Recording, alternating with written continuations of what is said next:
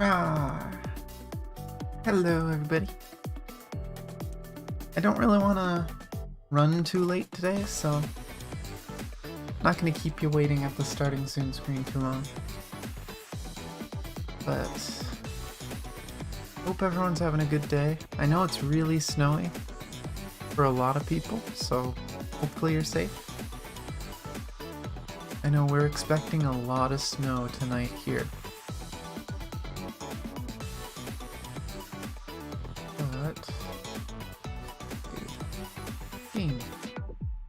I love the music of this patch.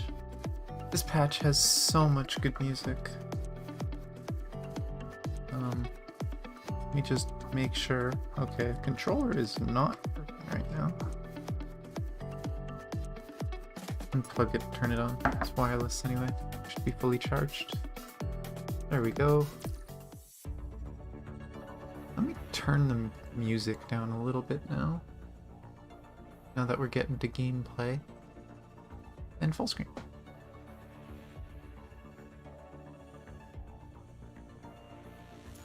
But yeah, I said it in my description, I said it in my tweet. Congrats PGR for 3 million players. That's kinda crazy. I'm glad the game's doing well. It deserves it. There's a few... The game's a little slow at the beginning. It's not as story-based as some other ones. It is kind of just here's a fun action game that also happens to have story content that comes out every month and a half. But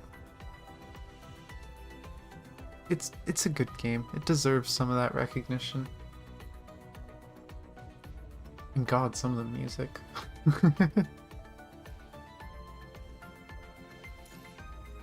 But I still have my dailies to do. I'm gonna do that. Let's see if we can get the last bounty mission. I've been trying to get this all week. How? 3 S ranks, none of them give cards. Come on, don't do this to me again.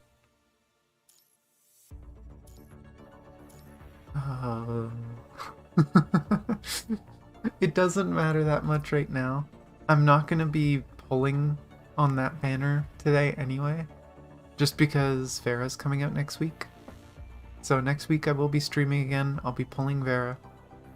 So I'm in no hurry to get these, but it would be nice if I could get it. Some weeks I get them all on Monday, and then other weeks it takes me all week to get them all. But let's quickly do dorm, quickly get everything done.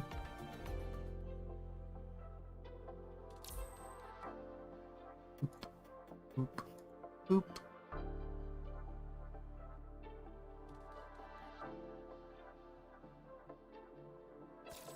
I really need to get back to decorating my rooms. I really like my first 2. And then the rest of them I kinda got lazy with and just stopped working on. And I have hundreds of decorations that are A rank.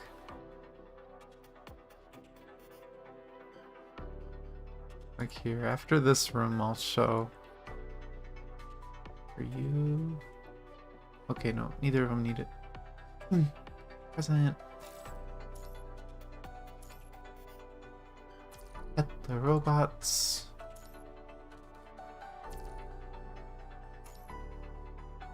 There we go.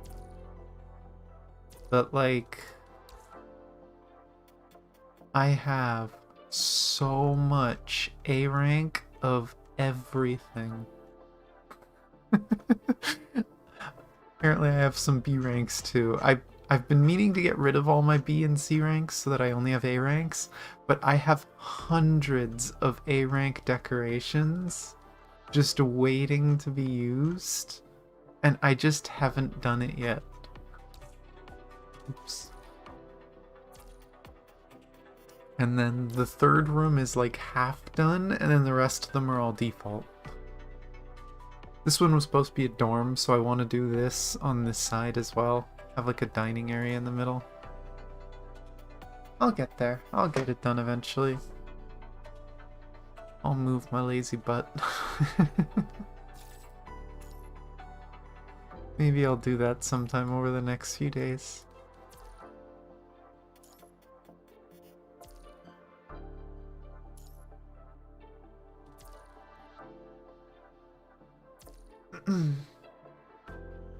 Oh, why did I go back?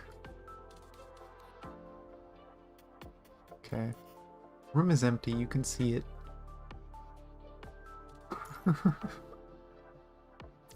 It's funnier when sometimes you'll see these characters and they're sitting beside the thing that they can't find. It's like, really? Really? I love the dorm. It's silly, it's cute, and at least in this game you actually get a good reward for it. It's how you farm for free skins.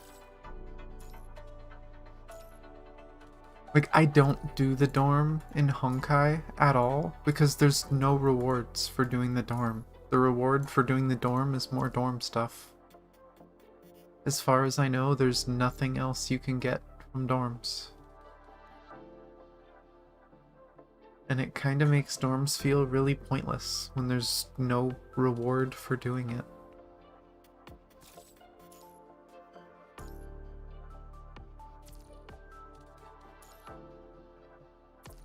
And last one. We have pet all the robots. Let's buy the coding sketches. Which I have 800. How many sketches do I have? 15? I'm pretty sure I'm still really far from another costume, but guess depends on what I get. 3, 1, 2, 3, 1, 2, 3, 4. I just cycle through which one is for every day. Get rid of the B's and C's. And this is why I have so many A ranks. I do that every single day.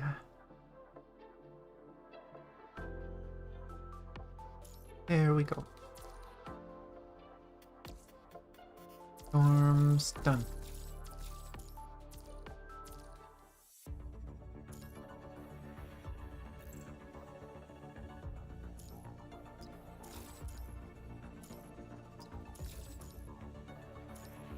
Ooh, and today I should be finishing the New Year's events going on right now. So whenever you do a resource stage, I'm gonna have to farm some outside of this story today. Ooh. Whenever you do a resource stage, you get New Year's presents. And you just gotta, when you open it, everyone gets a little money, not just you. I'm really close to getting Karenina capped, which means I will get this cosmetic weapon, which actually I really like. And hopefully it doesn't clip with her. As anyone who's seen me play with Karen, her signature weapon clips with her shoulder when she leans on it. It's the dumbest thing. I don't know how the animators could make a character clip with their signature weapon.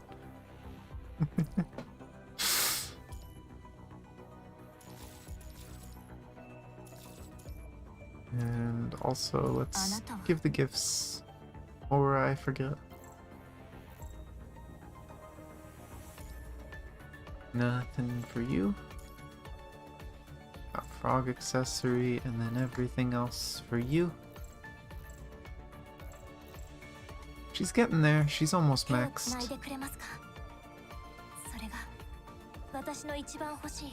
I feel bad if I... Oh, it skipped. It used to continue the chat line on this screen.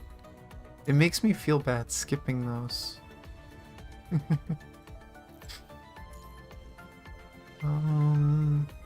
Live, and that's it. Okay. Live. I have 2.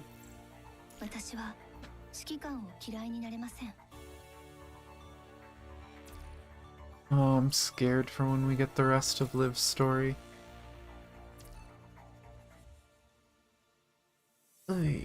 But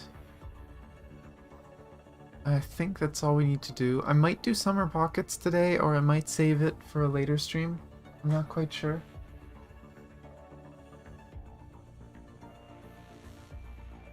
But we will see. But today, actually, you know what? Let's go from here because I want the good music. I don't know if the music will switch, but Grand Blue music is way too good.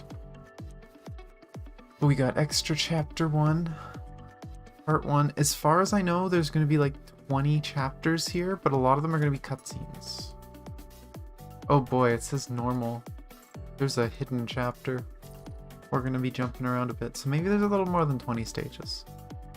I only know that there's 20 stages, by the way, because for the Venus skit, it says... I'm pretty sure one of these said I had to do 20. Oh, 18. But yeah, we'll see. Also, who the heck is Shome? I've never heard of Shome. That's interesting. New character. But let's get on to the story. Let's see what is going on in this beach episode. Oh, wait, no. I forgot to do the polls. I said I was going to do polls, and I didn't do the polls. I'm not going to do too many, because I want to save for when Vera comes out. But I should have a decent amount for that. But we did get 4 polls for this banner. So we're going to do the standard weapon banner. This is completely RNG. You can't pick what you want. So we'll do this, and I might do like... I'll do 2 pulls on Kamu's banner, see if I can get another Kamu. I want to try and rank him up. So. First of, I guess, 6. Oh, 5-star? It's not bad. Gun. It's resonance. I already have a maxed out cannon. And... oh, blue. I don't wait for blues. And... oh, purple. It's probably just going to turn into experience, but... it's a sword. One of the most basic looking swords. And last one on this banner. Oh, don't wait for blues. The cannon. But Transcendent exclusive. I've done 5 pulls here. But I'll do 2 more. I do really want to try and level up Kamu. I want to try getting him to triple S. Because at triple S, he becomes the most overpowered thing ever. Where he starts with his ult. But getting Vera is more important, so I'm trying to save as much as I can. But let's see. 1 of 2 pulls. Oh. Come on, give me like money. I don't... aw. I don't need these generic memories. You're gonna give me purples, give me money. Okay, last pull before we go on to the story. What we get? Oh, money. Money. Maybe? Yay! I'm happy! I will take a box full of money. It's better than getting a stigma I am never gonna use. Stigma? Memory. This is not Honkai. A memory I'm never gonna use. There we go. Now we can do the start. EX01 Grand Blue, Part 1. What's this cutscene got for us? The start of summertime. I wish. I wish this is what I saw outside my window right now. Whoa. Is this a frickin' horror chapter? I'm kinda scared now. What? What happened to my sunshine and my water? Hello there, friend. Yes, I know. How foolish it is to imagine a friend for myself, isn't it? But foolish though I may be, I'm willing to believe that you are good, or at least one that is trustworthy. Who is this? After all, you are my imagination. I can't betray myself now, can't I? Oh. There are some things that I must, and can only, tell you. I don't know if I can even live until tomorrow. Anyway, it's foolish. Pure distilled foolishness. But still, please listen to what I have to say. About the truth, and what we've just realized about this world. About things that might go poof without a trace after today. About things that might change what common sense means. Before the real battle begins, a myriad of events will take place. You do hear me, don't you? You are not ignoring these seemingly meaningless words of mine, are you? My friend. Nim Nim. Uh-oh.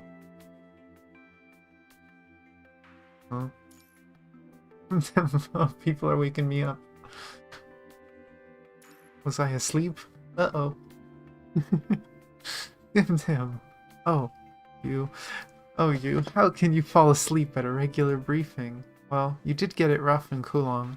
I guess you do need a little rest, maybe. This still feels a little surreal. Lucia.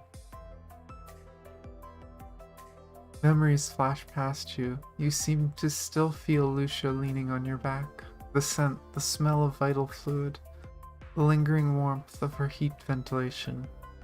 Could be the briefing before you be but a dream. Are you perhaps still in Kulong, with Lucia still leaning against you? Oh, don't make me think about that. Ah.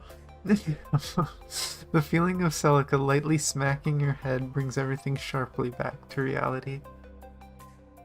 Sorry, I was just spacing out. This is the flimsiest response for daydreaming that I've ever seen. I mean, it was honest. What's wrong?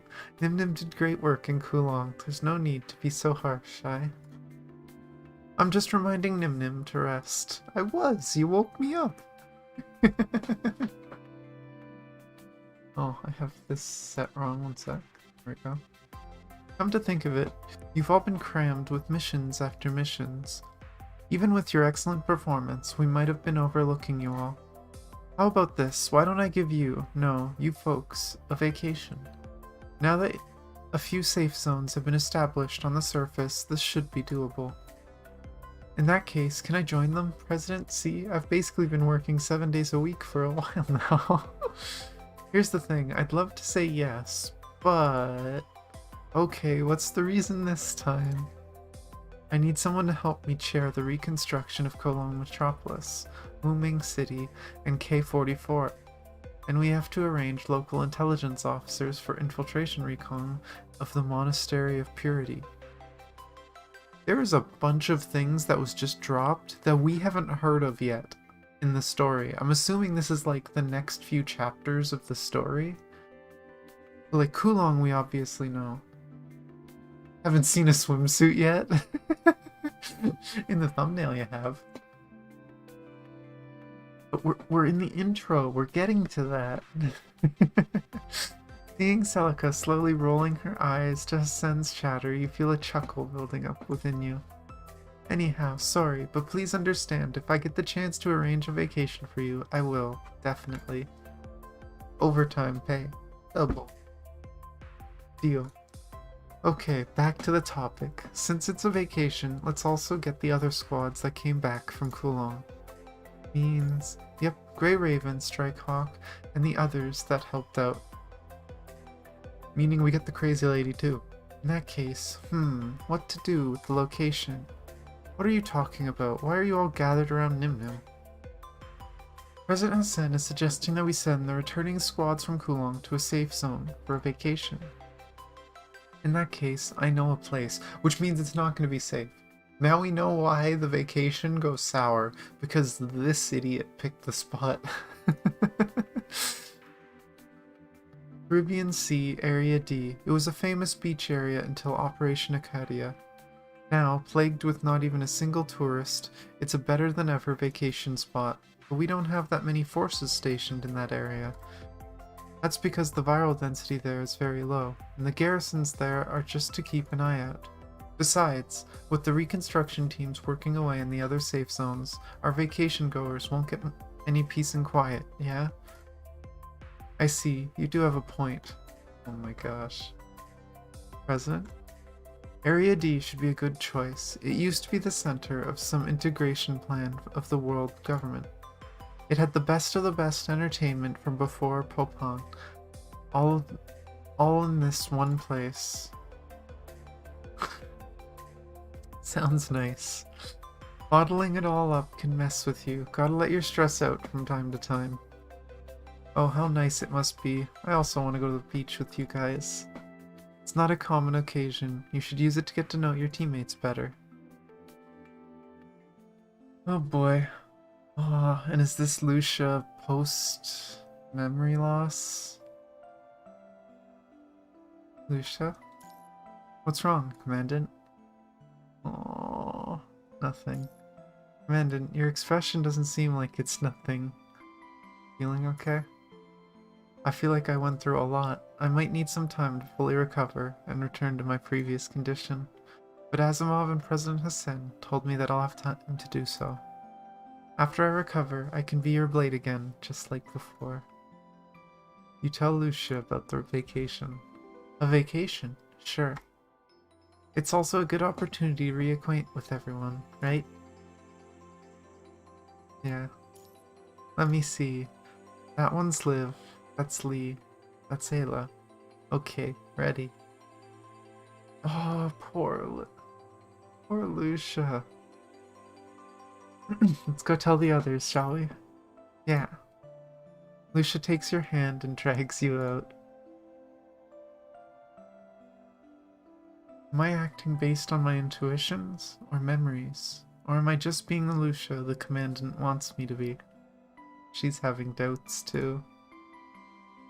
I am who I am. No matter what happens, I will stay by Commandant's side. I am the leader of Grey Raven, Lucia. This will never change.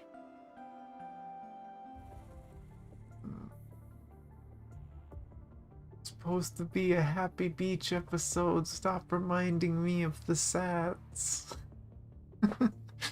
Don't make me think about Lucia's memories. What plans are you hatching? Yeah, send those. This jerk isn't gonna send us to a happy vacation spot. There's something going on. You needed help. I gave it. You're not the type to recommend vacation spots, and may I remind you that Lucia's frame, the problem about her memory data hindering her combat performance, there are enough combatants going with her. There shouldn't be any issues. The sads make more happies, hopefully. The problem... Oh, yeah. Then why Area D? You'll know why when it's over. Looks like they'll need a vacation extension after this one. Never mind, I'll get it sorted out. One last thing. What did you send Cerberus to do? They went dark on our surveillance systems. I might be obliged to tell you, but I would prefer not to. Very well, in that case, I'll get Asimov to give a little something to Grey Raven's Commandant. A little something? To make sure it all goes well, I think your plan needs the help of that thing. What are they giving us?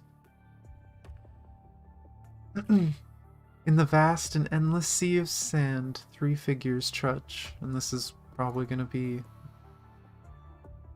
why do we have to hop there on foot from the front lines, HQ? I can't remember this guy's name. This was the really whiny guy.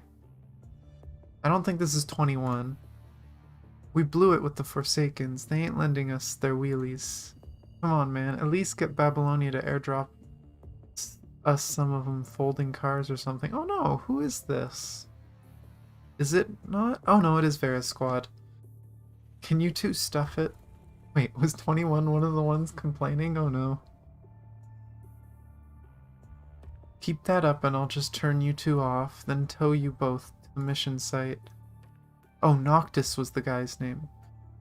You hear that, Blackjack? No more noise. Blackjack? Is that what he calls 21? Oh, that makes sense. Blackjack, I get it. Oh, that's actually kind of cute that 21's nickname is Blackjack. Bug off, you. I wonder when the first time we see 21 is. It's funny seeing her be so aggressive, because we know she's just like a small girl. Because technically she's Nanami's older sister. Kinda. But, next one. And this one, it looks like there's a beach. Oh, and there's gameplay. Okay. Gameplay. Beach. Why not? Let's bring a nurse to the beach, because I don't have any swimsuit skins. Do you have your equipment? Yes. Oh, we're on the ship to the beach. She's a Campbell? She is crazy. Basically, that whole squad is crazy. Yo, look! We're nearing the sea. The sea is blue. It's totes different than the nighter. Fucking Kamui. Kamui, can you just stay still in your seat? Just let him. You shouldn't drop your guard even on vacation, otherwise you might not be ready for possible emergencies. Oh, there won't be no stinking emergencies. Yeah, else the Prez wouldn't sent us on vacation. It wasn't the president who sent us here. Mandan, get a word through to my good captain, yeah? It's time to relax. Relaxing's nice. See, Captain? Besides, you're already here with us. Relax, relax. Oh, look. Your gaze follows the direction Liv points. Everyone gathers around. It's the sea. The coastline quickly zips past beneath you, the land fading out of view. The cerulean beyond engulfs the plane's windows. We came from space. Why did we land somewhere else and then take a plane? Why didn't we just land here? There we go. Beach resort. It's kind of falling apart, but it's a beach resort. Whoa. There have been missions near the sea before, but simply coming to see the sea and the sea only is indeed a first. No wonder everyone is stunned. No one ever had the chance or leisure for sea viewing in the past. So pretty. It's my first time seeing the sea like this. Indeed, it's completely different from the grayish waters back on the nighter. Over 70% of Earth's surface is covered by water, so naturally there'd be many kinds of seas. Meh. Voice dying.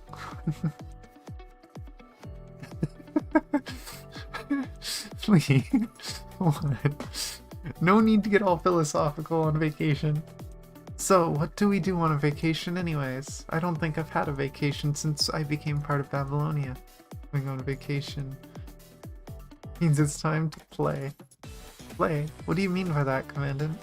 Same, I require a more definite answer. It does seem like a brain teaser to explain the concept of fun and leisure to constructs. After all, their purpose is to make war, not play. Before you reach a conclusion, a sudden bright flash illuminates the porthole, drawing everyone's attention. Whoa, what's that? A white halo above the sea surface flirts into your eyes, followed by several building outlines. Oh boy, what's going on? That kinda looks like the game we used to play before. I checked the coordinates. That's Venus Splash Park. Venus Splash Park feels familiar somehow. Attention all passengers, we are now nearing the landing site next to the Venus Splash Park. Please prepare for landing. That's Venus Splash Park. Quite a sight, eh? You know what, just for the meme, fine, I'll say it a fourth time. What's Venus Splash Park? Supposed to be a water park built by some Zaibatsu, But after the virus broke out, everything's free real estate. It's free real estate. This place is the dream for a vacation. We'll be landing nearby. You can't find an airport or a runway in this stretch, so I'll hover near the pier there. You guys can hop off there. Oh, so that's why we didn't land here. Gotcha. Seems like a design flaw.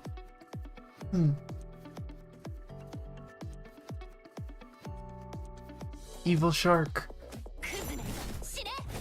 Oh. Are my characters really just here to walk around? That building in the distance must be Venus Splash Park, right? How many times are they gonna make me say it?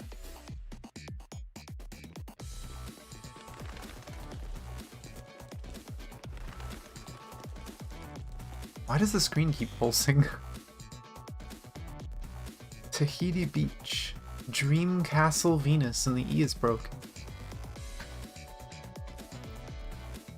It's so quiet in here. I'm starting to understand why they chose this place. Too quiet, even the... Hold on. I hear fighting from the distance. Abandoned. Good for nothings. Useless. Piece of trash. Oh no.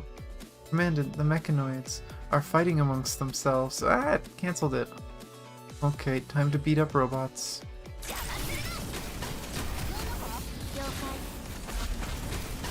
Ah, what did that thing throw at me? That robot lying on the ground looks different than others. Let's have a closer look. Oh hey, it's the mascot that was walking around on the event page. This robot shows no signs of infection even though it was attacked by the corrupted. We can probably fix it if we replace the broken parts. Perhaps we can make do with the corrupted's parts. Oh my gosh. More fighting! No.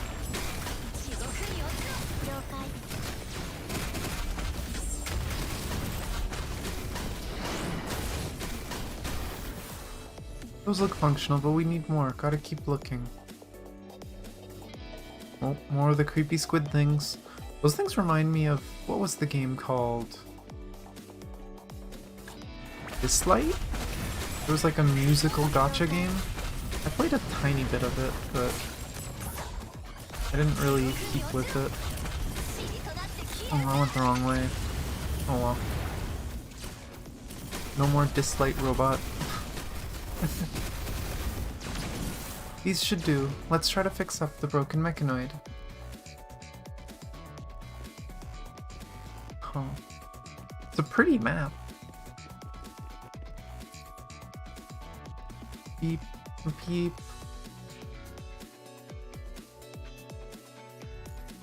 Oh. Hello, hello. I am Kathy6337, the star employee of Venus Splash Park. Kathy6337? Yes, yes. Kathy6337 offers services such as park tours, finding lost objects and persons, and so on. Oh.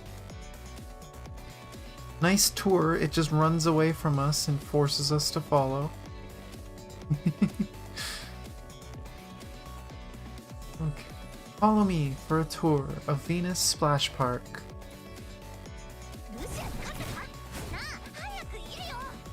Okay, good camera.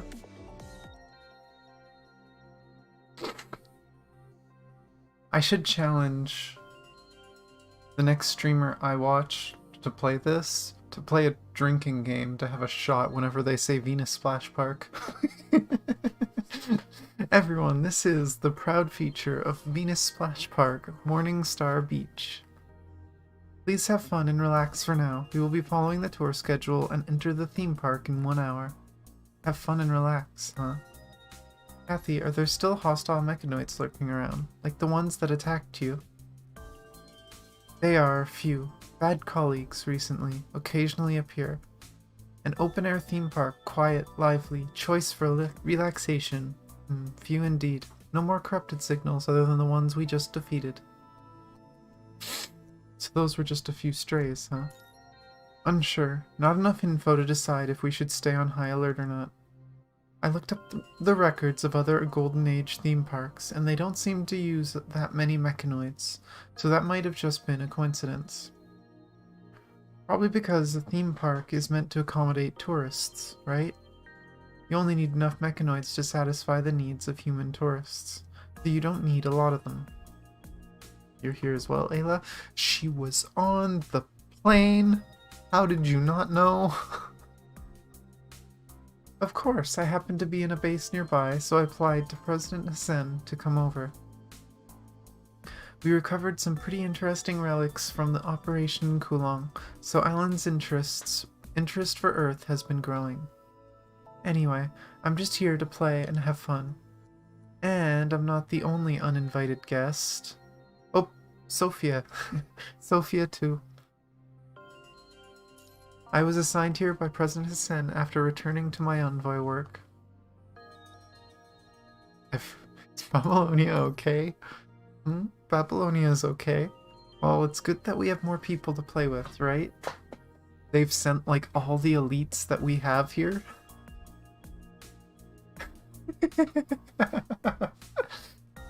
Don't forget about me!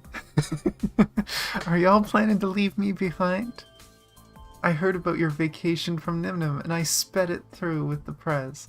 Karenina, now here in the name of Reconstruction Inspection. Karenina stands with her hands planted on her hips, glaring over. She seems to be searching for someone. Where's Lucia? Don't think you can hide from me by going on some vacation. We'll settle this once and for all this time. Karen's frame looks a bit different than usual. She's using Ember.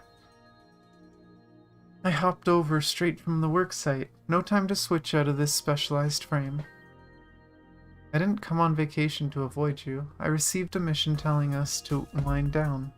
I see. So it's a contest of who winds down the best, huh? Alright then. Oh, Karenina. Always a competition. Whatever it is, and whatever reason you give, you're not getting away this time.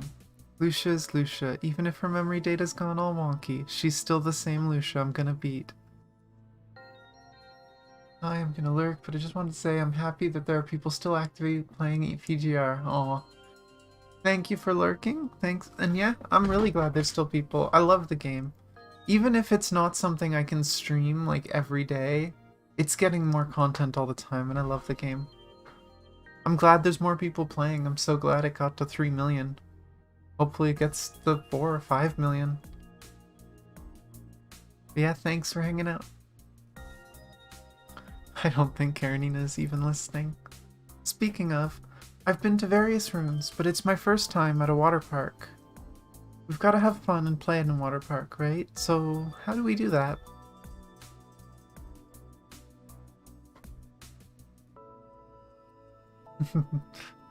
We can walk around, find things to do. Yeah, this place does seem worthy of exploration. Let's see what discoveries lie in store for us. Agreed. Might as well. It's not like we're on an urgent mission right now. Luna's here? Again, why is everyone here? Why does everyone care about the beach? A little earlier, on the same beach where Babylonia crowd is playing around. Ooh. I can jam with this music. Looking up at the dark sky, reaching one's hand straight out, knowing not what one yearns for, bearing wishes for some things to come true. Miss Luna. Must be overthinking it. Speak. Miss Alpha is hurting the target, and he is moving along the anticipated route. Is Alpha trying to make a pet out of the shark? She just can't help herself. She finds an interesting construct and she's like, must leash. Mine. Freaking Alpha. As for me, the hunting grounds are ready. He will have no qualms dying with the funeral we've prepared him.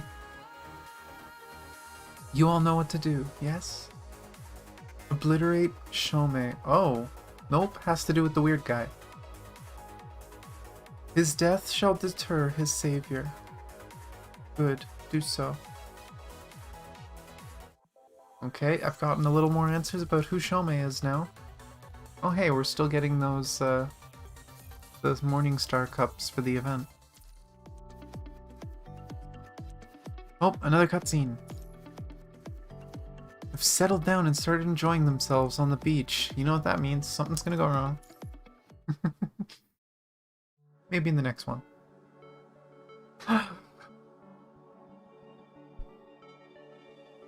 Captain, look! It's the beach! A beach that's just like the Hollows. Yo, what's that in the distance? Is that a beach chair? Oh my gosh. Imagine being super excited about a beach chair. A place like this actually exists in the world. The giant building behind encircles the beach and the sea. A silence takes over. The slightly salty sea breeze blows the whimsical waves at you, causing droplets to fizzle on your face. It reminds you that this is not a hollow movie in Babylonia, but a place that physically exists. And the fine sand beneath your feet, too, seeps slowly into your tactical boots, from your weight scratching inside your instep. So this must be what Celica meant by a vacation. I'm starting to look forward to it. Yeah. The beach and the sea breeze, it does make one want to wind down. Why do I feel kinda sleepy? Constructs can feel sleepy? Probably an automatic response of our human simulation modules. Commandant, can you help me turn it off?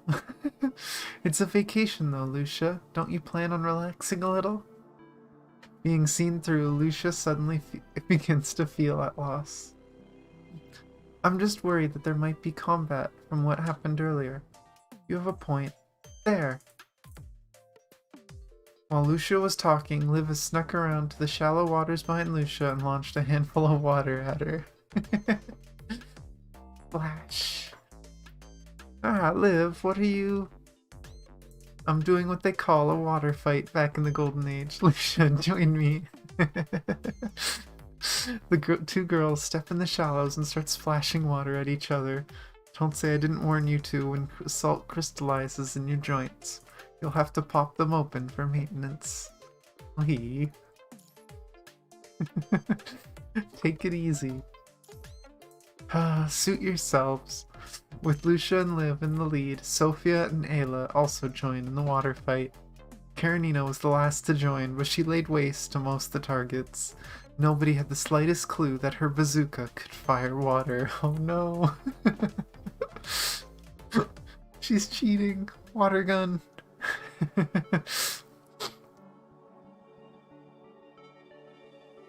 How much time has passed before today? You feel like you have been battling for a long, long time. At that thought, you cannot help but look to the side and see Kamui trying to use his big Kamui as a surfboard? Chrome is trying to stop Kamui from doing so, but to little success. Oh, Kamui, I love you. And look at Kamui now all drenched. No way Big Kamui can float. Speaking of, where is Liv and Lucia? Commandant. You've been lying on the beach for a while. You might catch a cold. Why don't you guys join me? Okay then. You hear sand shuffling, likely Lucia and Liv sitting down beside you. Commandant? Yeah? If there comes a day when the battle against the virus is finally over, what will become of you and us?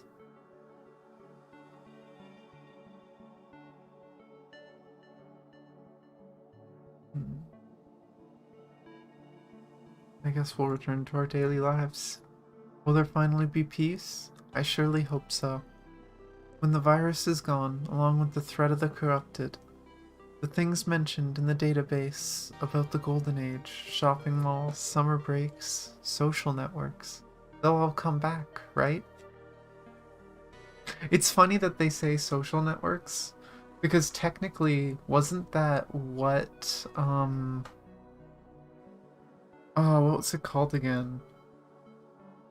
Not Gnosis, was it? The,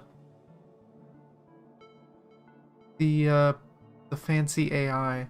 That was technically the social network originally. It tried to match people up, but they repurposed it for defense. Gosh darn it, I can't remember. I remember Huashu. I can't remember the name of the AI in Babylonia. Why is my brain broken? Whatever. How would you like to live then, Commandant? Would you like to study or work? If Ayla is right, you might have the potential to be an artist, too.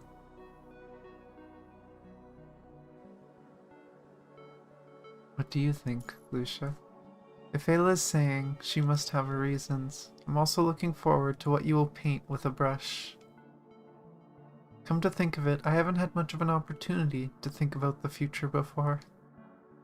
Same here, our future. I wonder what it'll be like. Future, huh? No clue. At the very least, one will never find an answer about the future from the FOS instructors. After a nigh eternity and countless sacrifices, counterattack is finally on the horizon for Babylonia. Until the final victory, everyone in Babylonia will gladly burn themselves up to end this war. It is the case for this generation. It is the case for the generations to come. Only when the punishing virus ceases being a threat to humanity will the sacrifices end. As for what comes the day after, no one, not the president nor the instructors, have spoken on the matter. The question is, can you actually get rid of it? Can you actually get rid of it, or do we have to learn how to live with it? Because that's still been my question, because it seems like the Ascendants, that's what they're aiming for, is they're trying to create harmony. And it seems like the people of Babylonia are doing the usual human, you know, there's only room for humans in the world and get rid of everything else. But I guess we'll find out as the story goes on. Though, what Lucia mentioned are not things of the future, but things of the past.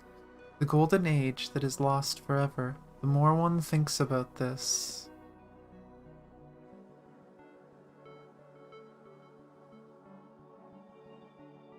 I'm actually not sure.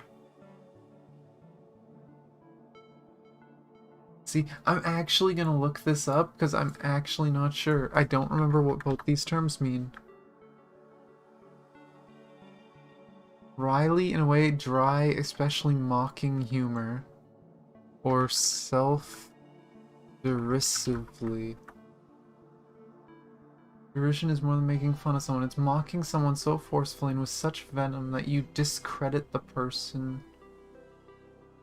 So, either discrediting yourself, or just kind of dryly... I think I'd rather just dry laughing. I wouldn't discredit my thoughts. Mandan, you've been silent for a while now. It probably didn't matter. Probably both of them led to the same dialogue, but... I'm learning. I just recalled some funny thing. What funny thing? You stay silent and Lucia knows not to probe as well. But not everyone has Lucia's delicacy, oh no. Mandan, what you talking about? Oh no.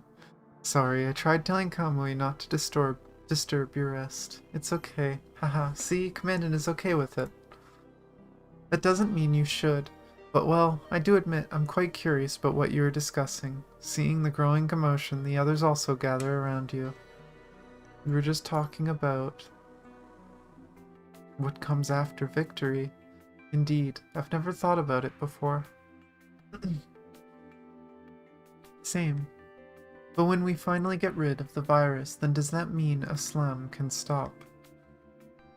We can do what Princess Jamila said, and find some place full of trees and water, and live like our ancestors. We can build a home, brick by brick. We can all eat together.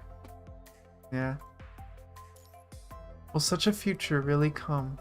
No, I shouldn't doubt. I believe what you say, Commandant. Why is everyone all gathering around here? Oh, look. The doubter. We're all talking about the future. Future? What future? Oh my gosh. The nihilist.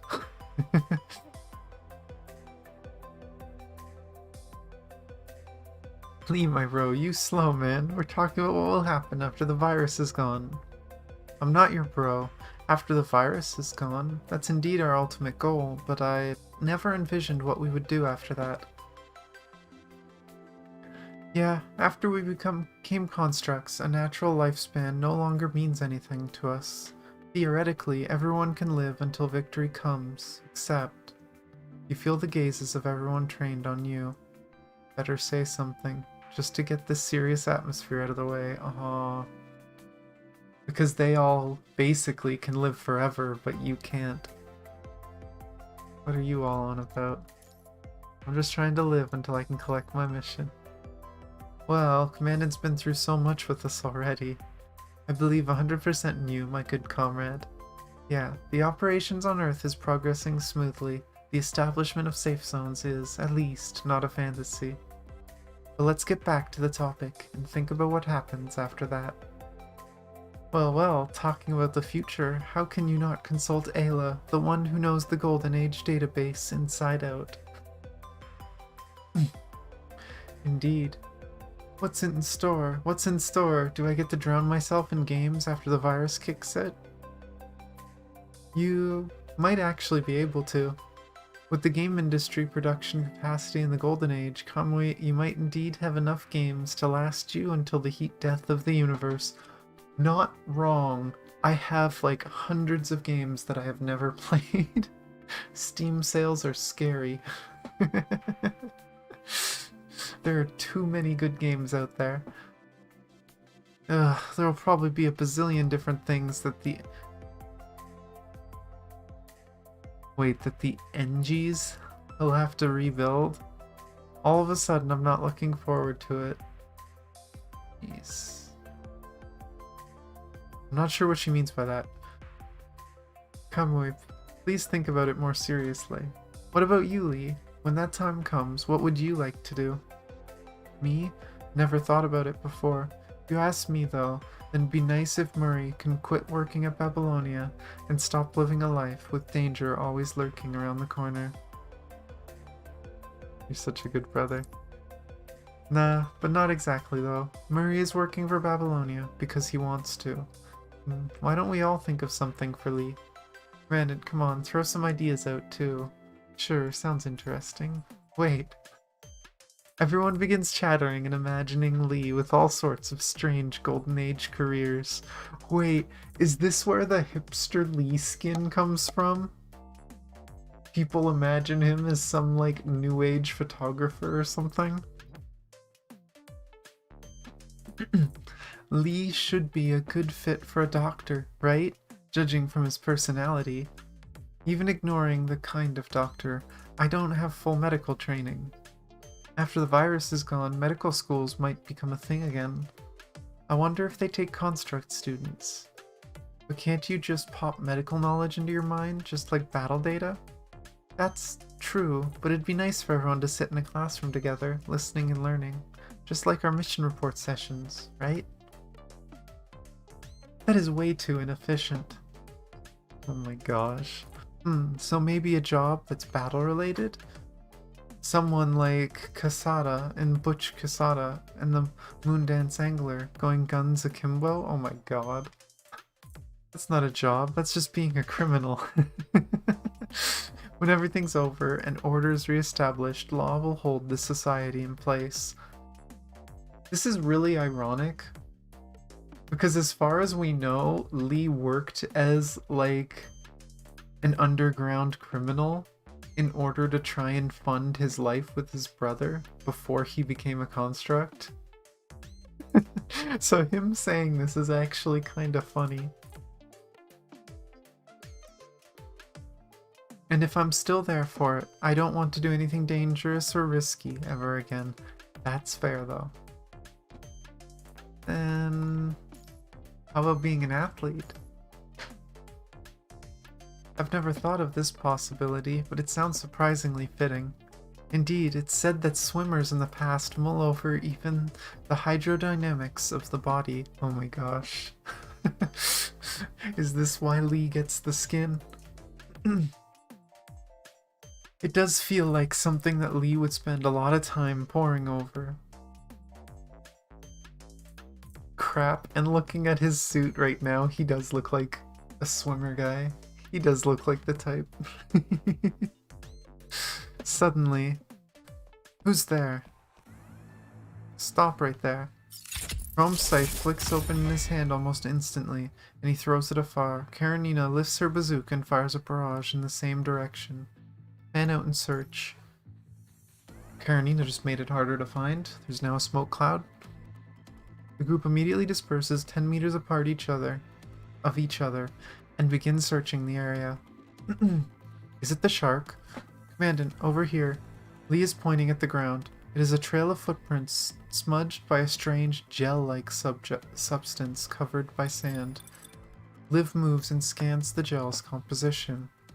It's vital fluid, but it's kind of unusual. This type of vital fluid comes from early construct models in the post-pandemic age. Oh, is this the... what was his name again? Shoha? Or whatever? I don't remember. But a lot of other materials were added to it, making it run at 50% efficiency of the fluid we currently use. It's from a construct? Very likely. Commandant, I think we should go after whoever this is. Whether friend or foe, this person cannot be left alone. Let's go. Into the... Jeez. We know this is at least 18 long and we're only on 4. I was expecting this to be a shorter stream. Uh-oh. We'll see how long it takes. I'm still gonna go through the whole main story at least. Whoops. Cat and mouse. Fake. Confused, but okay. Oh, with Lee. I see the shark. The hurried pace, the footprints without a care for the direction, and the beach decorations that the person must have ran into. These are all signs that the construct under pursuit knows nothing about counter-tracking. For someone to run in so flustered a fashion, they must, at the very least, be worth chasing.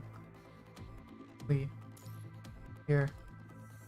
Take Grey Raven and go up ahead. Chrome. Ready anytime. Strikehawk will fully cooperate. Take Kamui and circle left. I'll go right. Got it. The vital fluid footprints branch left and right curtly, but then eventually regroup. The regrouped trail tumbles towards the gate of the theme park in the distance. You do not find any signs of battle, or rather, this person seems completely incapable of fighting. Lee, report. Humanoid male, Easterner looking. He's stopping at the entrance of the theme park. We're still just monitoring. Should we subdue the target now? Move in. As imagined, looks like this construct is not only completely oblivious to counter-tracking techniques, but is also heavily wounded. Before prying any information out of his mouth, you will at least require emergency repairs. Everyone surround him. Roger. The person being restrained by Lee is a man wearing a black trench coat. He is restrained, but only so Liv can perform emergency treatment on him. The construct does not seem to be equipped with a functional invert device. Even the frame design seems to be dated, harking back to the designs of Operation Acadia. Could this be Daedalus technology? But the Purifying Force is out on a mission right now, so it is impossible to confirm with Bianca. Oh. Huh. He looks a little different than I expected from the thumbnail. It was kinda small, but it's interesting. Who are you? There's no response, which is expected. Seems like external help may be required to help identify this person.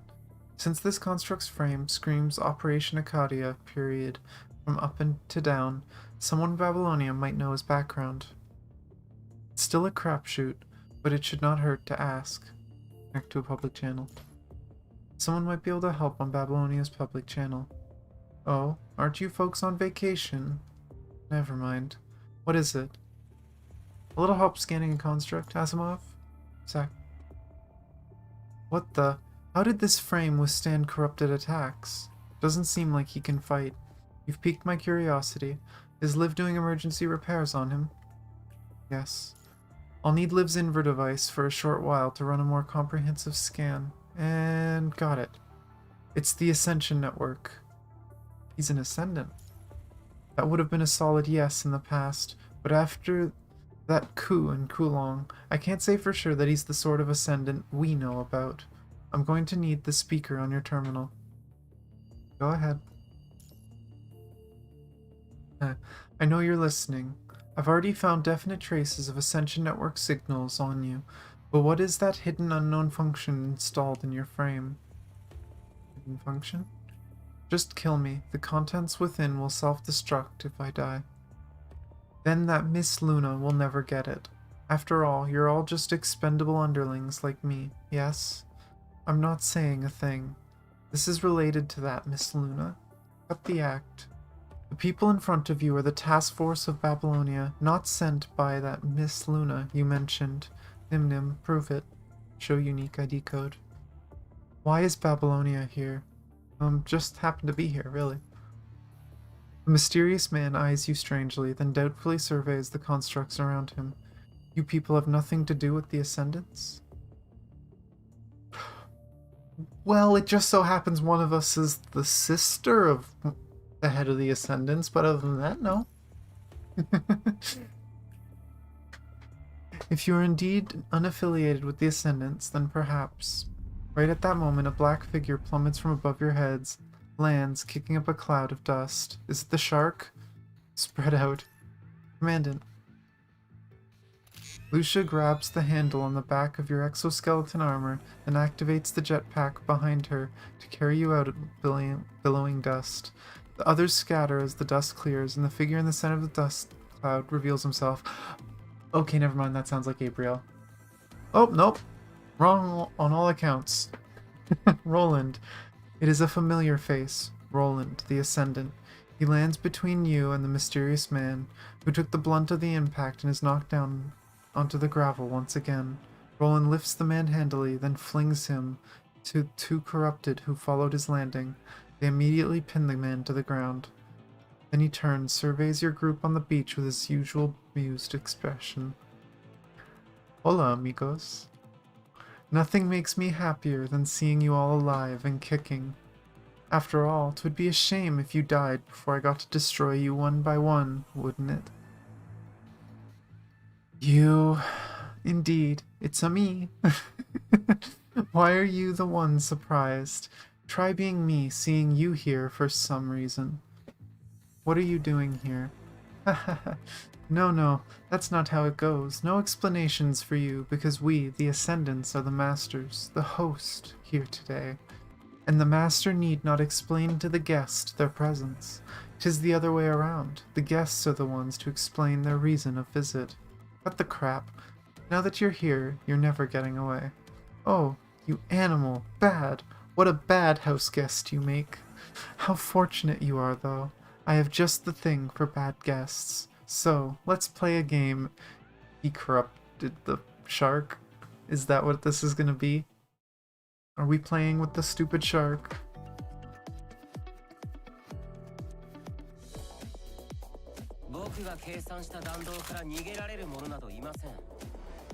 Stay here. I'll deal with you later, Shome.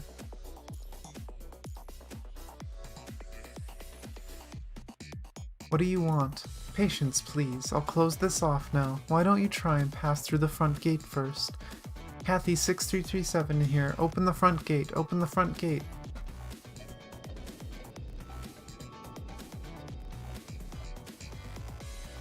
Defeat the enemies.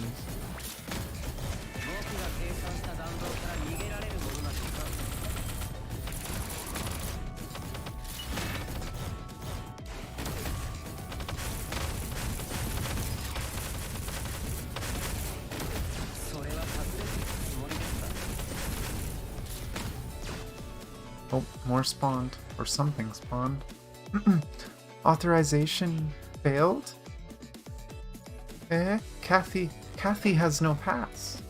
What pass? Could have lost it while being attacked by rogue comrade. Need to find the pass. Scaling the front gate is dangerous. And let's split up and look for the pass. The rest of you, go take care of the corrupted brought by Roland. From the rubble, a rogue comrade jumped out and attacked Kathy. Could have dropped the pass there. Of course, there's rubble everywhere, so we have to figure out which one.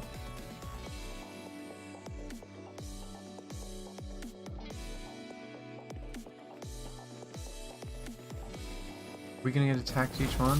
Corrupted in the rubble, of course!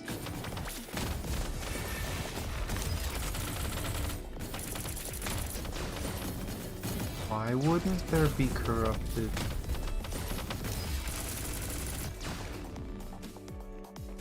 I think I missed a line though. I'm gonna have to be a little careful. Okay, let's see. Are you gonna say something? Nope, not this time. More corrupted! Probably always the third one, to be fair. Attack the last rubble to find the staff pass. Please be corrupted. I want to use ult. Oh, nope. Is this the pass? Let's get back and have that robot take a look. Come on, more fighting.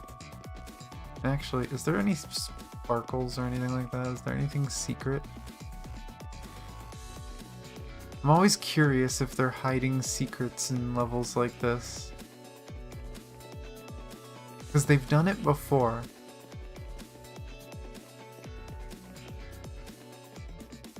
I'm just gonna take a quick scan of the surroundings.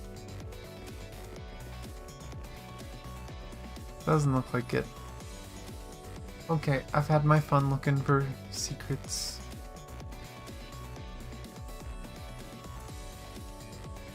Thank you. Kathy 6337 will open the gate now. I wish those chat boxes weren't so fast. The gates are open. At Roland, he connected to a high voltage device to the gate. If we tried to destroy or go over it earlier, we probably would have been burned to crisp. Bravo, bravo! Ignoring your heavy advances, Roland claps in amusement. A splendid performance. Film and sell it back in Popon, and you'll be drowning in cash. Oh, put on a smile. You just cleared the first stage, you know. I don't know what you're up to, but we will definitely stop you. Roland raises his hand and is about to speak when suddenly the mysterious man behind him breaks free of his corrupted restrainers. He bolts and flees inside the theme park. Oh my gosh, wait. Even with Liv's emergency treatment, it is still quite a mystery as to how such a heavily damaged construct can run so fast. It's an ascendant? Before anyone can stop him, he has already run into the theme park along the route the corrupted came from. Very well, very well. This showmate just has to show me. But no matter, bad children get their punishing sooner or later, or perhaps, to say it in a golden age way, a burnt child treads the fire. That's a messed up way to say it, what? Right now, though, you folks are the main dish. Hard to say who's the main dish here. Oh yes, reminds me, you people did beat me quite a number of times, which is why, strictly speaking, I'm not the actual one to take care of you people. Hola, my big sword boy. Me? Ah, such a good boy you are. You've always been so good. Nope, not listening to a word from you. What's with that look? There must be a grievous misunderstanding. I'm not talking to you. My words are addressed to you. Huh? What are you trying to spout? Kamui, stay back. Finally realizing what's going on, but too late. Hansis. Roland utters the foreign syllables softly, soundless to the point that you only see his lips parting. But in the communications channel, his words echo, amplifying and drowning out every frequency. The sound reverberates until the syllables themselves become indiscernible. The signal did cause certain interference for the constructs, but not enough. They are still holding their weapons tightly, except Conway. What are you saying? Still in bed, sleepyheads don't grow tall and strong, Anzus. Roland repeats the word. The doubled signal bounces, rebounces, echoing, distorting, morphing into a horrible whine. This is... What the heck is this signal you're picking up? There's malicious code inside. Stop listening to it, or... First falls the greatsword, then the person. Kamui collapses in front of you all. Kamui. Protect him. Got it. Lee pulls the trigger and empties magazines, both his guns temporarily forcing Roland to take a step back. Now, Lucia and Chrome, who are the closest, haul Kamui and run. You barely dodge the sudden chain of explosions around you and hop out of Roland's attack range. You rodents sure can run, but I'm the least of your worries. Kamui. Kamui's eyes are still open. Just from his expression, he looks perfectly normal, except for the fact that he is lying straight on the ground, motionless. When Chrome and Lucia were carrying him away, he was also as stiff and motionless as a log. How's Kamui doing? Chrome turns to look at you and shakes his head. Let's get Asimov to take a look. Liv and my scans aren't telling us anything conclusive. I'm still here. I'll need a support-type frame to be my gateway. I'll do. There's a spare data port in the storage space of Kamui's clavicle. Link your Inver device there. It takes you a while to feel out the clavicle from under Kamui's thick clothes, but you manage to find the port. Kamui's data port has been accessed. Okay, floor's mine now, I guess. Well, we have quite the situation on our hands. Nothing's wrong with Kamui. This bloke's consciousness has simply been sealed in his mind. That's rude. Simply put, you can't access his mind, whether through hardware or software. Guy's consciousness is completely standalone now. Which also means that Kamui's consciousness cannot access his body, so his frame is frozen in this state right before he got closed off. How did Roland do that? Not sure. Might be some new tech they gleaned off that Huashu from Kulong. You don't bring him back to Babylonia for emergency treatment. His frame won't just be useless, but the stability of his consciousness will also be jeopardized. Stability jeopardized? Didn't you learn this in the FOS courses? If a consciousness remains isolated from other conscious individuals for an extended period of time, their thought model stability deteriorates. The self crumbles, eventually becoming nothing. That can't be good. We need a transport craft now. He's not isolated, though. There's 2 people in his head. He should be fine. As Chrome begins calling for a transport fleet from Babylonia, Kamui stirs awake. You. What are you?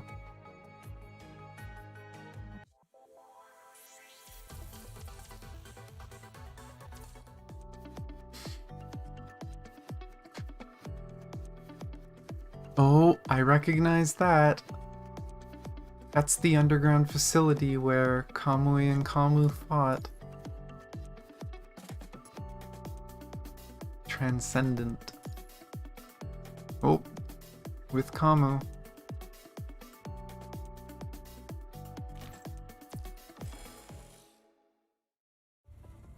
As Chrome begins calling for a transport fleet from Babylonia, Kamui stirs awake. You people. Kamui hops and takes on a combat stance in one motion, wielding his greatsword and pointing it at you. What's going on? Why is my mind projection looking like this? Well, not like it matters. Fighting's all the same. Something is not right. You have a feeling that this Kamui in front of you is not the Kamui you know. Where is Kamui? I should be the one asking you. Where is Kamui gone? Why can't I talk to him? Could it be? Quite likely. You must be Kamu, right? You aren't virus embodiments? We are real. Kamu freezes with his greatsword still raised. He seems to have noticed his appearance. What's going on here? After spacing out shortly, Kamu swerves his greatsword, pointing it at you and the others. Explain. It's a long story. Then make it short.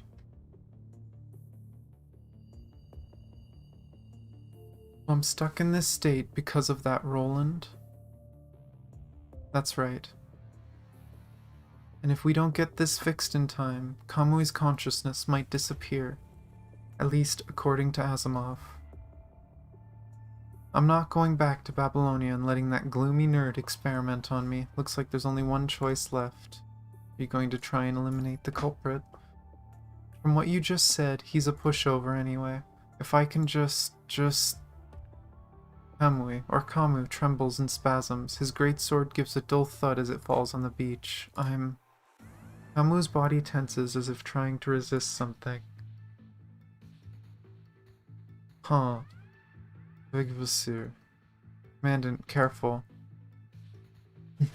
Like a spring being uncoiled, Kamu's body shoots out like an arrow. With his greatsword in hand, he cuts a wide sweep aside. If it were not for Karenina pushing you to the ground, the blade would have slit your throat. Commandant. Not doing screaming. The viral density near Kamui's frame is rising rapidly. He needs emergency buffers now. Vigvasir. Oh gosh. Asgeshelmer. Asgeshelmer. Why are these words so weird to read? Looks like he's not listening. And we'll have to do the hard way. Karenina swings her bazooka to deter the advances of Kamu. Using the explosive thrust of the bazooka, she forcefully knocks Kamu over and buries him into the soft sand. Live, now. Lucia and Lee combined efforts to pin Kamu's upper body down before he comes to. Kamu's flailing limbs sent spurts of sand flying. Seeing an opening, Liv hurriedly links a primed buffer to the back of Kamu's neck. Mind buffer at max output.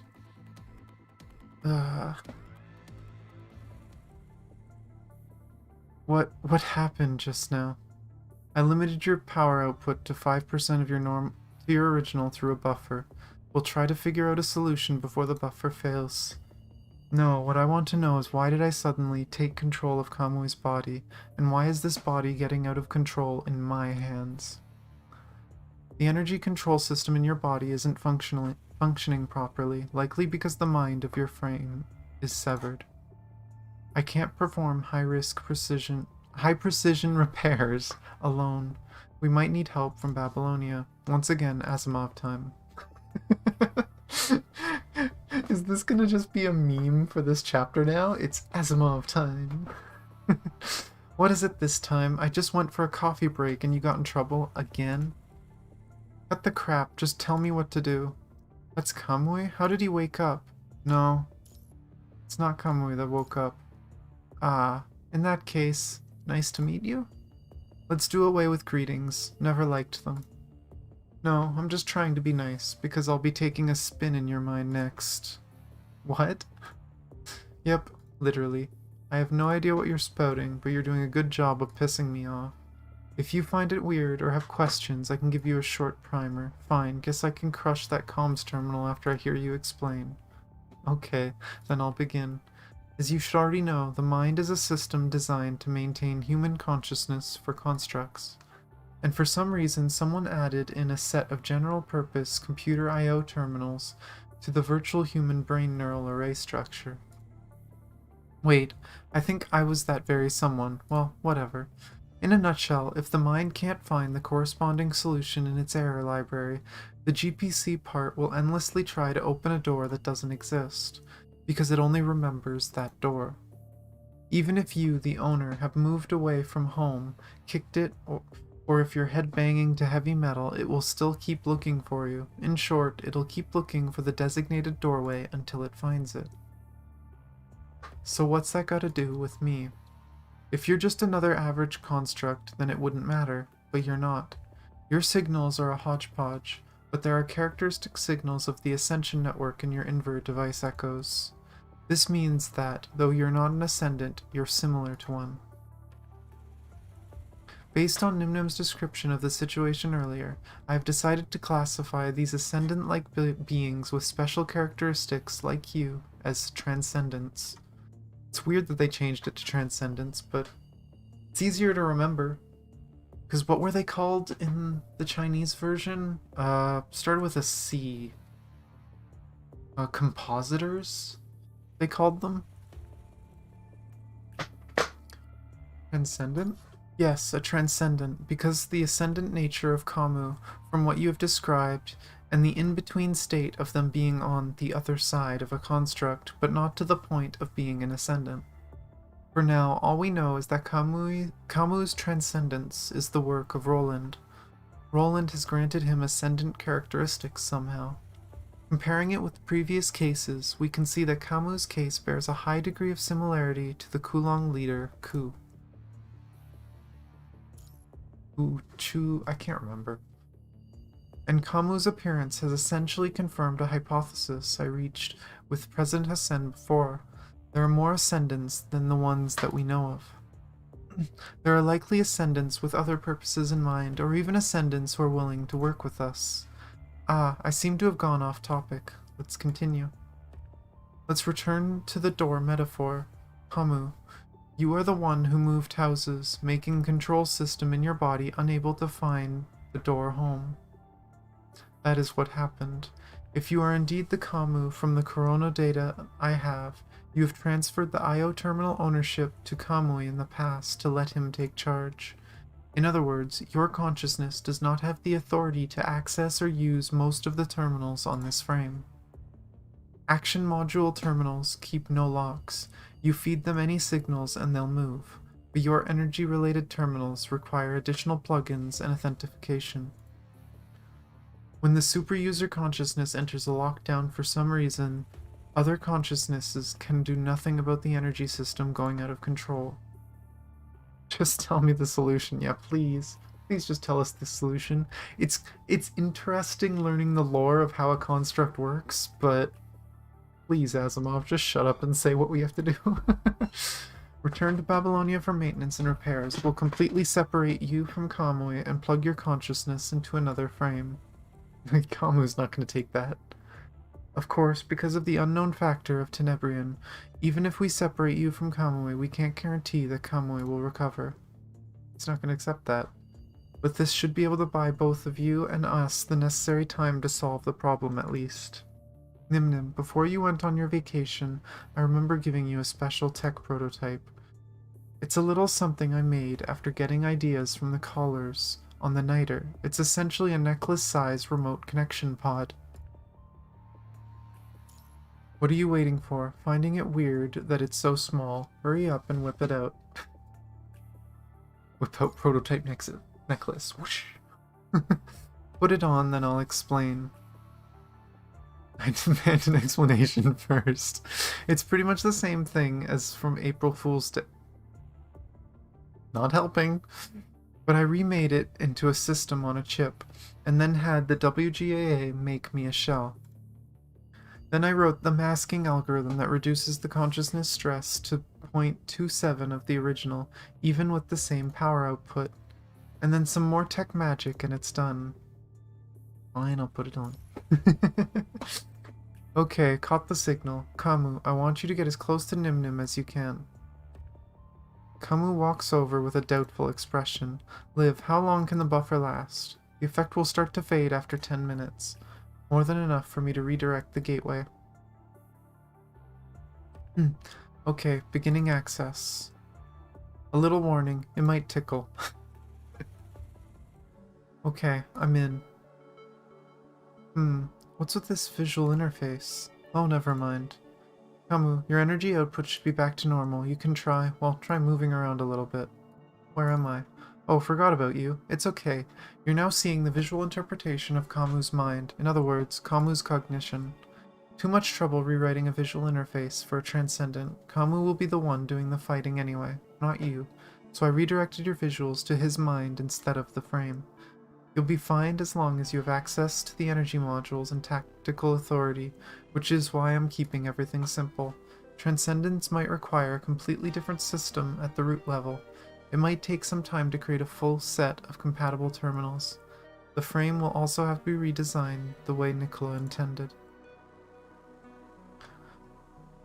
I just tried it out. Everything's going smooth. Guess you do know your cogs and gears, huh?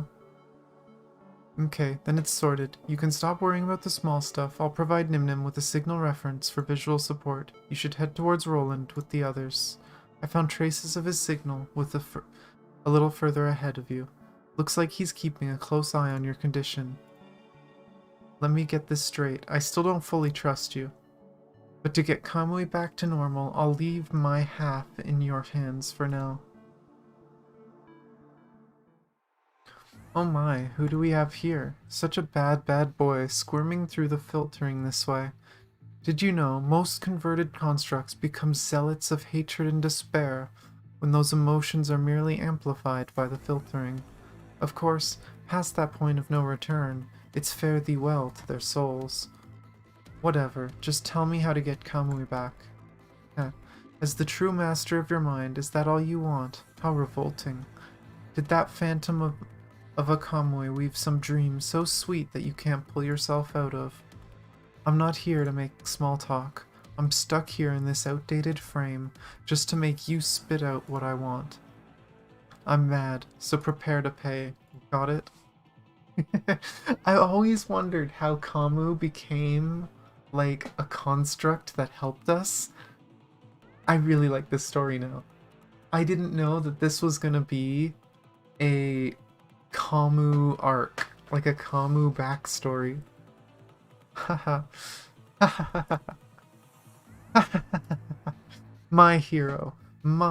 Looks like you truly did escape the trial in some way. Humans and you lesser than human thing. You're all the same. The network chose you, but you always let the network down. Fine, come on. Time for a good whipping, my bad boy. After all, it's the teacher's responsibility when a vile little rascal doesn't grow into a proper functional human being. Is this gonna be Kamu versus Roland? And that's the thing we stuck on our neck.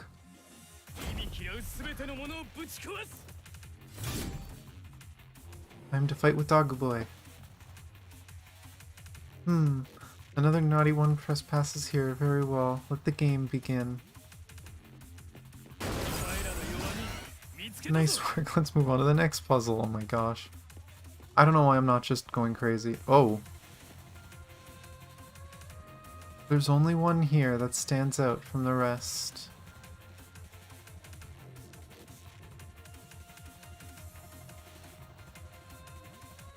Find the different Kathy with 3 attempts.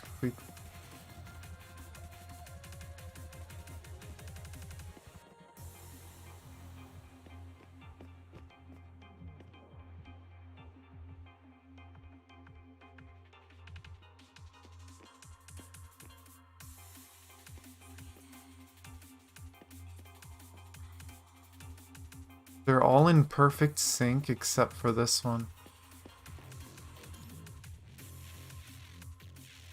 Hello, Kashi. Well, that wasn't so hard, was it? No, it really wasn't. Keep walking, the final challenge lies ahead. Please let me just use my ult and beat something up. No, oh, yep. I want to beat him up. So bad. And finally, let me test your skills once more. You want to test my skills? That didn't take long.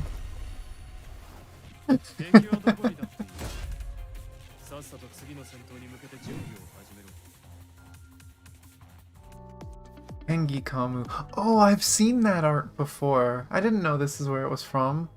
Oh. I'm loving this chapter. I had no idea this was backstory. I love it. Kamu roars angrily, launching heavy blows at Roland with the greatsword in his hand. Ha! Thought you could only bark at like some rabid dog. Turns out you can bite. Roland grits his teeth to fend off another blow from Kamu, but his stance is getting unsteady, even beginning to tilt back uncontrollably. Turn this frame back to what it was, now. Roland draws his shotgun to fire 6 shots at Kamu's face, then using the opening to leap backwards. Well, looks like you'll be quite the hassle to euthanize. Whatever, it's you or me. Kamu is about to swing his grit sword at Roland's face when dull mechanical thumps and a synthesized voice rings out behind Roland. Warning, intrusion detected in the underground area. Oh, looks like our actual main dish is on the stage now. Playtime's over, you'll have to excuse me. Anzus. Just like earlier, Roland's whisper seems to be doing a number on Kamu's hearing modules, causing great difficulty for Kamu to even raise his greatsword. That has to be like a command for the Ascension network. Roland, you stinky. My child, you'll understand one day. In the end, you will walk the same path. Just you wait. Let's see how long you can keep barking like that. Roland turns away from the incapacitated Kamu and exits, leaving only Kamu, now leaning on his greatsword, barely staying on his feet.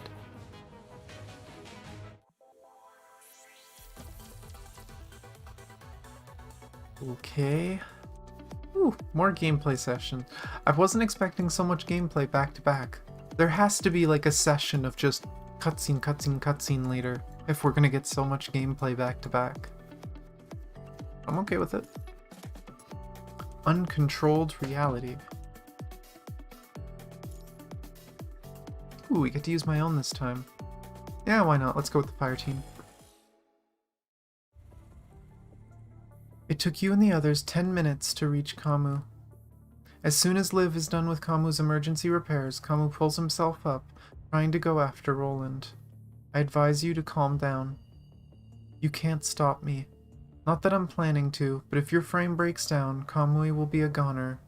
Will be goner than gone. Okay there, Asimov? You must know this deep down. Even if you wish to do battle, you must hand Kamui's frame out first. You're just like what the Corona reports say. Well then, I have a proposal. What is it? Kamui's frame must be sent back with his closed-off mind for a thorough examination. You are placing Kamui at risk every second you stay in his frame.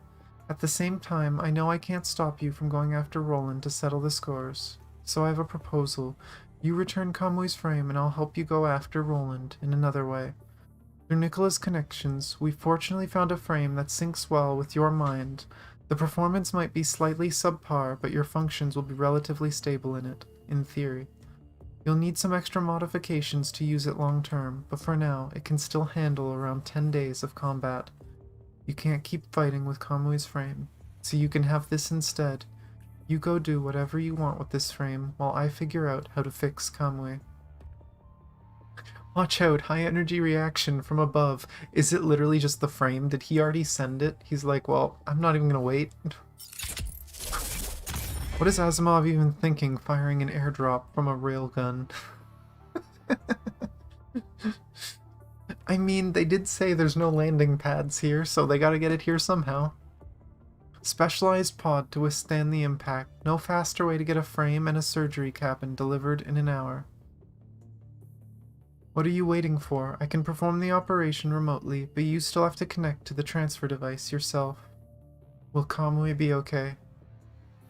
I'm a scientist, we don't speak in absolutes, but compared to the ascendants in Corono, I think we'd be at least a little more trustworthy, my personal opinion, of course. Kamu pouts, then pushes the crowd away and stomps towards the surgery pod. I think Kamui told me some stuff about you. Name's Asimov, yeah? Oh, what did he say? Guy's a weirdo, only ever talks about tech and theory. Might not be a fun guy, but def not a bad guy. Kamu extracts the connection cable from the pod and points it at the port on his frame. Sounds too optimistic for me, but I guess I can try believing in him.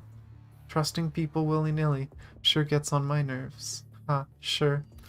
Kamu links the connection cable to his data port and sits on the ground as if asleep. I can't promise you Kamui will be okay, but I've never let anyone down before, and I'd like to keep that record. I'm still split on Asimov. Asimov seems like a nice enough guy, but he does a lot of really messed up experiments too. But at least he tries to make good on those experiments. He's no Otto. He's not someone that, you know, he does an experiment, fails, and he's like, oh well, screw them. He seems like the guy that would actually really feel upset about that failure. Some time passes. Nim Nim. Here.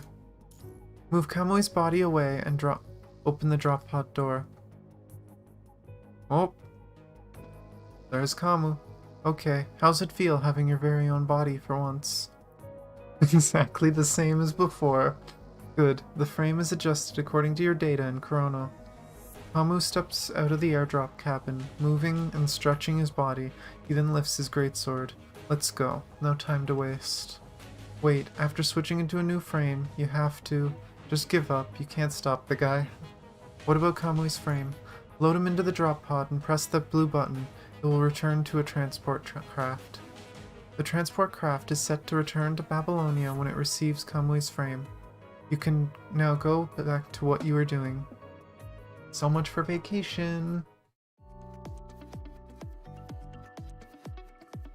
I hope that's still like the ending of this chapter, is we finally finish everything and everyone just relaxes on the beach. Gotta catch up to Kamu. Nowhere to go but into the park. Watermelon.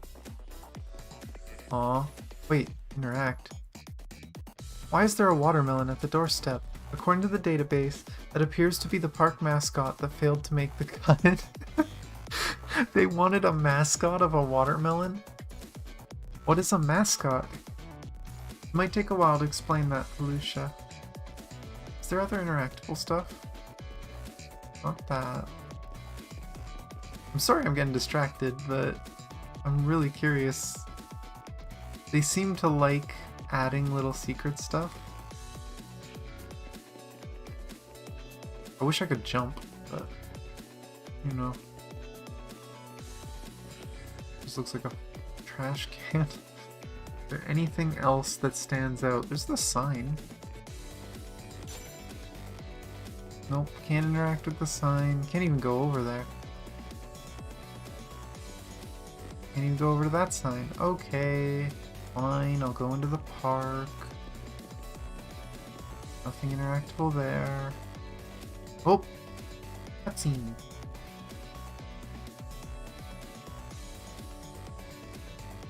Oh. What is this? The Ganyu force of constructs? He falls. That's his attack. He falls on you. Oh my god. Goodbye, Ganyu force of constructs. I don't see anything else that really stands out. Is that just a sign there? Oh no, it's a bench. Why is there a bench in there sideways? Can't go on the stage. I don't see anything else that stands out. Hey, that's Liv. Why is there a picture of Liv here? That's the original login screen. That's a throwback. I missed that login screen. That was pretty. What's that wheel in the distance? A Ferris wheel, I think. I saw it in a magazine once. Looks to me just like a ring-shaped elevator. There are Roland's trails here, headed that way. No going to the Ferris wheel, sad. Oh, that would be a cute cutscene too. Them using that.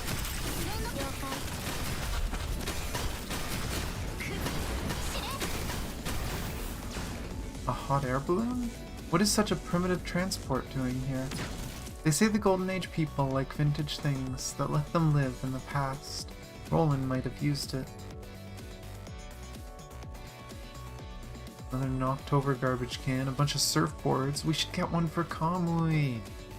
Kamui wanted to surf. Wait, ride the hot air balloon? Really? Is there nothing over here?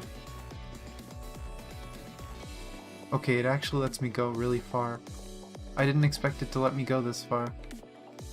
Okay, I saw the screen move and I thought it was actually a fight. This is... No offense. I love you, PGR. I love you, Kuro. This is a really lazy aquarium effect. You could have just made it an empty area and put like 3D fish in there. Our characters are the Grey Raven. That's their squad name. Oh, we riding that balloon.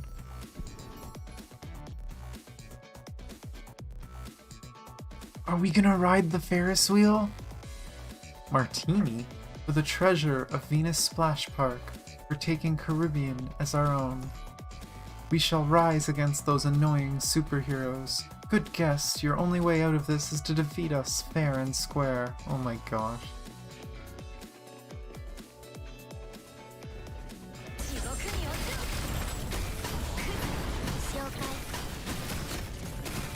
Don't fall on me.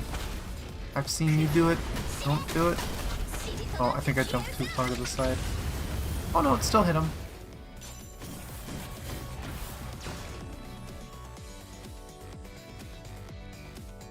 Aw, are we not taking the Ferris? But I want to take the Ferris wheel. Will it let me take the Ferris wheel? Oh, I want to take it. You have a gun. Yeah, and they had explosives and stuff too. Oh no, we're riding a monorail. Okay. Monorail. They're just flexing at this. This must have been just when they first released this. They're like, hey, we're gonna make a really big map and we're gonna let people ride a bunch of rides in this amusement park and have fun. Oh. Next stop.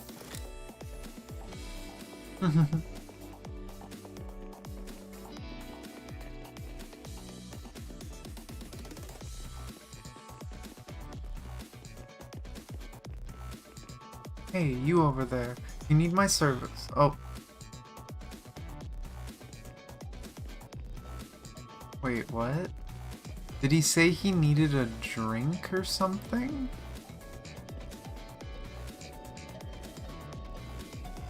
Am I supposed to find like a drink in one of these? It went by too fast, so I couldn't frickin' read it all.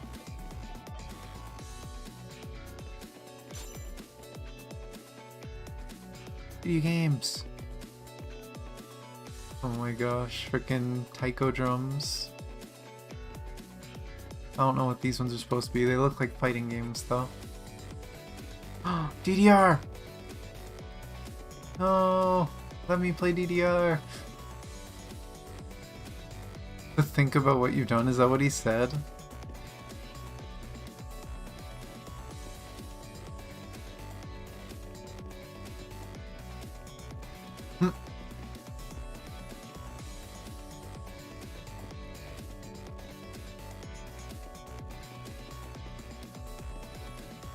Oh.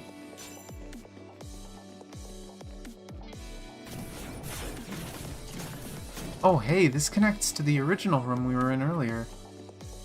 Wow, this map is actually really well interconnected. They could do a lot with this. And that's the front area we were in. So technically this door opens into the front area too. Painting. Oh, that's a painting of Iron Maiden. Of Tifa. Huh. Now, can I find what I'm supposed to find?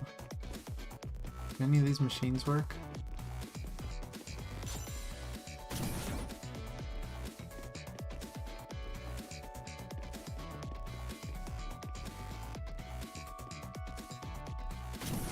And I can't really break anything, it doesn't seem like. I can't go in that corner.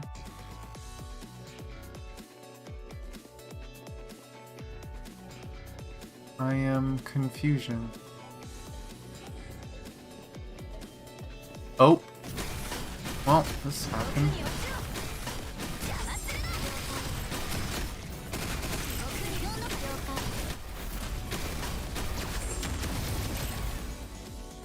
Ah, here's the drink. He wants booze. Gotcha. Anything else in here? Give the crafted wine to Martini. Okay, 2442. Here's your wine. You drunk robot. Good wine. Delicious. Martini at your service. Receive key to the smaller door. Where's pointing this way, so it's this one.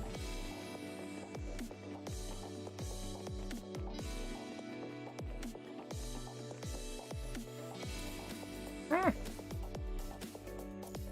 we go. DDR is huge. That'd kill anyone who plays it. A little bit. You'd be jumping all over the place. It would hurt. Yeah, this is the front gate again. The hell? Oh, defeat corrupted. Oh, the old mascot is angry. Must defeat old mascot. A Mao. I am sorry, A Mao. You were rejected.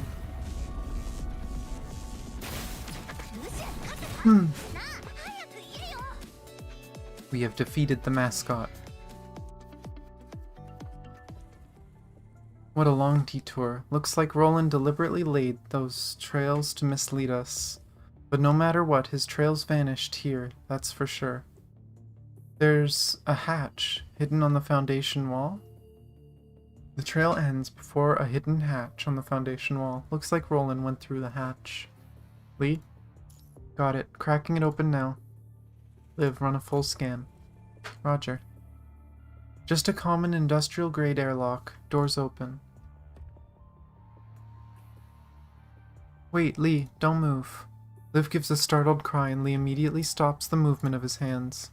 What's the matter? Commandant, every meter down the hatch, the viral density spirals exponentially.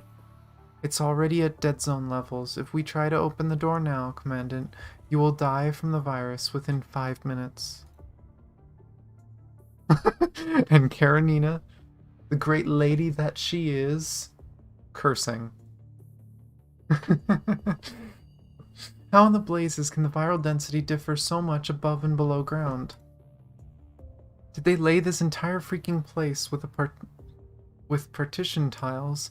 Talk about burning money. Now scanning. It's just like what Karenina says. You what? Can constructs withstand this level of density? No, I'm already reading higher density levels than most dead zones. It's not something an Inver device can offset. It's almost as if someone had maliciously concentrated all the nearby virus underground. Just like that fishy ascendant in Kulong? Lamia? Yeah, the ascendants who can freely control the viral density near her. It's quite the hassle to deal with. If that's the case, we can't do anything about it. Hey, forgetting someone? That nerd, Asimov, told me something before the operation. What Roland buried in the deepest recesses of my mind is something like an Ascension Net terminal. Which means that I should be able to move freely even in the high viral density areas, just like them. That might indeed work. To make sure Kamui is safe, our interests are aligned, temporarily. You owe me one for this. Thanks. Thank me when it's all over.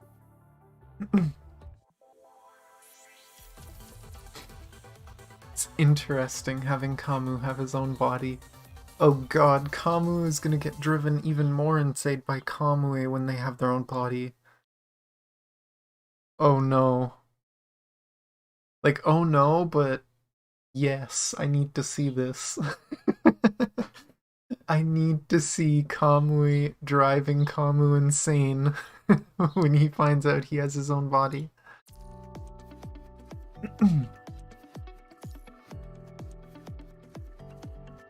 Okay, another combat mission in a row. Where are all the cutscenes? We are going to have a lot of cutscenes back to back.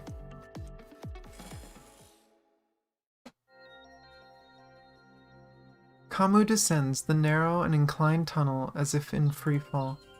Soon an enormous expanse unfolds before Kamu's eyes.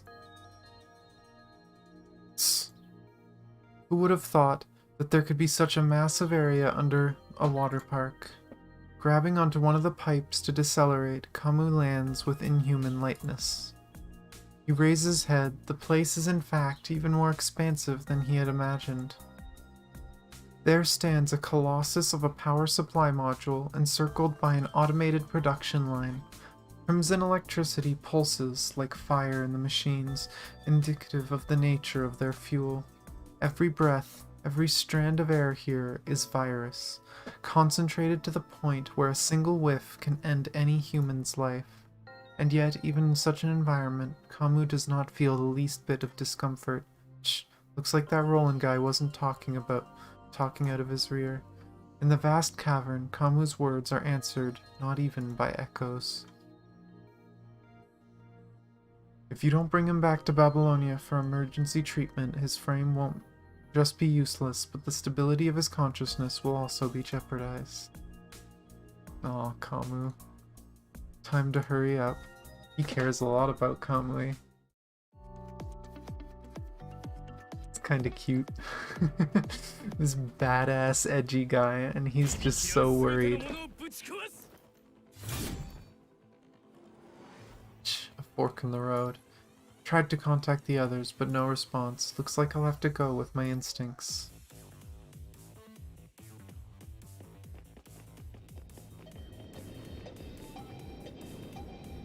Why is there arrows on this?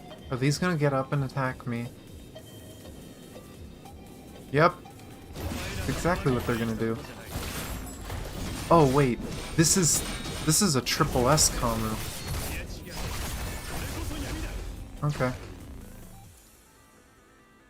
What's that in the middle? It seems to lead somewhere.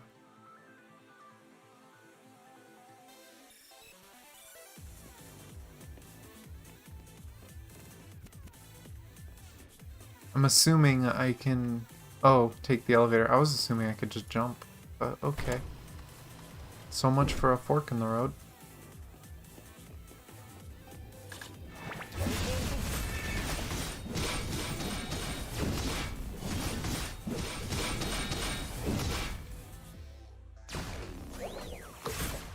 Oh, I thought that was an attack. Maybe it was, and it just wasn't close enough. Whoa. Oh, hey. I remember that from a challenge stage over the weekend. I was wondering what that is, but huh. Literally a structure made of punishing virus, it looks like. That's interesting. Hi, friend. No. I'll waste my ult on these.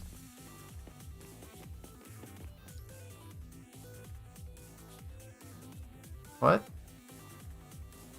Pick up the key. Terminal on the circle platform seems to be flicking. I'll check it out. Key? Does that mean I can just turn this thing now? Oh, there's a platform under this, too. Oh, and there's an elevator there.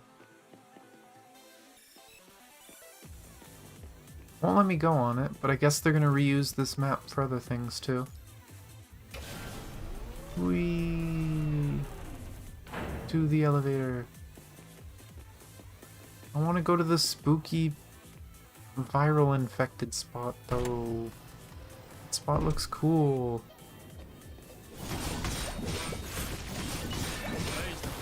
Okay. Does that ability just not have a... Like, is there no telegraph line for that? You just have to react before the beam goes? It's interesting. What's this? Button, a switch, and a panel. Aha, found you. Should've just used ult. Oh well.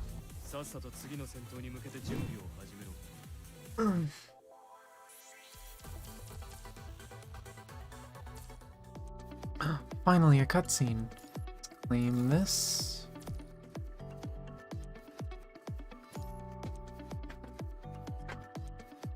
Hot day, hot blood. Right when you're about to lose your patience, Kamu finally contacts you. I found the control room. The connection underground is very unstable. I just found a place where I have signal. Good. Nim, transfer the visuals over. I'll run an analysis right away. Hey, tech guy, hurry up. This place ain't all flowers and daisies, even for me.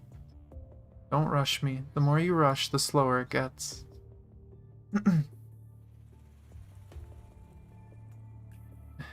That's basically what happened.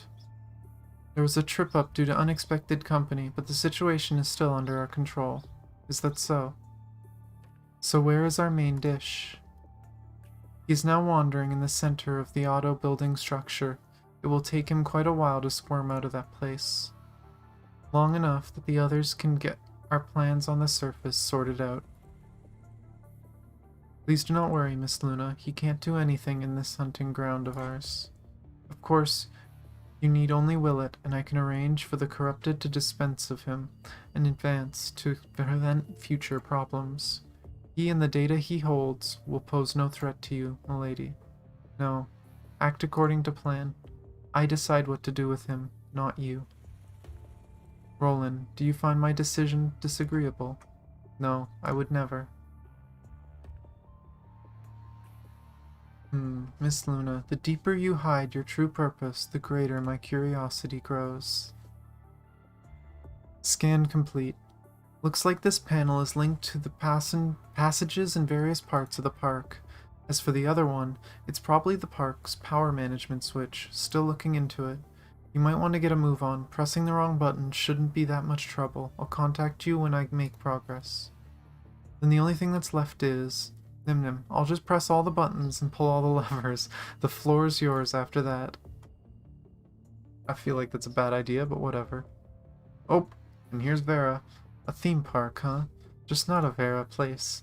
But good enough as long as there's a battlefield for me to dance. Nothing else matters. 21. Ready, awaiting orders. Noctis. Yeah, ready since time immemorial. You know them ravens and hawks seem to be in the same mission area. You sure that's okay? Who cares about them? We have our own mission. Yeah, but you and that commandant, what's-a-face? Nim? Ain't you drummed up about him? Say one more word, I'll cut your head off. Bring it back to Babylonia and sue it on a service robot.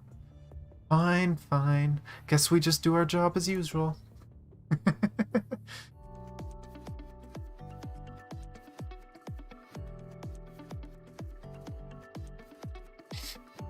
Oh, I'm sorry, I didn't answer earlier. I noticed E's message, and apparently yours happened right before it, Llama. But yes, I did notice that it was a normal. Oh, now we're getting to branching storylines. This is where all the cutscenes come from. So I am going to assume one of these is going to be Kamu, one of these is going to be our group, and one of these is going to be Vera's group. That's just going to do them in numerical order, so 9. When you're not sure what a button or switch does, you have to rely on your intuition. Kamu. Possibly. Alright, pick a path you like. What is it? I'll find my own way to the surface. Alright. You hear the rumbling of mechanical movement coming from all over the theme park. The pressed buttons and pulled levers must have activated something in the park. Let's go then. Yeah. I'm still a little worried, but there's no getting off this ride now. Oh, apparently not, Kamu. Apparently this is just us after Kamu pulled the switches. The old valves and rotating mechanisms hum as you head deeper into the theme park. It seems like a number of doorways and barricades have now been opened. Finally awakened from their age-long slumber, the ancient mechanisms cough up dust in sheets and clouds. Fortunately, Liv clamps a gas mask over your face in time, though it did hurt the bridge of your nose a little. Now scanning. Air composition test complete. Liv, you can take the mask off the commandant. Unlike the underground, the viral density here is still in the safe range. That said, this place is really big.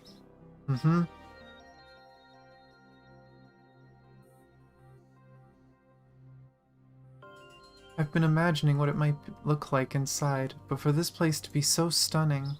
Same here, there's lots of things I've never seen before. But Babylonia isn't completely devoid of these entertainment facilities, though, yeah? The size is too differently. Aren't you surprised, Sophia? I read the brochure Jamila gave me on the way here, and I memorized the layout and everything. Have you seen something like this before, Commandant? You must have, right, Commandant?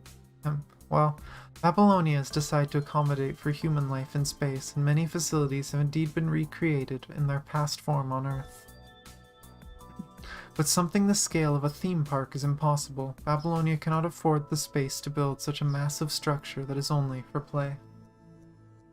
So that's why everyone is surprised? Yep, I see.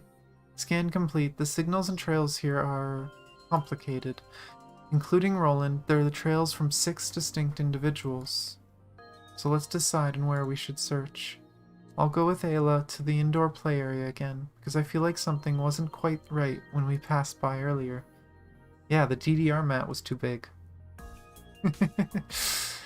Then Strikehawk and Karenina will go to the Ferris wheel over there. Our weapons perform better in an open area. And Grey Raven will head over to the aquarium over there. When we regroup later, let's report our findings. Got it. Then let's move out. Okay, let's go. I want to go to the Ferris wheel with Lucia. Make more memories. Or Lucia. Huh? Well then, guess my job here's done. Next up... Oh, it is Kamu. Right as Kamu is about to leave, a chill suddenly runs down his spine. He quickly draws his greatsword to shield his back. A barrage of projectiles dives into his greatsword, letting off deafening clangs. Some projectiles bounce off Kamu's greatsword, mutilating the terminals around him and causing sparks to fly wildly. You actually blocked the Heteromer shots. You're a fast one. That gloomy fish lady back in Kulong? What's the matter? Not our first meeting, right? You speak in a different way. Looks like that Roland wasn't lying. What did he say? Why? Why do you care? Shouldn't you pay more attention to the one in front of you? Ah, whatever. I don't care about either of you, even if it's something to do with Kamui. Ever wondered why Kamui got sealed away all of a sudden? We won't take credit for that. After all, we only gave you the ticket to connect to the network. And even if you split Kamui off to slow down his decay, at this rate, within 140 hours, this so-called main personality of Kamui will still go poof.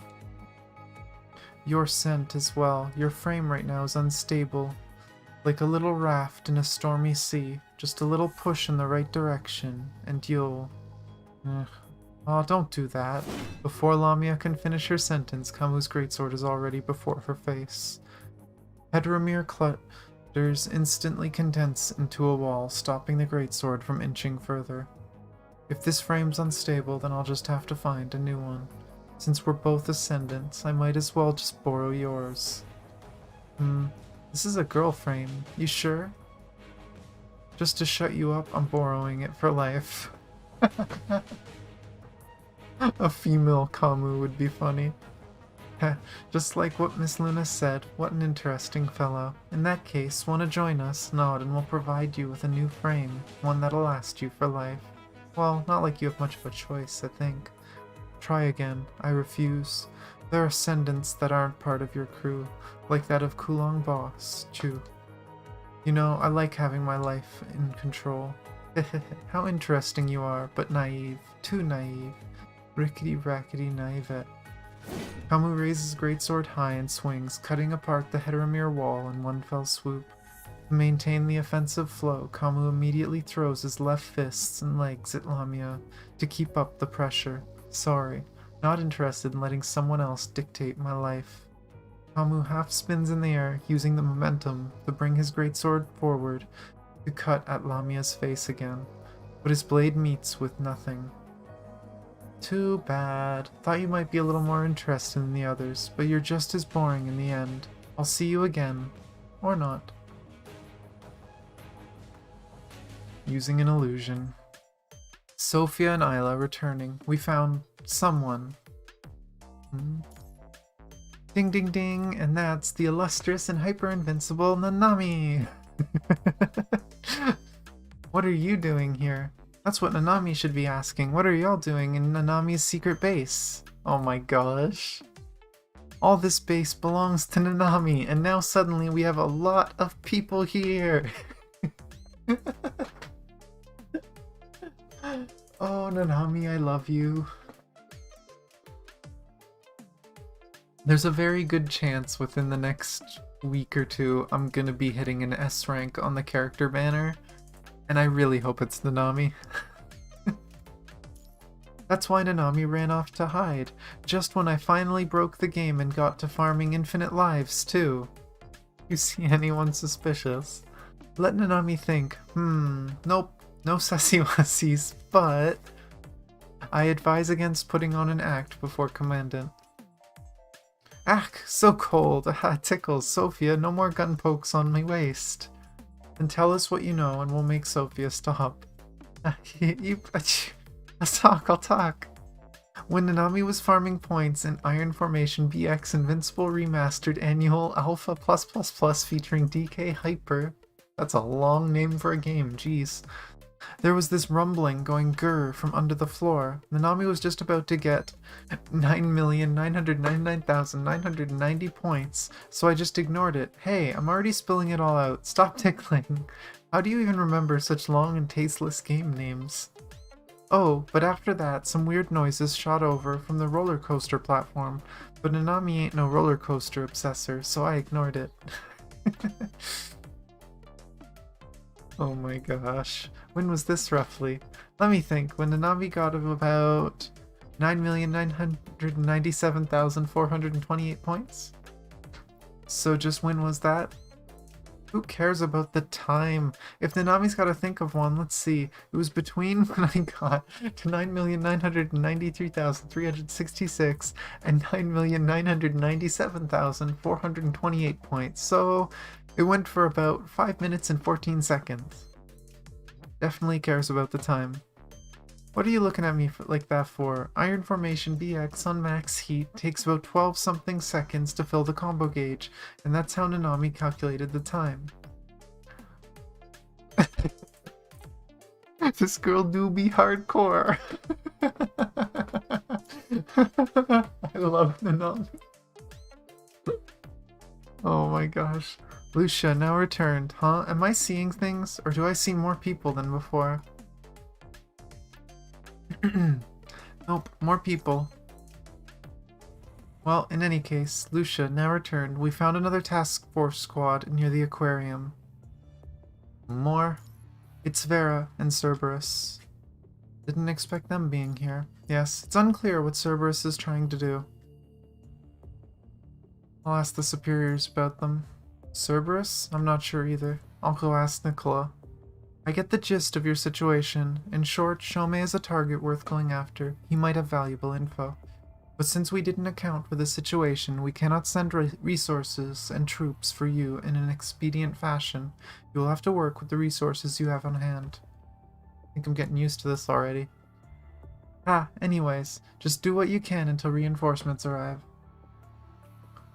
But know that there are multiple ascendant sightings in the area. The situation might be more dangerous than you think. Be cautious. In short, Grey Raven met with Cerberus near the aquarium, and Sophia and Ayla found one illustrious Nanami in the indoor play area. After sorting out the current situation, everyone realizes that what they've done has successfully made the situation even more complicated. Since Cerberus is here, Nicola must be trying something in this place, right? That might be the case, but the data here shows that this place has always been a safe zone. Can't fully trust all the data that's open. In order to protect the highly classified information of task force squads, they might sometimes tamper with public data for such a purpose.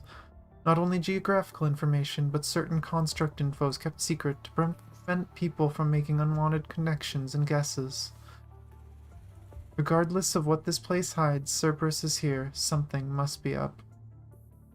On a slightly unrelated note, there are several unknown traces pointing to the indoor play area. The traces seem to lead somewhere underground. After a brief scan, though, it's a place just like the dead zone we saw before. Guess we have to call Kamu. We try to call Kamu, but as always, there's no response. Even his geosignals are gone. He might have moved into a signal-blind spot. Let's go. Kamu will return to us. Got it. I'll keep calling him on the channel. What's happening? It's coming from where Cerberus was heading to. No, wait. There are sounds of explosions coming from 6 underground areas of the park. That's Vera. Oh. Whoa, that's far ahead.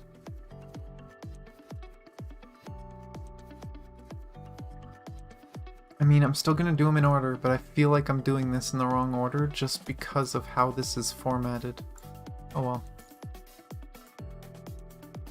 System warnings. Oh, back to Kamu.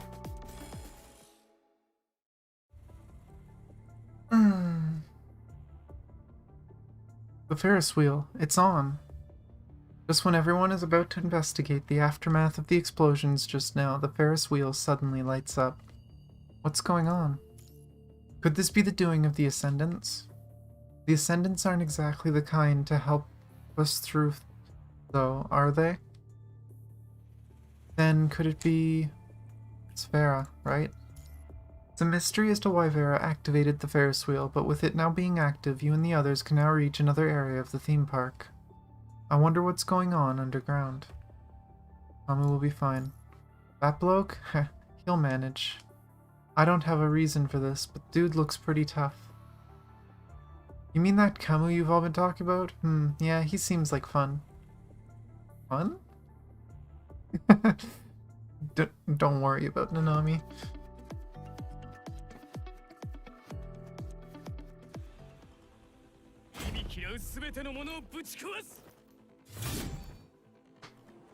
Ugh, damn it to hell.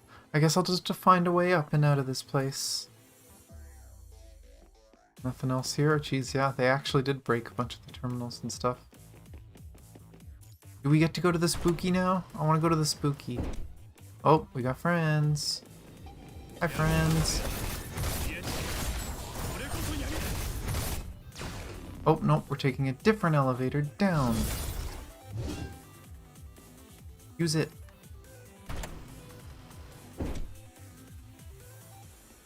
Oh, there's friends over here. What? Oh, I pushed the wrong button. I literally hit the 8th slot and I only had 7 orbs. Kinda wanna run around and see if... Oh, won't let me. Next, take the same elevator left. Oh, literally can't go the other half of the circle. Okay. No, we gotta take different elevators. Spooky! This is where I wanted to go.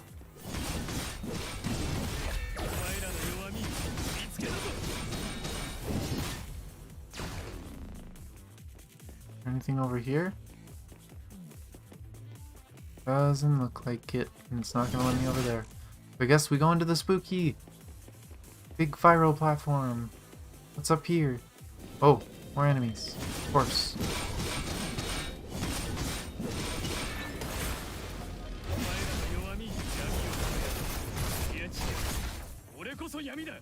Terminal.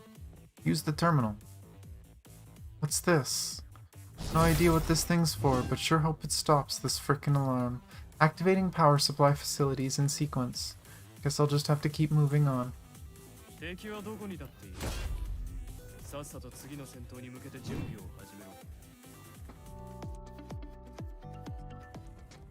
Meanwhile, on the other end of the explosions... Well, time to look for a way out now. Warning, warning. Structural damage to multiple supporting columns within the park. All personnel are kindly obliged to stay under secure cover, or they might be ineligible for insurance coverage due to injuries or deaths stemming from failure to follow safety procedures. Kamu. Fuck. I had to say that one. That was just funny. As if following the chain of explosions from before, even more explosions reverberate through the entire park, accompanied by sounds of structural collapse. Is Vera trying to collapse the whole area? What's going on? The explosions from those hyenas are causing the whole place to break down. The situation. Direct access is blocked. The only way left is the hidden passage in the Ferris wheel area. But Kamu is still... We can only wait. Yeah.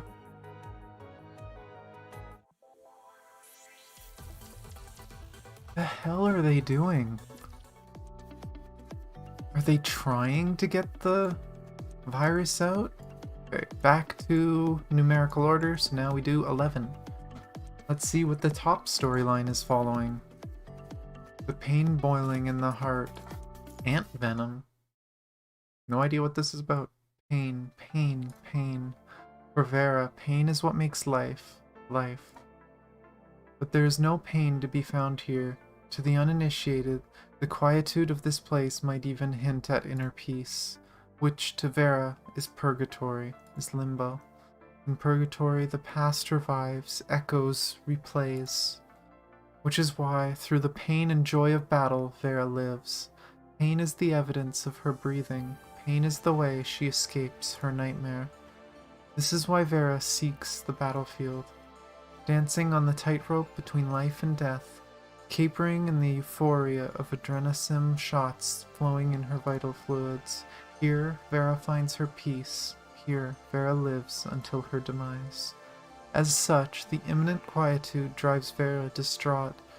Oh, we get to find out next week, don't we? Vera's backstory. I've been wondering that. Because this is definitely a feeling I've gotten, and I guess this confirms it, that the reason Vera is so aggressive, the reason she's so hateful and just destructive, is because she has memories so painful that she is just trying to fight her way through life and forget it all. What the hell happened to Vera to make her do this? Because as far as we know, Vera was a nun. And it's kind of crazy to think of a nun suddenly becoming like a psychopath. As such, the imminent quietude drives Vera distraught, to the point where it even reminds her of the conversation with Commander Nicola before she landed in this place. Cerberus reporting in. Come in. Vera waltzed into Nicola's office and slapped a copy of the mission directive on Nicola's desk. A scattered stack of papers and holotapes caused Nicola's old-world mementos to flop off the desk and tumble onto the floor.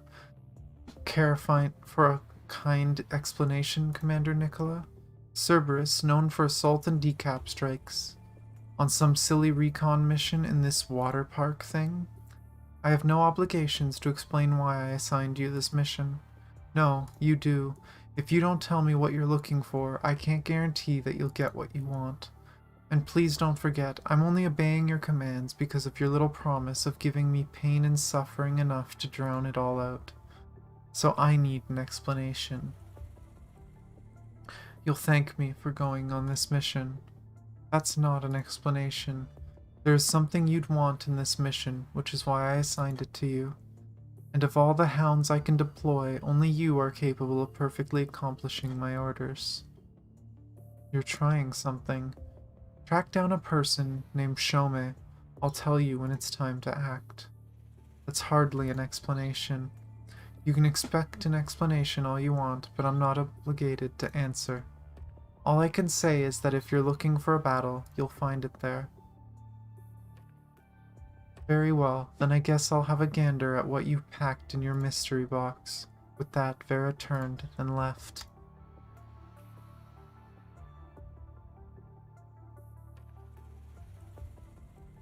Hey, we finished getting the boom booms in place. Give a call and we'll blow this place to pieces. Noctis, you suck at shutting up. I'm just doing my job here. Just shut up if you don't want to become a slab of wetware. Noctis, how are the little birdies doing?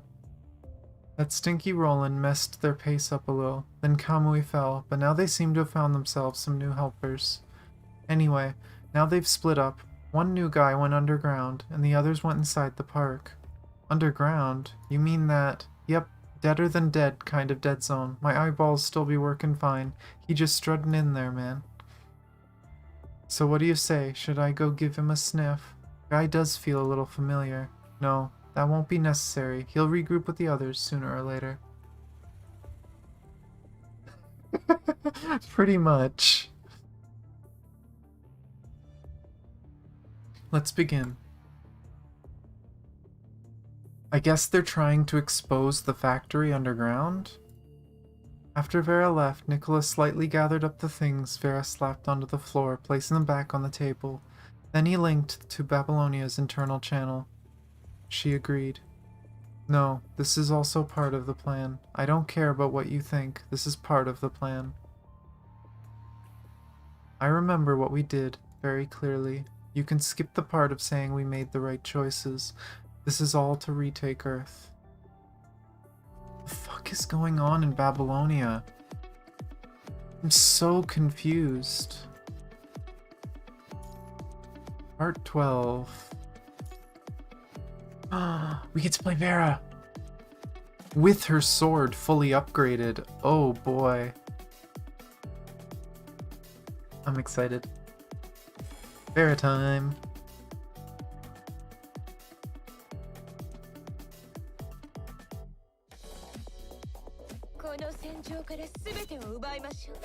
God, that sword looks cool. Anywho, I'll be pinning the target possible locations on the radar. You just follow it.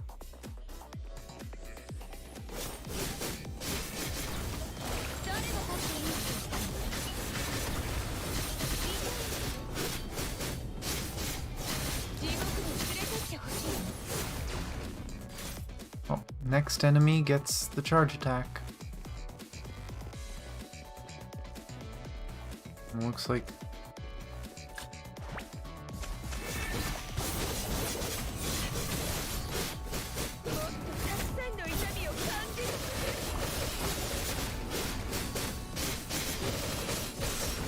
without fans, Kathy999 feels lost. Radar readings should be fine, I think. We'll just follow it. Point me in the wrong direction, you'll pay when the mission's over. Yeah, gotcha. Just follow the radar. Oh, balloon. Is there anything else here? Doesn't look like it. God, I can't wait till next week and she comes out. It'll make the Dark team actually feel like worth using, that we actually have someone for it.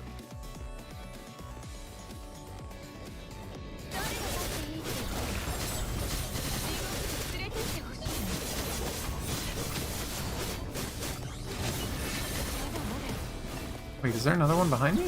Oh, you died.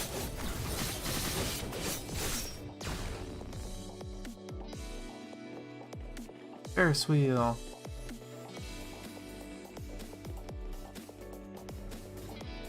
Whee.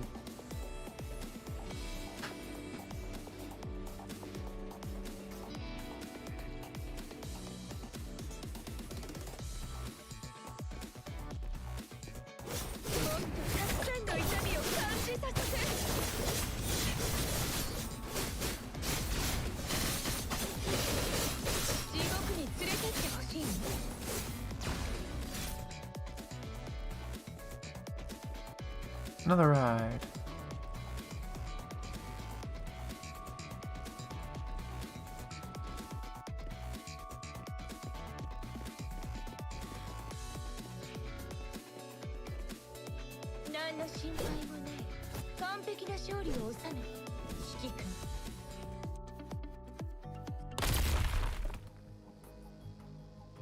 More explosions.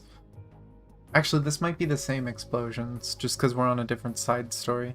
Explosions, all members, be on alert. Scan for the source. I've located where the detonation signal came from.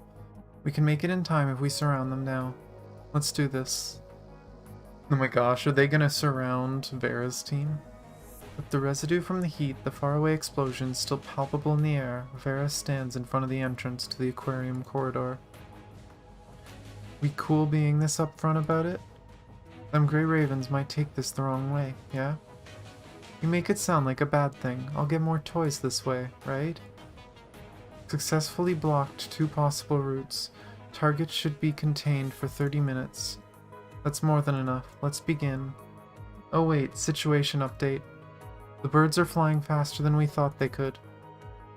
Footsteps of you and your companions announce your arrival. You and the others surround Vera from 2 ends. You. Why are you here? Ha, what does that have to do with you? If you're here, then that means Commander Nicola is, yeah? What's it got to do with you then, Chrono deserter?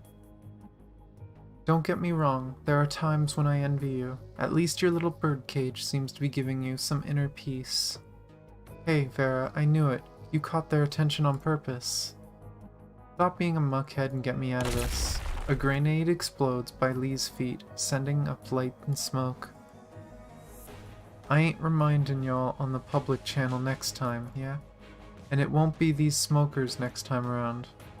You finally get rid of the smoke, Farah's already nowhere to be found. The nearby corrupted seem to be drawn by the explosion and light and slowly surround you. Same as before, just makes a mess and never cleans up. 20 minutes later. It's the shark! We have to be fighting the shark at least once in this story, right? I've already fought it in, like, a side event content, but I want to fight it in the story. Oi, you're feeling different, girl. Is it just me, or are you being extra annoying today? I mean, you ain't thinking they might be a chance for you to change or something. 21, wring his neck. Alright. On second thought, don't wring it off entirely. Guy's still useful. Hey, I was just kidding, ma'am. Hey, you devil, don't come closer. Alright, enough of this nonsense. Blow up all the scheduled sites and move over to the next target location. Alright, blast sites 2 to 16, full course of dynamite coming right up. I love their squad. They're idiots, but I love their squad. And next is to go down to the bottom one. So this will probably be Grey Ravens then, I would assume. Cannot be caught by that guy, not now. Dead end. Or not. Venus Splash Park Underground Construction Center. Warning, warning. Structural damage to multiple supporting columns within the park. Damage report pending. Unauthorized personnel are advised to stay in place and wait for the help of security personnel. Blah blah blah blah blah. Can this stupid broadcast just shut up already? Even though there's been explosions. Kamu and Karenina, I love them. Not afraid to swear. It's censored, but I love that they actually put swear words in the game.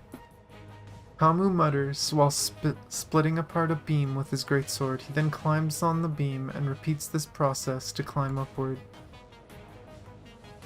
Fucking hell, I can't even tell where's where now. Guess I'll just head up. Climbing. A while later. Kamu get in contact? Liv shakes her head wordlessly at you. He's still in a signal blind spot, huh? Guess we can only wait. Not that there's much else we can do.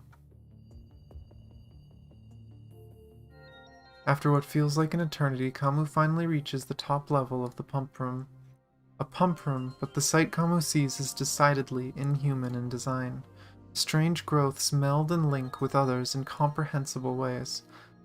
Only the squirming red electric currents, faintly visible on the abnormal Euclidean dimensions, hint at its history as a pump room.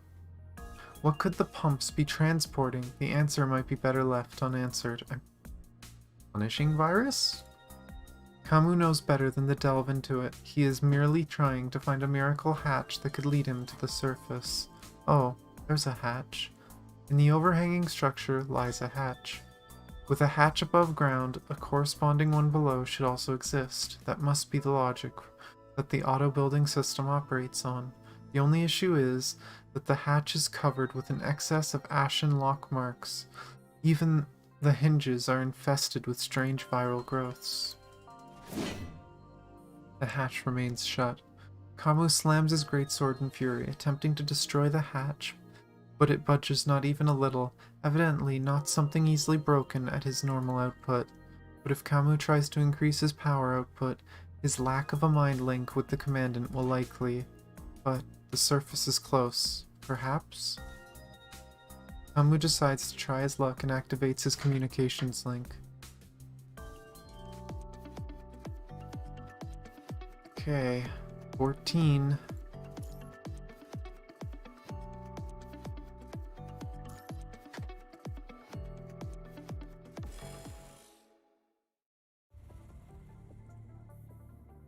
Here. You hear? Can you hear me? Heh, guess it was worth trying to get near the surface. I'm now in... I don't even know where I am. I think I have a hatch to the surface here before me, but it ain't budging on my end. I have an idea. I just pulled the building standard reference of Venus Splash Park from the Ferris wheel terminal. I've roughly figured out the design system of this whole place runs on. What an illusion of choice. One. Yeah, pretty much. According to the reference, the hatches in this area are all installed on the ground end of the rotating mechanism.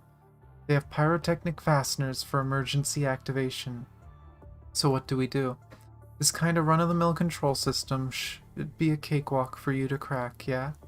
As long as there's signal. Alright then, access the network through the signature code I just sent you and hack into the control system. Done. Yo, that's pretty quick. Nice job, Lee. Okay, now we'll just have to input the manual overload command here. You hear alarm bells ring in the park, followed by a dull explosion. The hatch should be blown open. What's left is to hope that we blew open the right one. And Kamu's probably just had something explode in his face, and he's like, what the fuck? Oh, he got out. It was indeed the right one. I made it out. A guest, please follow me, dear guest. Hey, it's 6337. At least that's one we know is good. Oh, we're going back down to the bar. Oh. Yep, not all those are nice. Ah, baddie.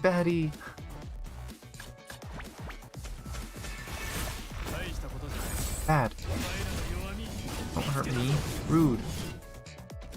Where'd 6337 go? Getting bullied again? Oh, no. Taking the narwhal. Coordinates they sent back suggest they're headed for the Ferris wheel. Using that thing over there will be the quickest.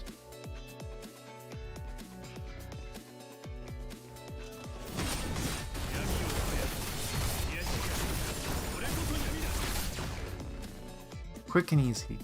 Oh, he throws his sword down. I didn't know he actually threw his sword down. And that you could go run and pick it up. That's actually kind of cool.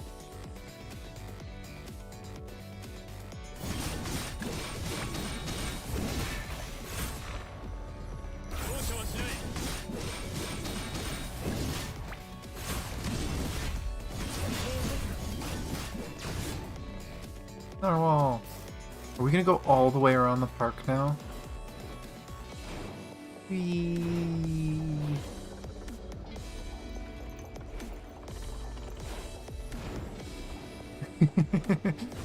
We get a fun ride.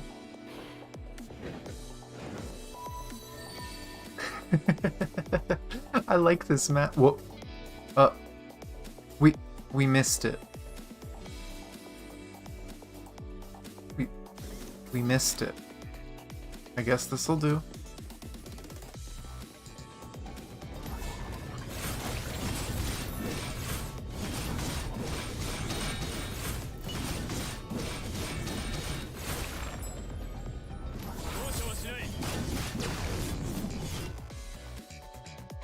Elevator. I guess there's one way to get to the place. Oh, I dodged too late. No, screw it. Signs of fighting everywhere. Gotta hurry and meet up with them. Hey! Actually made good use of it.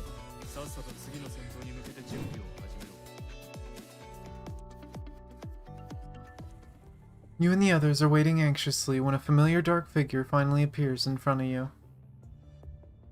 You guys sure are flashy. We didn't blow the place up. I also met that gloomy fish lady underground. Whatever it'll take, let's just end this ASAP. Yeah. Ascension net signals detected, several of them. What are the coordinates? They're coming from the other side of the hidden passage in the main plaza. Commandant, looks like we have no time to lose. Yeah, let's go.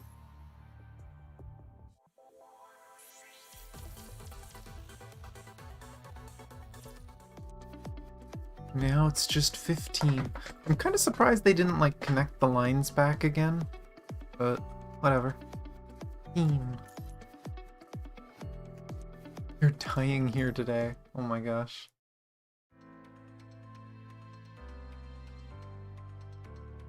Hello there, friend. Ah, forget it, friend. What nonsense it is. By now, you should have already realized that this is just a madman's ravings with an imaginary friend. Have you ever wondered what it would be like on the day you die? I might die at any time. I'm close enough to that place, so there's no need for me to hide anymore. Strangely, I don't have any resentment about it. When those people were after me, I ran like a rat prodded by some hot metal rod. When Roland burned the research facility to the ground, I was cowering like a child. When I learned that it was the Godfather who betrayed me, though, I instead felt nothing. Maybe it's true what their leader, the little girl, said, that humans are weak, vile, unworthy of trust. That must be the case. I finally feel like things are about to come to an end. But I must apologize, my friend. This story of mine is not some thrilling tale. Only now do I realize that I am nothing but a coward. A coward that, even to kill a man, I need someone to place the knife in my hand. Hello, friend. I guess this is goodbye. I've never made proper farewells before, so allow me, my imaginary friend, allow me a proper farewell. I'm still confused if that's supposed to be Shomei, or if that's supposed to be the commandant talking to himself. Because that's what it seemed like the first time, and it almost did that time, but it's saying some weird lore stuff that I don't fully understand. Meanwhile, in the main plaza, the other side of the hidden passage. So how was your last supper? Ah, I must have forgotten. You're no longer human. You don't require food. Have you bid your farewells to family and friends? Ah, I jest. You have no family or friends. You who has nothing, did you at least have a good last night's sleep? Luna shakes her head in the face of Shomei's silence. Pitiful child. Even the last day of your life is in such misery. You're not after what I know, are you? You went all this trouble looking for me, not because you're trying to know something. You knew from the beginning you only wanted my death. Yes, I don't care at all, not a sliver. Why? Why indeed? Perhaps it's because of your impudence.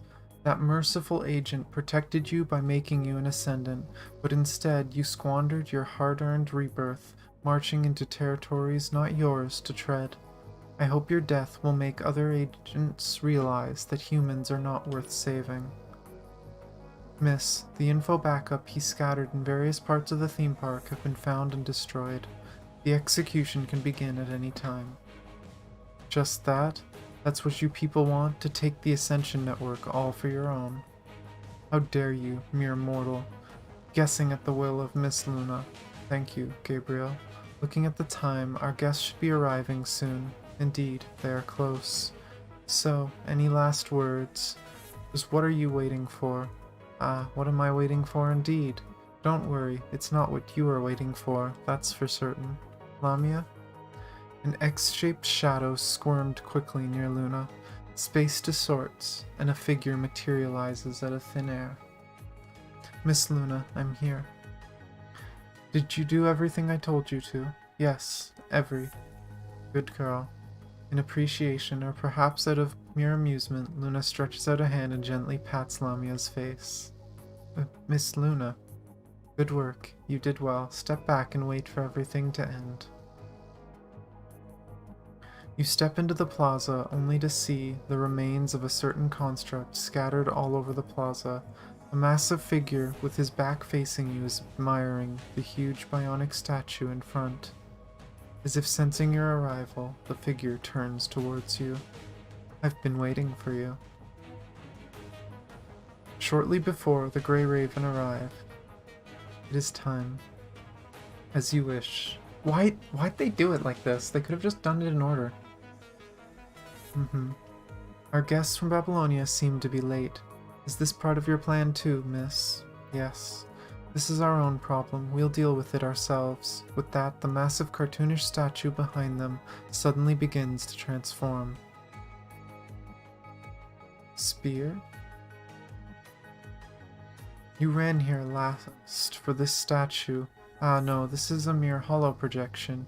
You're here for the real shark spear under it. Shark Spear, the defense robot made in the image of an animation from your childhood. How did you know? Did you not say so yourself? I know what you know. I want what you want. No? I hope this makes you feel better on your way to hell. A shadow flies out of the hollow projection and prances slowly to Shome. Ah. It finally shows him. No, no, Spear. The shadow crunches on Shome's torso as if trying to break him in two. Almost instantly, the shadow pulls Shome back into the hollow projection and returns. A rumble of mechanical screeches ring out from within, crushing, fracturing, masticating at something. No screams, no cries, only chewing. Fluids and gears fall near the statue's feet. Oh boy. Oh, and Vera is the icon for the next one?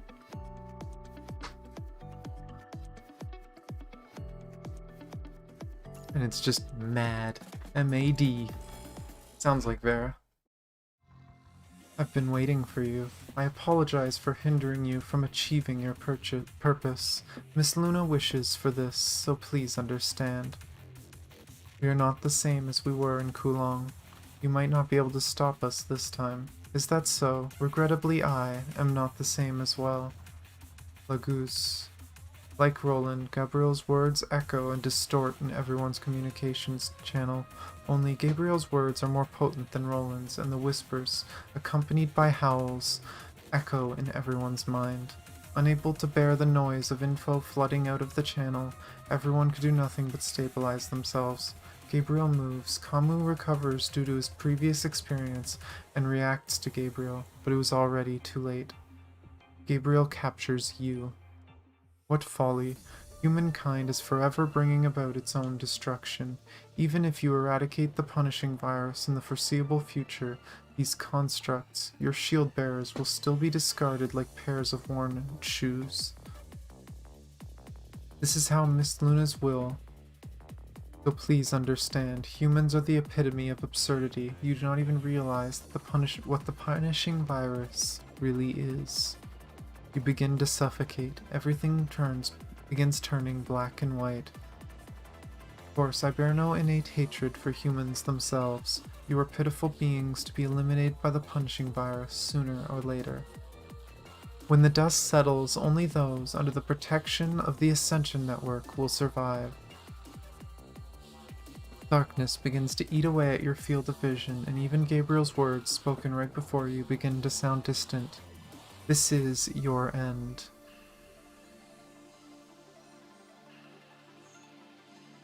Huh, you look pretty miserable. Do it like we planned. 4 grenades explode above Gabriel's head. Pathetic. Wasn't targeting you, dumbass. A flash cuts past you, bringing light into your world. Even the echoes in your ears dissipate. Can you get yourself up? You try to respond by standing up, but your arms and legs are unresponsive, as if they were stripped of their bones. Humans, so fragile. The shadow in front of you leans down and flips you over. They should have blacked out her image to make it a silhouette. You might not feel any pain just yet, but a word of warning, get ready, you will now. The shadow pulls out a rod-like object and stabs you hard in the chest. Vera, enough noise, hurry up and get your medics here to clean up the mess. I jabbed him with a shot of standard adrenaline, else Nimnim would have been dead in 10 minutes. Your medics have CPR devices, yeah? You go get Nimnim breathing. Hello, I don't have human use CPR devices on me. I'm not kidding. Coming. Why did you help us? Why did I help Nimnim? That was just a side dish. This one here is our main course. I love that. Oh my gosh. That is the most Vera art ever. That is so good. Vera pulls out her blade and points it at Gabriel, who has already recovered from the shockwave of the grenades. Sorry, big guy. I know it's your boss lady's orders, but I have a job to do as well, boyo. And that's sending you to hell. Fool. Alright then. Guess you're okay with me doing my job. Just a warning, but try making a move on another one around here, and I'll cut your head off from behind. Ah, and no need to thank me. I'm a good executioner. Wordlessly, Gabriel moves along with Vera, and the two slowly edge into battle. Good. Thank you for your cooperation. Happy killing. Oh my gosh.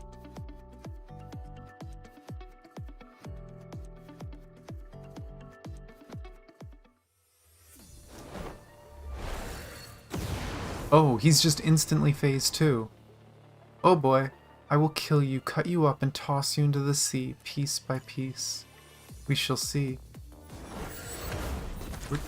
Why didn't my camera turn? Thing game. Don't go off the map, that's cheating.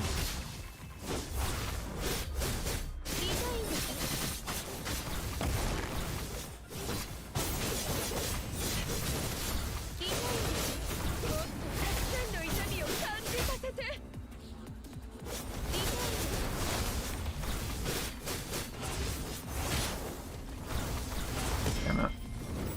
Kinda wasted all my dodges. Oh well. I'm not used to that shadow thing. I haven't fought this guy enough. Oh, didn't have a dodge for it. Okay, had one for that.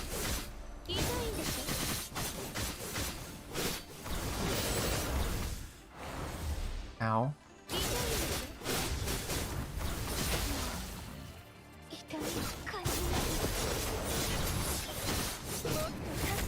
Get more healing.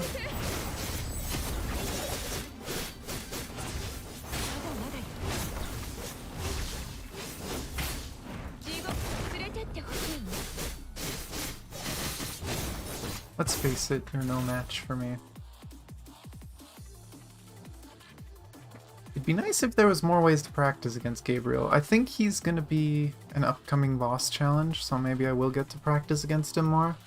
But that's one boss I have not had enough practice against. Oh yeah.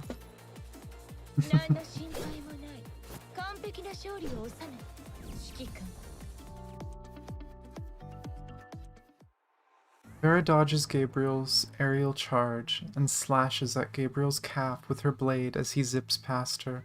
But Gabriel makes a turn in the air in time, dodging Vera's attack and putting distance between them. Power, reaction speed, ductility. Subpar. Ha, thanks for the bad review. Noctis. Coming. A barrage of air grenades and armor-piercing rounds shower Gabriel continuously, forcing him to retreat before he could attack Vera. Pathetic. 21. Got it. Another explosion follows, and the building above Gabriel's head collapses, interrupting Gabriel's heavy blow. Yeah, I feel like that's every gacha game ever. There's always that fight where it's you beat them up, and yeah, pathetic. And welcome, Winterfiend. Is it? Oh, Winterfiend. But yeah, I feel like that happens in so many games where you win a fight and the boss is just like, ha. I think the game that does it best that I've seen has been Final Fantasy. There's a few boss fights where literally it just feels like a slog and you only get to do like 10% damage and then it ends. I kind of prefer those where it literally feels helpless. But oh well, they gave us a chance to use Vera. And this is why big fellas like you are just all muscle and nothing else. And my work here is done. You do not seek my death. Ah, of course. Wringing off your stupid face would take a war of the scale of Kulong. That's not what I can do with my authority. I'm just after the Ascension network on you. All right and done. Asimov's tracker really is something, eh? We now have the full network model of our Gabby here. As if to provoke Gabriel, Vera deliberately turns on the speaker to her communications device so that Gabriel can hear the excited Noctis. BT three-way, where you just play as the winning side? BT. I'm actually not sure what BT3 is. But I do kind of like that way of doing it too. I know Honkai did that a few times, and it's heart crushing when you realize you're playing as the enemy and you have to defeat your own friends. Oh, Dragon Ball game. Okay. But yeah, no, I think Honkai is the only game I've seen that's done that. I don't know if you know what, this game might have done it once or twice with Alpha, but yeah, that way is definitely a good way of doing it too, playing the enemy and beating yourself. Don't think we didn't catch what Shome is hiding. But it's no different taking it from you. Vera arcs her body and leaps high in place. Grenades and flashbangs fired by Noctis and 21 explode right under her feet. Ta-ta, fool. You're not getting away. Gabriel's wings on his back emit a strange glow, and he takes off into the air. This cannot be used for long, but still enough to catch a mere fly. Going after the Vera jumping between buildings, Gabriel soars into the sky.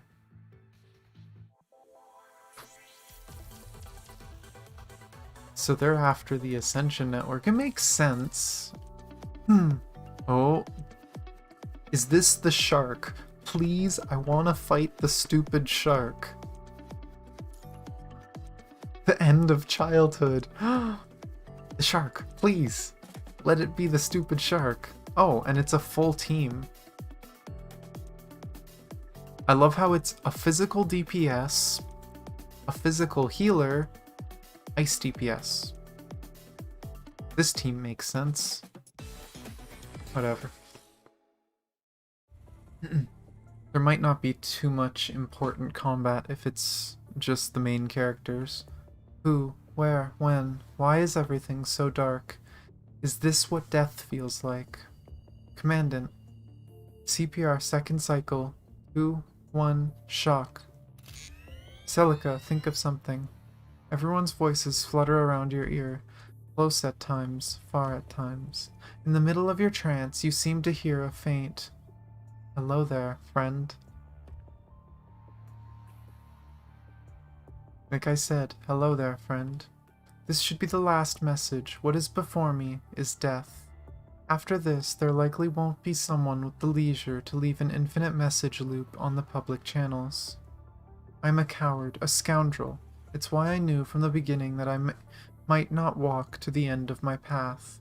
I'm a coward, a scoundrel. Even so, I'm leaving a final message. 3 voice recordings to loop infinitely and play on all channels.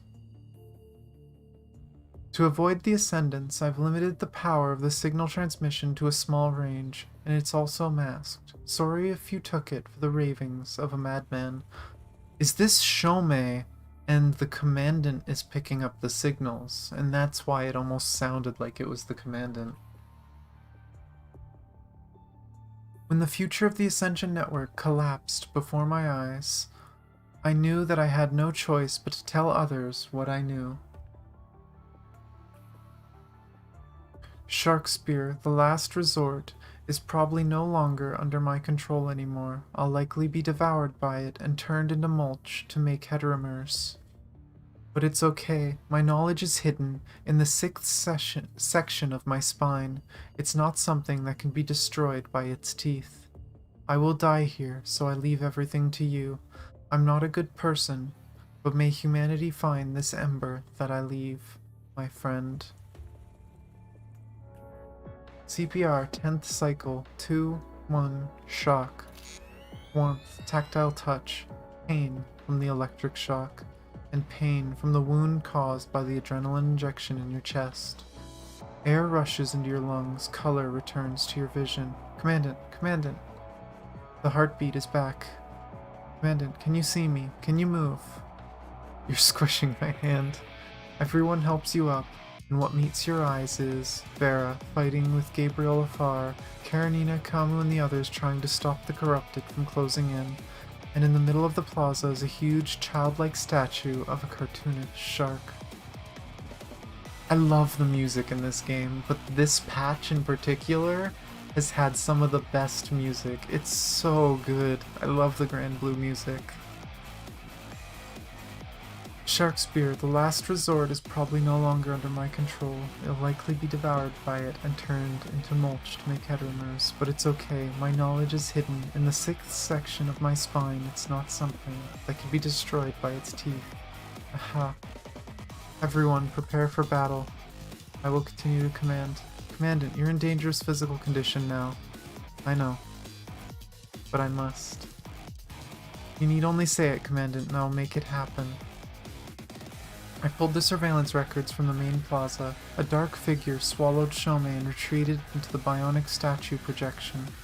Commandant, I admire and respect your desire to command, but do know that I will keep monitoring your physical condition. Thanks. Oh, come on, just go with the music again.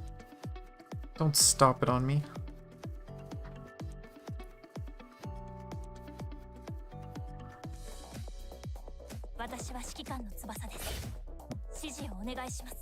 Oh boy, here we go. Time to fight the shark. If we're going to fight, we'll have to flush it out first. Is this gonna be like the real shark fight or the fun shark fight? Oh, it's the full song! I'm turning the music up a tiny bit.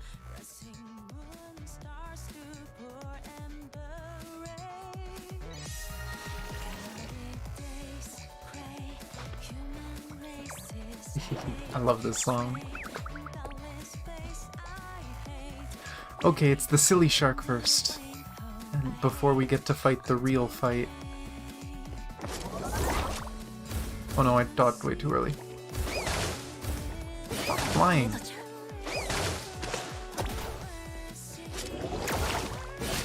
Oh.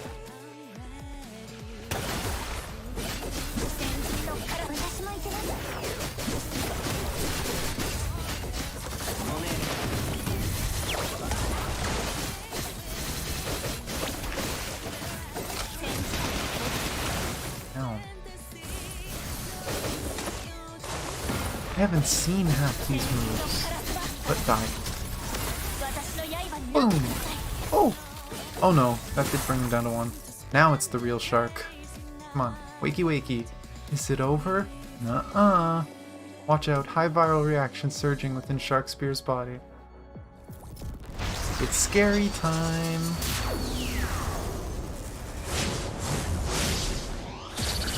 Ah. I've never seen this fight, so I don't know how it works. Whoa! And I... One... What the heck?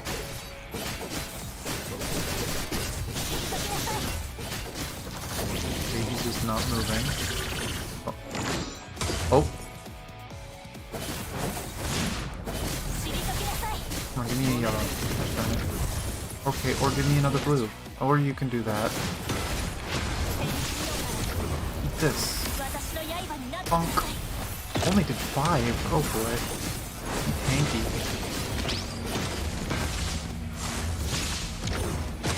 Ah. Everything I tried to dodge was out of range.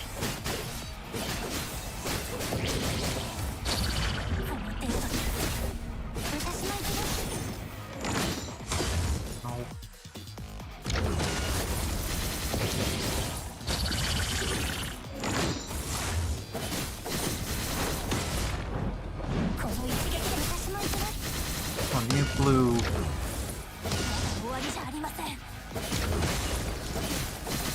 Or another red, I guess. Or, you know, you can just screw me over and give me 2/2/2. That works. There we go. You dumb shark.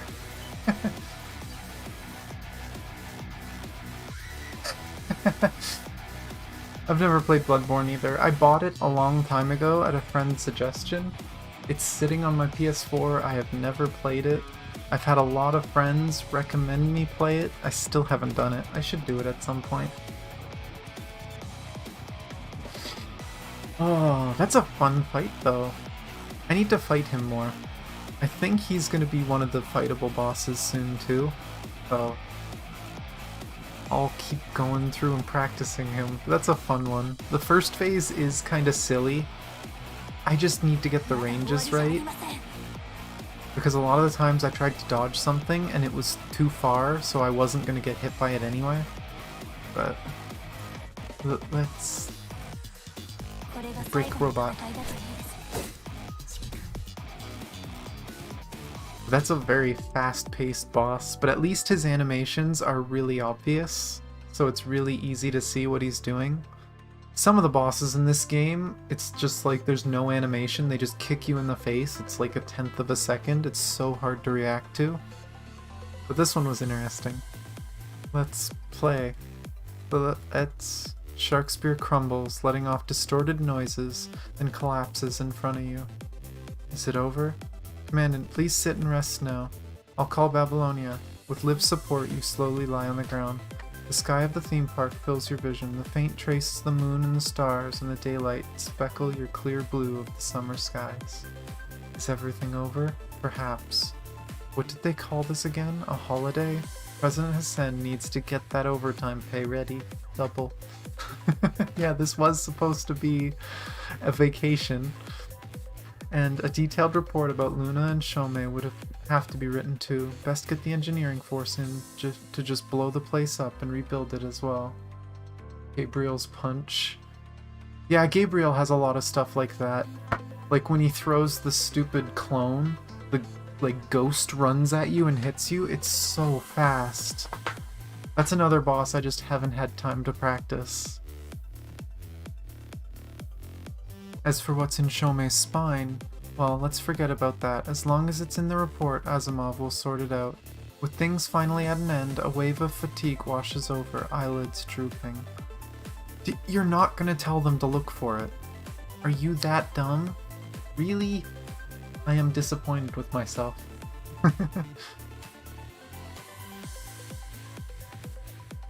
I'd have no damaged him way earlier if it wasn't for that insanely fast forward.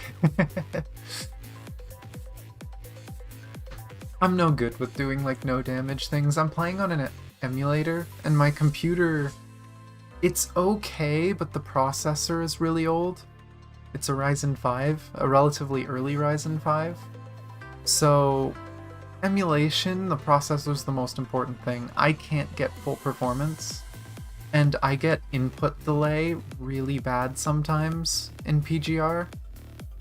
So I kinda gave up tryharding the game and doing it perfectly. Maybe if I upgrade my computer I'll try. But I still mess around trying to get good scores when I fight the bosses. It's still fun, but I'm just not going to be able to get it perfect. Commandant, what's wrong? Commandant seems to have slept. You guys take care of Commandant for a while. I'll call for reinforcements. Meanwhile, in a high place that overlooks the plaza. Inelegant, but our goal has been achieved. Our goodbyes will have to wait until another day. Luna leaps high into the air, then twists and dissipates, melting into the sky.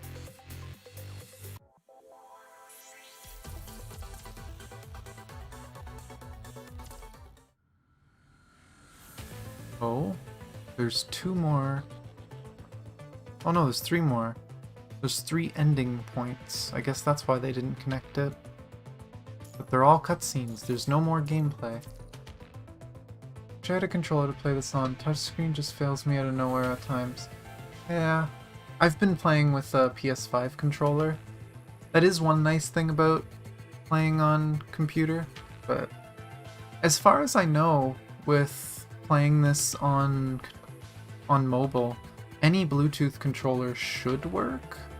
You just have to figure out how to set it up with your phone.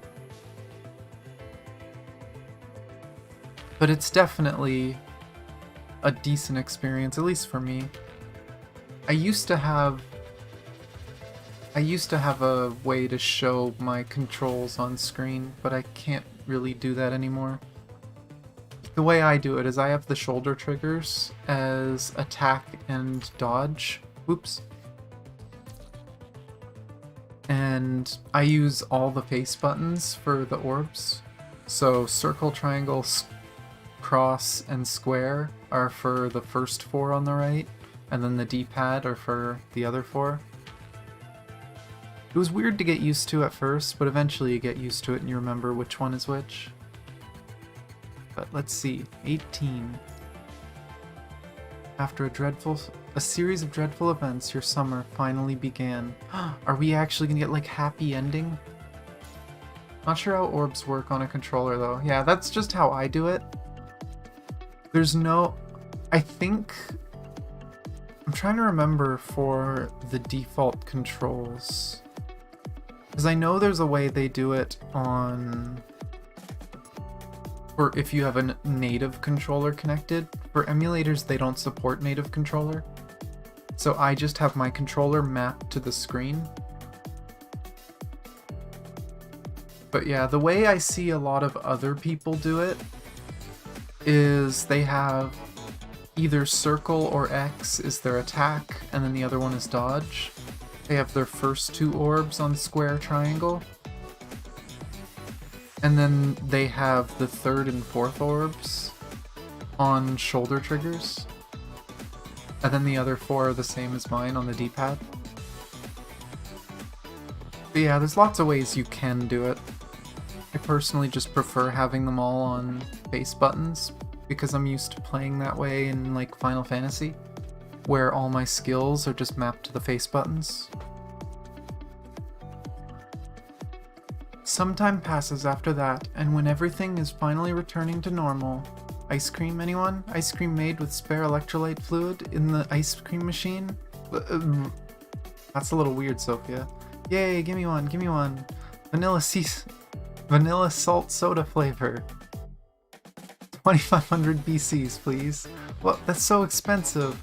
How about memory chips with the highest score save data in the game room instead? Okay. Let's see. Nanami has the save data for Iron Formation, BX, Space Jack, Danger Zone 2055, and Bitter Villa. How many ice creams can Nanami get? 1. Heartless and scrupulous exploiter, you're not human. What color is your blood? The controllers don't work on mobile anymore. Oh, do they really not?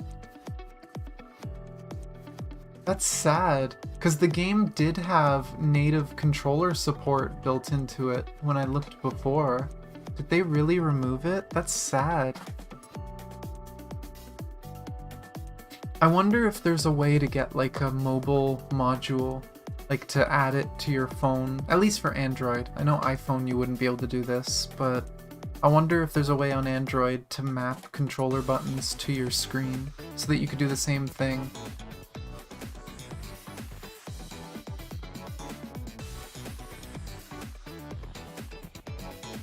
Lump sum payment only. Fine, I'll have one. Commandant.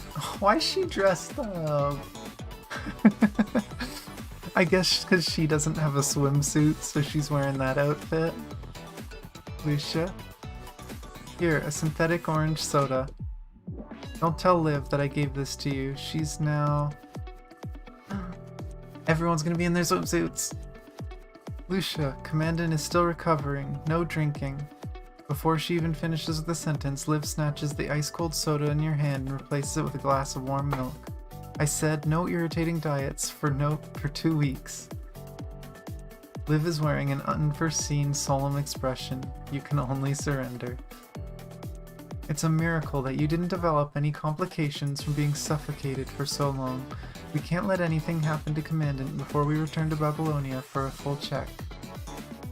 So does this mean Commandant can't play with us?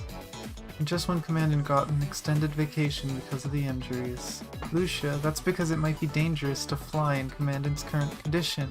That's why President Hassan has extended the vacation time for recovery.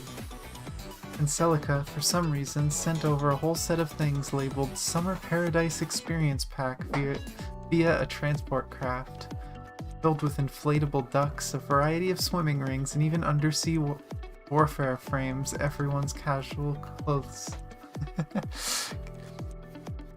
Oh, it's bugged? That's sad. Isn't it configurable though? I thought it was configurable. Maybe not.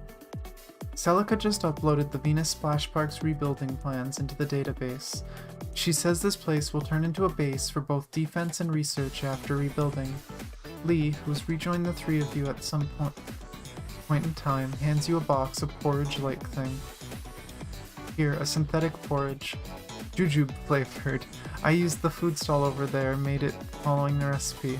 Most of the theme park facilities have been repaired. According to Asimov, we can run a power test today. Map it in game and started twirling around like a teacup rides. Oh no. That sounds like you might have had a dead zone issue on your controller. And if they don't allow configuring a dead zone, that's a huge problem. Oh, that sucks though, because that would be fun. Be able to use controllers still with mobile. You all changed into beach clothes, huh? The underground is still closed off for now. Tentative measures were taken to disconnect the pump room from the ground through explosions to stop the spread of the corrupted. Follow-up troops will have to go deep inside the dead zone here and clear out the remaining corrupted, hopefully not Grey Raven. Where are the others? They're all playing. They're saying that they have to fully enjoy the legendary theme park before the transport crafts arrive. That's nice, isn't it? Yeah, that's nice. I'm here to tell you something. We're about to run a power test. To make sure it all works, everything's going to be powered up at the same time. That sounds like a horrible idea to power up a whole park at once. You're gonna overload the generators. Attention all units, get ready for full power test. In 3, 2, oh whatever, go. All of the theme park comes to life, lighting up like magic. And then gorgeous neon bouquets bloom above your heads. Ah, just ignore that. Accidentally popped the final protocol before the park closed off way back then. It's called a firework parade, or whatever that is. Booms, bangs, explosions, neon blossoms of various shapes and colors flower before your eyes. It's so pretty. I can't believe they're using gunpowder for this kind of non-practical display. Oh my god, Lee. Nothing wrong with that, right? If there comes a day where gunpowder is only used for these non-practical purposes, for some reason the vision of that day fills you both with hope and fear. After a nigh eternity and countless sacrifices, counterattack is finally on the horizon for Babylonia. Until the final victory, everyone in Babylonia will gladly burn themselves up to end this war. It is the case for this generation. It is the case for the generations to come. Only when the punishing virus ceases being a threat to humanity will the sacrifices end. As for what comes in the day after, no one, not the president nor the instructors, have spoken on the matter. That was one of the first lines in the chapter.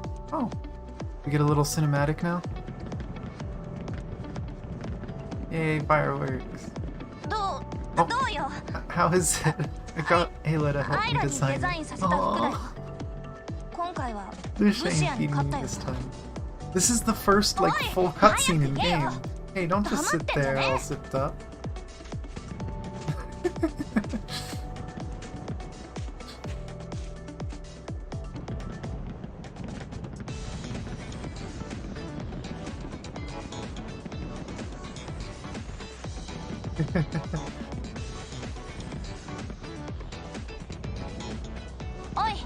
Hey, be here with me next year as well.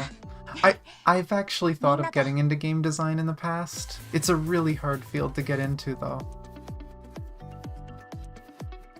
But yeah, no, that's a pretty common issue with controllers. Because controllers drift on the joystick, sometimes a controller will like default to going left or right or sometimes even forward. And so something you do on a computer is you set a dead zone so that the inner 5-10% is ignored so that it doesn't cause movement. So it's very likely that that's what's causing it, is your controller isn't perfectly centered. So it's constantly trying to move. I don't know if controllers on mobile have settings to set a dead zone. I think the game would have to have that. And if it doesn't, then yeah, that makes some controllers just pointless to use, because you're just constantly going to turn. Which really sucks, but that's what it is, I guess. But hopefully they fix it, or you're able to find a fix. Here, before I continue this, just so I don't forget, let's look, because I know the controller was in here. Because yeah, there's controller buttons. If I could turn on controller mode. Axis. I don't think it would be camera sensitivity, that would just be speed.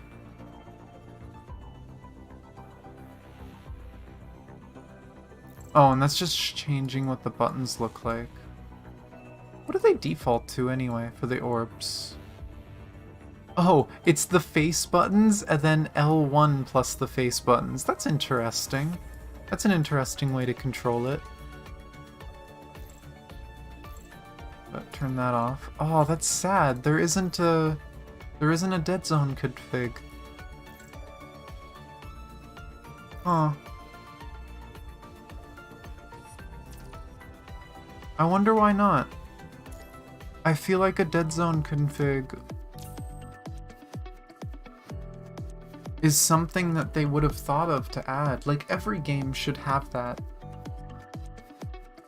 But hopefully maybe either Android has it, or maybe there's like a custom driver for Android that you can get that allows you to configure a dead zone.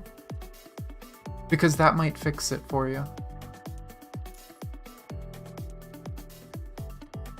Rose stem. It might have thorns. It might also secretly want you to hold it. Is this supposed to be Vera being tsundere? It all still feels so surreal. Is it because of the intense series of events? Now that everything is finally over, you instead feel like being in a dream. I guess it's not configured for PS5? Yeah, but I mean, it doesn't matter, you just need the PlayStation icons. But yeah, dead zones is something that the software has to handle usually. I know for some games I like setting a really big dead zone if I'm going to use the controller for it. Just so that it doesn't move unless I really want to move in that direction, like fighting games is an example. But yeah, hopefully there's an option for Android. A few days after that, Babylonia sent the support force and engineering force to Venus Splash Park's vicinity, and in the end they found no ascendant traces in a 300-kilometer radius. They must have gotten what they came for, said President Hassan, but what did the death of Shomei and all events surrounding the Venus Splash Park accomplish? Perhaps only time will tell. President Hassan, like his usual self, laughs it off, saying that he can do the worrying. And as for you all, those who went through this horror show, get some rest and wait for orders. Well, Lucia and Lee are carrying I-beams around, things a human obviously cannot help with. They must be helping out in the engineering force. There's quite a few people I know who play on phone too. Emulator is nice to get the controller and to play it on PC. I personally don't have a phone strong enough to play the game. If I did, I would probably play it on phone too.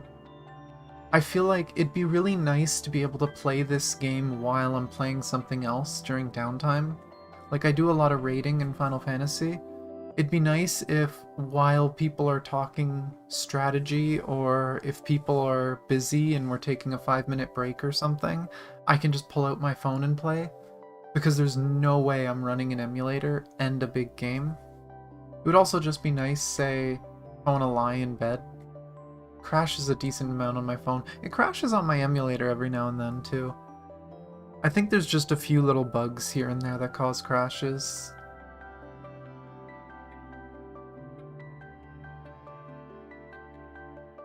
Ayla's arguing with Karenina over something. Kamu, who lost track of Roland's whereabouts, has just been silent. He did not leave, but perhaps a word or two asking if he wants to be here would be nice. As for the rest, they probably went to play. Guess I'll go entertain myself. Well, not like they need help. Oh, someone's on the Ferris wheel. Farah? Farah? Is this the start of yet another construct being interested in the Commandant? Yeah, it's sad that they haven't set that stuff up in-game.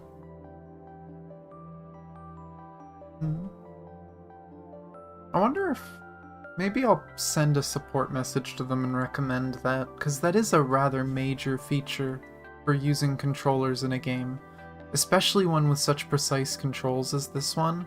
You need to be able to configure your controller properly. What are you doing here? Why can't I be here? It's not like you own this place. What are you getting at? Thanks. Spare the thanks. I just so happen to have an adrenaline shot left, and people I save, they rarely live long, even so. Hearing this, Vera raises her eyebrows as if offended. Guess you really aren't afraid of death.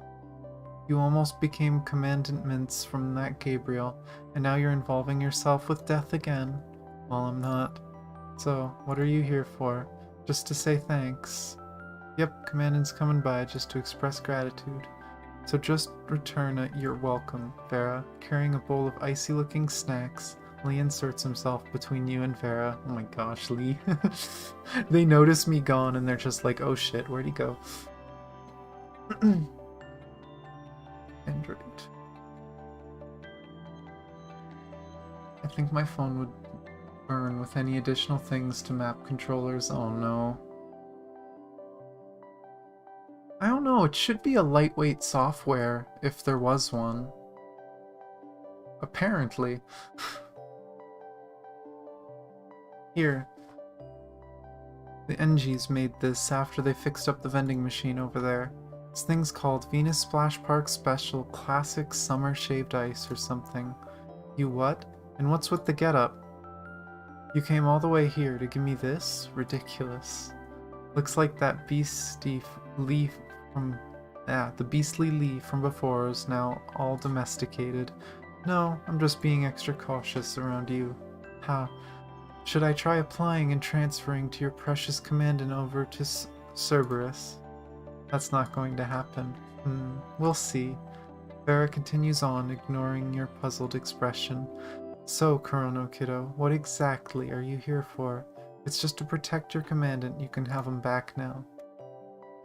Lee stays silent for a while, then he shovels the shaved ice into Vera's hands. Like the commandant, I've come to express my thanks. Regardless of what you're actually doing here, you did save the commandant's life. Not having expected such a situation, Vera pauses for a tiny flicker of time. What's the point of constructs eating something that's just taste and no substance? Since this is human food, shouldn't you be giving it to Nim Nim? If I gave our dear injured personnel this, Liv would burn me at the stake.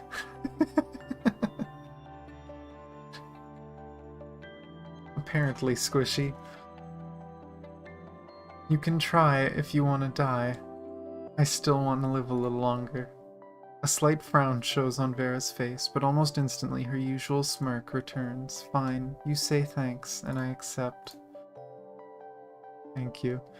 You've really changed, Lee. Alright, alright. Hurry on and get lost now. You're disturbing my peace and quiet. Yeah, it's a really cute scene. And it also kind of showed, because Vera joked about taking the commandant, and I think the reason why Vera is curious about the commandant is she's going into battle because she thinks she deserves suffering, and she's not afraid to die, and she's finding a human that is also not afraid to die, and she's probably curious why. You need lessons in lying. You've never been the peace and quiet type. Guess I've changed too. You turn to leave, but Vera speaks once more. The others in Cerberus will be off on another mission, and I'll be a free agent for a while. Nicola's orders. Before Cerberus finally gets a commandant, the higher-ups will likely be having headaches about where to settle us jinxes. Eeny meeny miny mo, I wonder which squad I should go plague next. I wonder. Oh, I wonder. Yeah?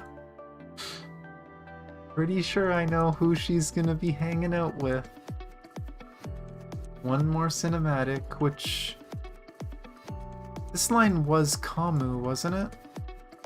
Damn, Vera got the best portraits. I mean, this one? This one, oh, it doesn't zoom it. This one from this scene was so good. They gave her some real good pictures. That's right, we haven't forgotten you. Or is it going to be about Kamui instead of Kamu? Nim, do you have a moment? Yep. Regarding both the two separated consciousnesses, though minute, they both display stability decrease over time. Whether it's because of the effect of Tenebrion or something else, this kind of continuous decline is not a situation we'd like to see. The only solution we have right now is to send Kamu back to Kamui's frame occasionally, while keeping a close eye on them. We believe this will restabilize both consciousnesses. Can't help it then. As for Kamui, what's the matter with him? What's the matter with him is he is Kamui, and he's probably driving the scientists mad.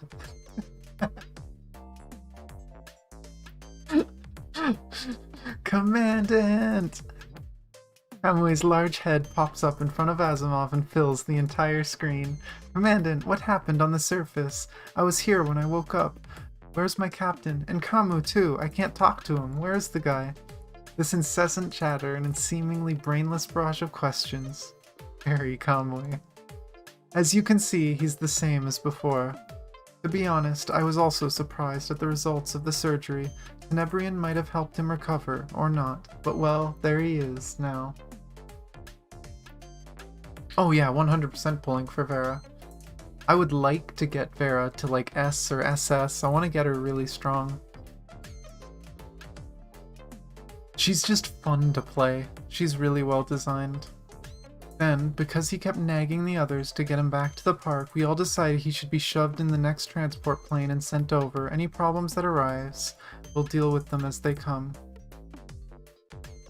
Right after hanging up, Nanami and Sophia catch you. Commandant, look at this. Oh, they got him a new outfit too. His costume. I'll probably buy this eventually, it looks really badass. Putting aside where the two found this outfit, how did they manage to get Kamu to wear it? It must have been the battle of centuries. What's going on here? Nanami is saying that... shh. Then, as if realizing something, Kamu turns and leaves. He looks angry. Bye, we'll be going. Have fun playing, Commandant. You might have just been overwhelmed by this stream of events, but you find Kamu's expression is a little off. Is he gonna reach out with Inver device? And with this, the memory transfer process is over. You should be waking up now. What's going on here? Don't panic, it's just an electromagnetic restraint. I'm talking to you through the airdrop cabin's private channel. You people can stop being so wary of me. I'm not about to make enemies of you. Same here. If you don't believe me, then just let me out on the surface, and I'll find a way to live on my own.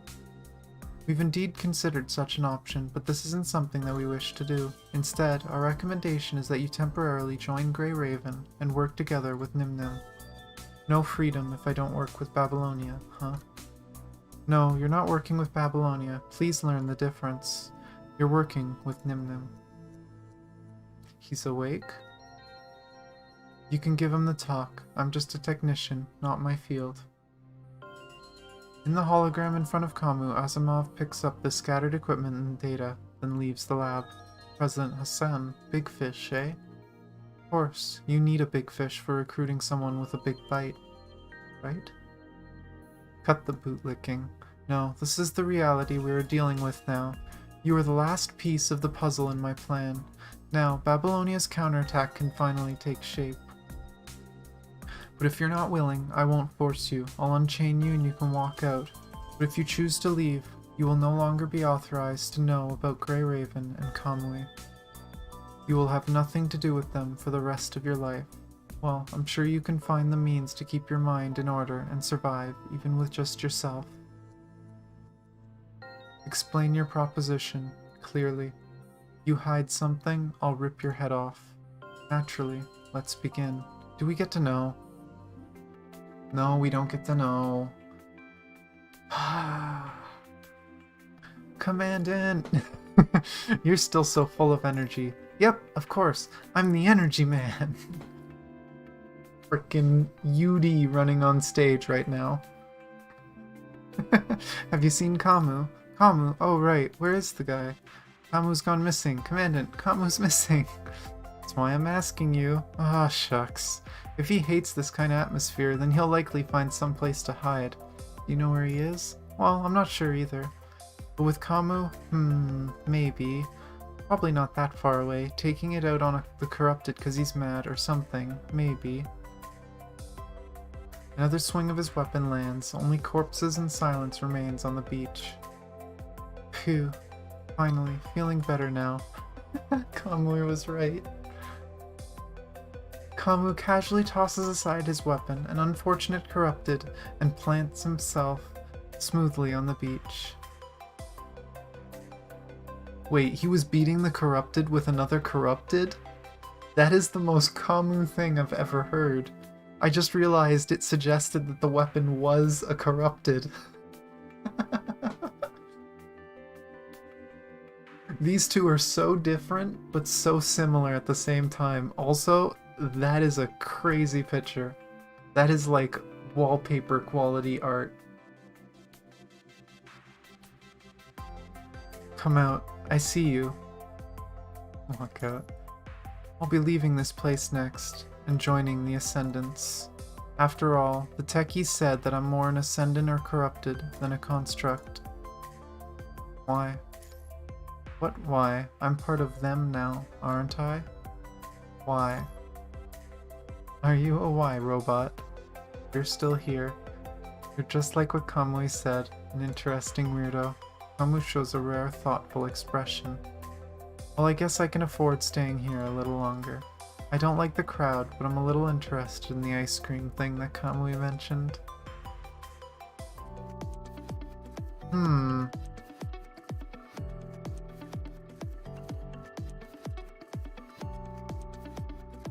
He asked him to join Grey Raven, and then he's saying that he's going to join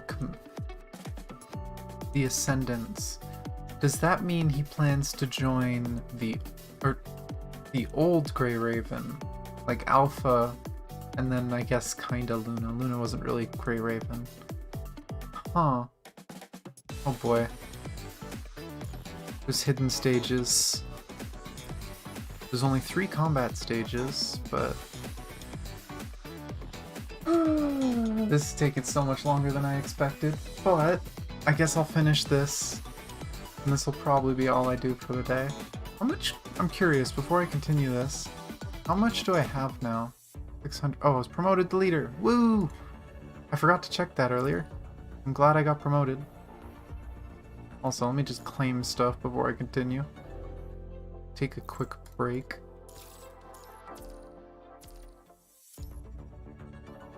I'm surprised I didn't even burn through all my stamina. It was just all cutscenes. Oh geez, still not enough. I'll have to run stuff after.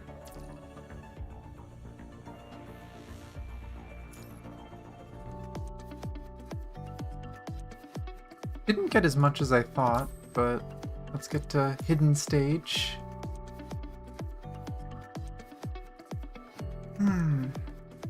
Yeah, I might save then, because it is a week until Vera comes out, so definitely pulling Vera. So I'm gonna have to save up some of my currency to make sure I get her. He has to go undercover. Yeah, it's kind of what it sounds like, but I don't know. Let's see, the sound of anxious back and forth pacing fills the research room deep in the facility. Wait, deep in the facility? Is this still talk about someone? No, it says Shome here. What's going on? Oh, and there's the line there. The sound of anxious back and forth pacing fills the research room deep in the facility. Thankfully, we all get a free Kamu, so you can use them whenever you want. It's been too long. The dimly lit room, the interior flickering under the weak jaundice of lighting. To the ascended Shome, however, brightness has long since lost its meaning. In the middle of the research room lies writhing mechanical remains. Some are missing limbs, some have their torso replaced by monstrous-looking ones, some are left with only their heads. Oil, vital fluid, indistinguishable liquids seep from under their bodies. The network of attached pipes are endlessly pumping activators inside, forcing these remains awake, forcing them alive, pumping them with life, making them wreath in sickening madness. They squirm and shift, struggling to drag themselves towards Shomei. However, the cable's tubes attached to their bodies stop them from ever reaching him. Unending hisses and wrathful thrashes of the corrupted erupt from the back of the research room. The electricity traps on the wall flicker and burn their bodies. Their limbs burn, disintegrate, but regenerate. Bit by bit, they repeat this cycle over and over, all to break through this wall and reach the research room. Why? Because Shomei is in the center of the research room, and his hand holds a shot of the punishing virus, flashing with scarlet electricity. This place should be a familiar sight, but Shomei's heart twinges with unease. 72 hours have passed. He would never make such a mistake. All my event stuff? Maybe. For safety's sake. Shomei turns to the console behind him and quickly taps on the screen. Experiment record 70412. Experimental Ascension Bodies Batch 70411 failed. The initial Ascension net filtering is too much for the current experiment and degree of modification. The impact still cannot be alleviated externally. Shomei sets the injection aside. He clears his throat before he continues. As expected. Based on the initial reactions of the subjects, I'm walking on the right path. Given the right environment and some fine-tuning to the mod data for the corrupted host, I will definitely succeed. Alright, this should do it for the final recording. Begin data export. Export command received. ID verification, Dr. Shomei. Authority level, EX+. Beginning export procedure. The console hums as it runs. Shomei walks past the carnage in the room. Experimental subject number 65018 lasted a long time in the first filtering. He gave me good refitting materials. Experimental subject 63901. This humanoid was made from the constructs of the same squad. They were all good raw materials, but it's a pity they still couldn't survive the first filtering after fusing them. The scenes flashed through Shomei's mind. Every single experimental subject taken apart, studied, forced to connect to the Ascension network. To Shomei, all of the subjects are like his medals of honor. Data export complete. Hearing the system beep, Shomei returns to the console. He stows the ejected black cube on himself. Mechanical noises ring out from where he stowed the cube. When the noise finally dies down, Shomei straightens his clothes and moves, checking to see that the cube's not affecting his movement. Even the most wonderful of times must come to an end. It's time to say goodbye to this place. At that, Shomei enters the terminal command on the console. Several mechanical arms appear on the walls as the command is executed. The arms dance about the room, dismantling all the machinery, one by one. Soon, the barely alive mechanical remains become piles of metal scrap. After a burst of buzzes, the console and all its mechanical arms fall silent. Seeing the research room taken by silence, Shomei pushes his glasses lightly and leaves. So he was trying to find a way to make the Ascension network more accessible, I guess? So that more constructs could connect to it, not just certain advanced ones? Shomei walks alone on the main path of the research facility. Suddenly he stops at a T-section. Long time no see, Shomei. Ah, you actually came over. Didn't you used to look down on my research? You're the same as ever. The speaker steps out casually from the back right corner. He rests his chain blade to one side and lazily leans against the wall. You seem different from before. I did go through a lot in that city after all. You did, didn't you? Judging from the data reports from Kulong, there were quite a few accidents, but overall we consider it a victory. Ha, all your time was spent holing up in labs around the world, messing around with your pointless research. Almost forgot you're an ascendant. You're mostly right, but I must get one thing clear.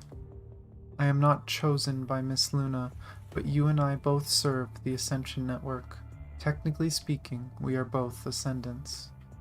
You're becoming just like Gabriel in your pedantry. Shomei is about to protest, but resigns when he notices Roland rambling without a care for him. So Shomei merely shakes his head and begins to walk again. I'll listen to your rambles after I come back. I have new research task on hand. Roland pauses and looks at Shomei. I take it you aren't coming with us on the next mission, then? Naturally, my research is what made me live through the filtering, is it not? Is that so? Which reminds me, how's that device you asked me for working out? You didn't seem to have used it in front of the others. Remember to send me the data after you use it. After all, I'm just a researcher with zero capabilities. All this killing and fighting, I'll leave it to you professionals.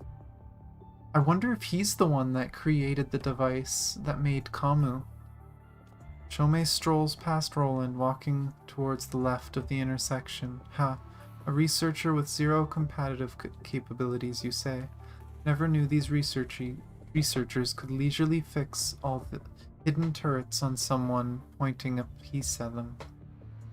If you really wanted me dead, I'd be long dead before all this turret business.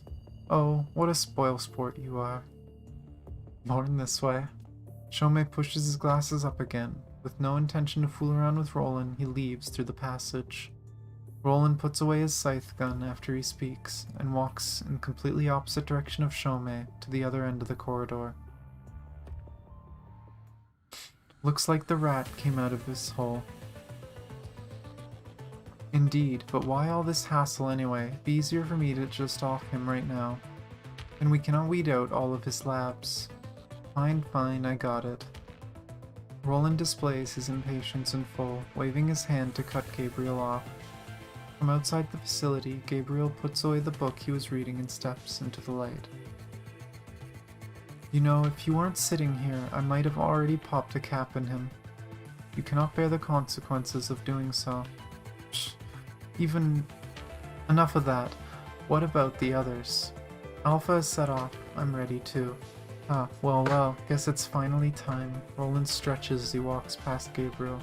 Gabriel turns to face the research facility, removing his hat in salute. He returns the hat and catches up to Roland. A loud explosion booms from behind and the research facility collapses in the blast. The heat wave sends the coats of the two fluttering wildly. Now then, let the game begin. So Shomei was studying Ascension, and the Ascendants are worried that the humans are gonna find that research, I guess.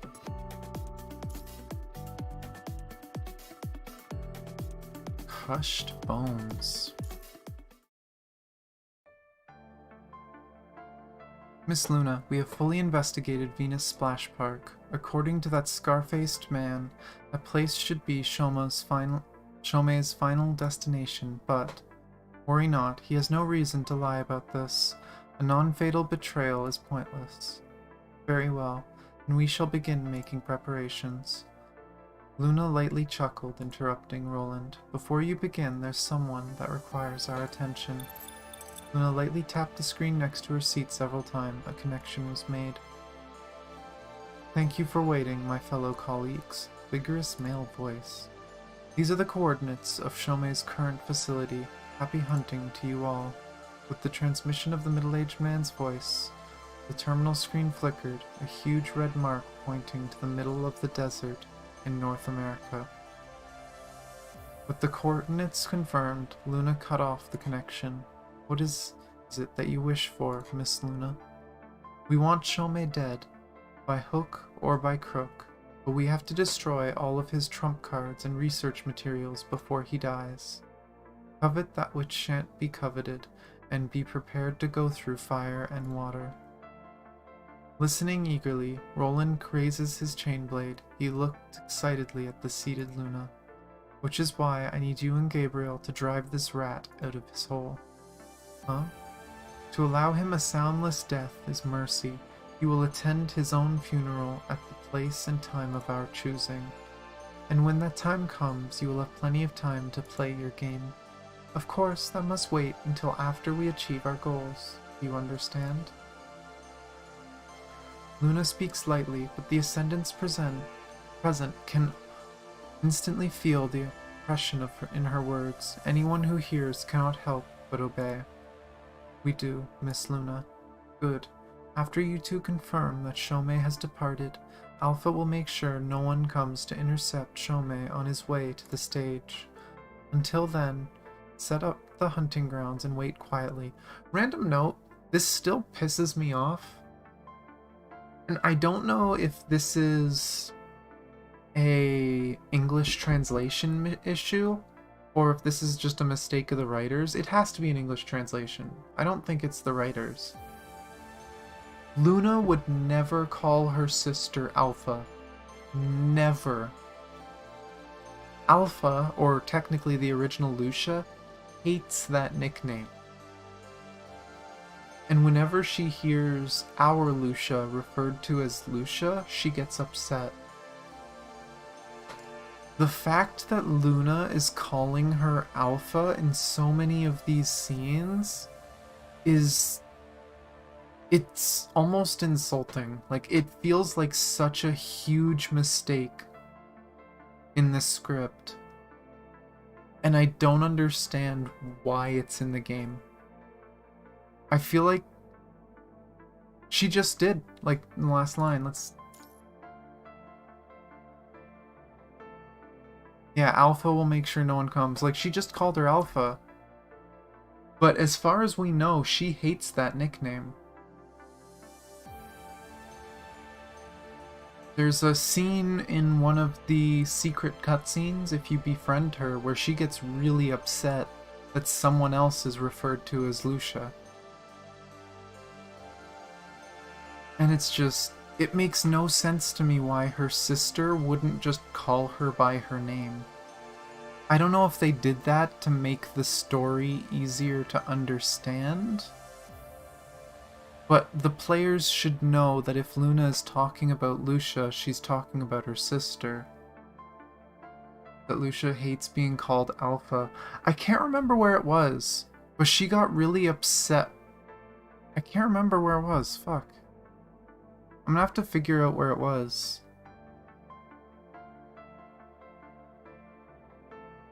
But I also believe Alpha was specifically a Babylonia term for her because they didn't know her name. Or I guess they knew her name, they didn't want other people to know that they knew her name.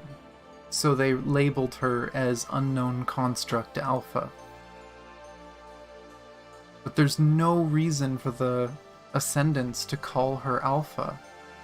It just makes no sense. It's the one loop, it's like the biggest issue I've seen in the story that I don't understand. Damn it, phone. Stop. But yeah, it's never been explained why the Ascendants call her Alpha, why anyone other than Babylonia calls her Alpha. I mean, hell, even Lucia called her Lucia. Right? Like, it makes sense that it would piss her off, though. Yeah. And I know, especially hearing our Lucia called Lucia especially pissed her off, because it's her name. But yeah, I don't understand why her sister wouldn't just use her name. It's so confusing. I'm kind of curious to look into the Chinese script and translate it and see what name Luna uses for her. Because if in the original Chinese script she's just referred to as Lucia, then that makes sense. That just means the translators are making the mistake. And maybe I should just send in something to them. It's like, hey, did you know you made this very obvious story mistake? But I don't know. It just upsets me. It almost makes me feel like Luna doesn't care about her sister as much as we would think. And it makes me question that part of the lore. But then I also wonder, is it just a translation mistake? So, I just don't know what to think about it. But I think she's called her Alpha like 3 times in this story. I've noticed it earlier too, but it's just so weird seeing it all the time. Lamia.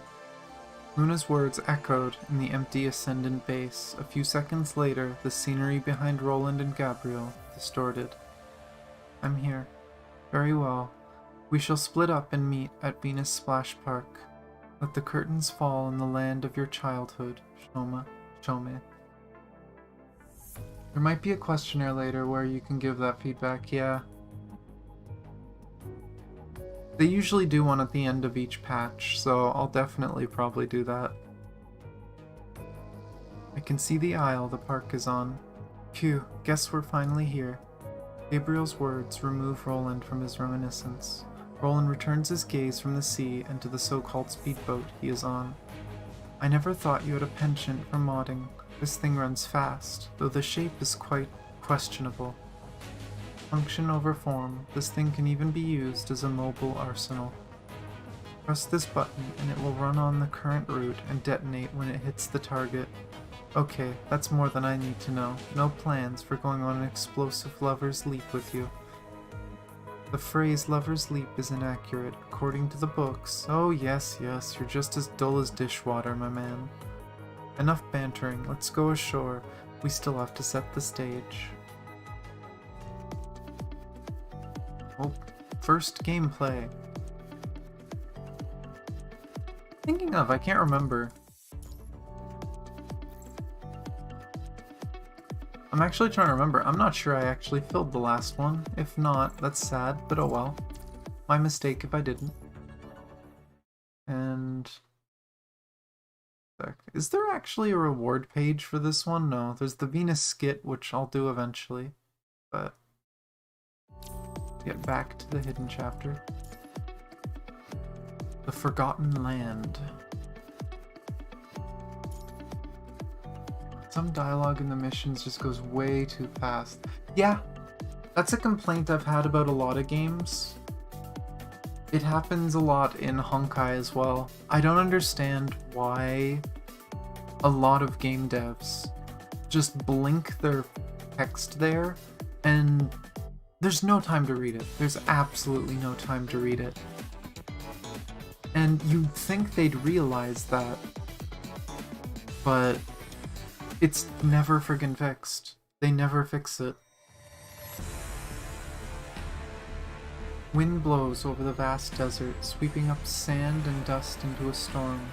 In this weather, it is as if the desert is covered by a thick layer of fog. A cacophony of engine noises cut through the mists of sand and dust. As noise approaches, a white-haired girl in red bursts out of the sandstorm on a black motorcycle, leaping into the air. When the girl on the motorcycle slams heavily back on the ground, wheels sending up a shower of sparks through the emergency braking. Prominent black tire marks trail out behind her. I just realized I still have the music louder from when I turned it up earlier. I turn it down just a tiny bit. There we go.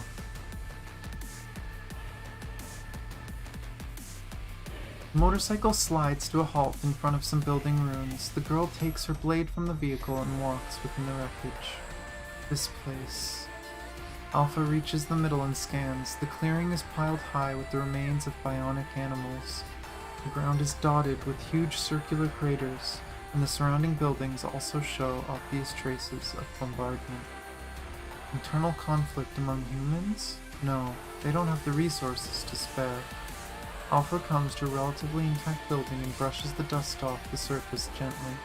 Under the dust is a line of obscured text, revealed to the light of day once more.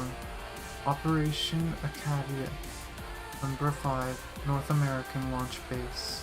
If I'm not wrong. Something seems to have come to Alpha. She turns to the pile of bionic remains and walks over to them. With a flick of her wrist, the haphazard piled remains are instantly disintegrated by her blade. They turn to pieces and scatter all over the ground, revealing an old transport craft buried underneath.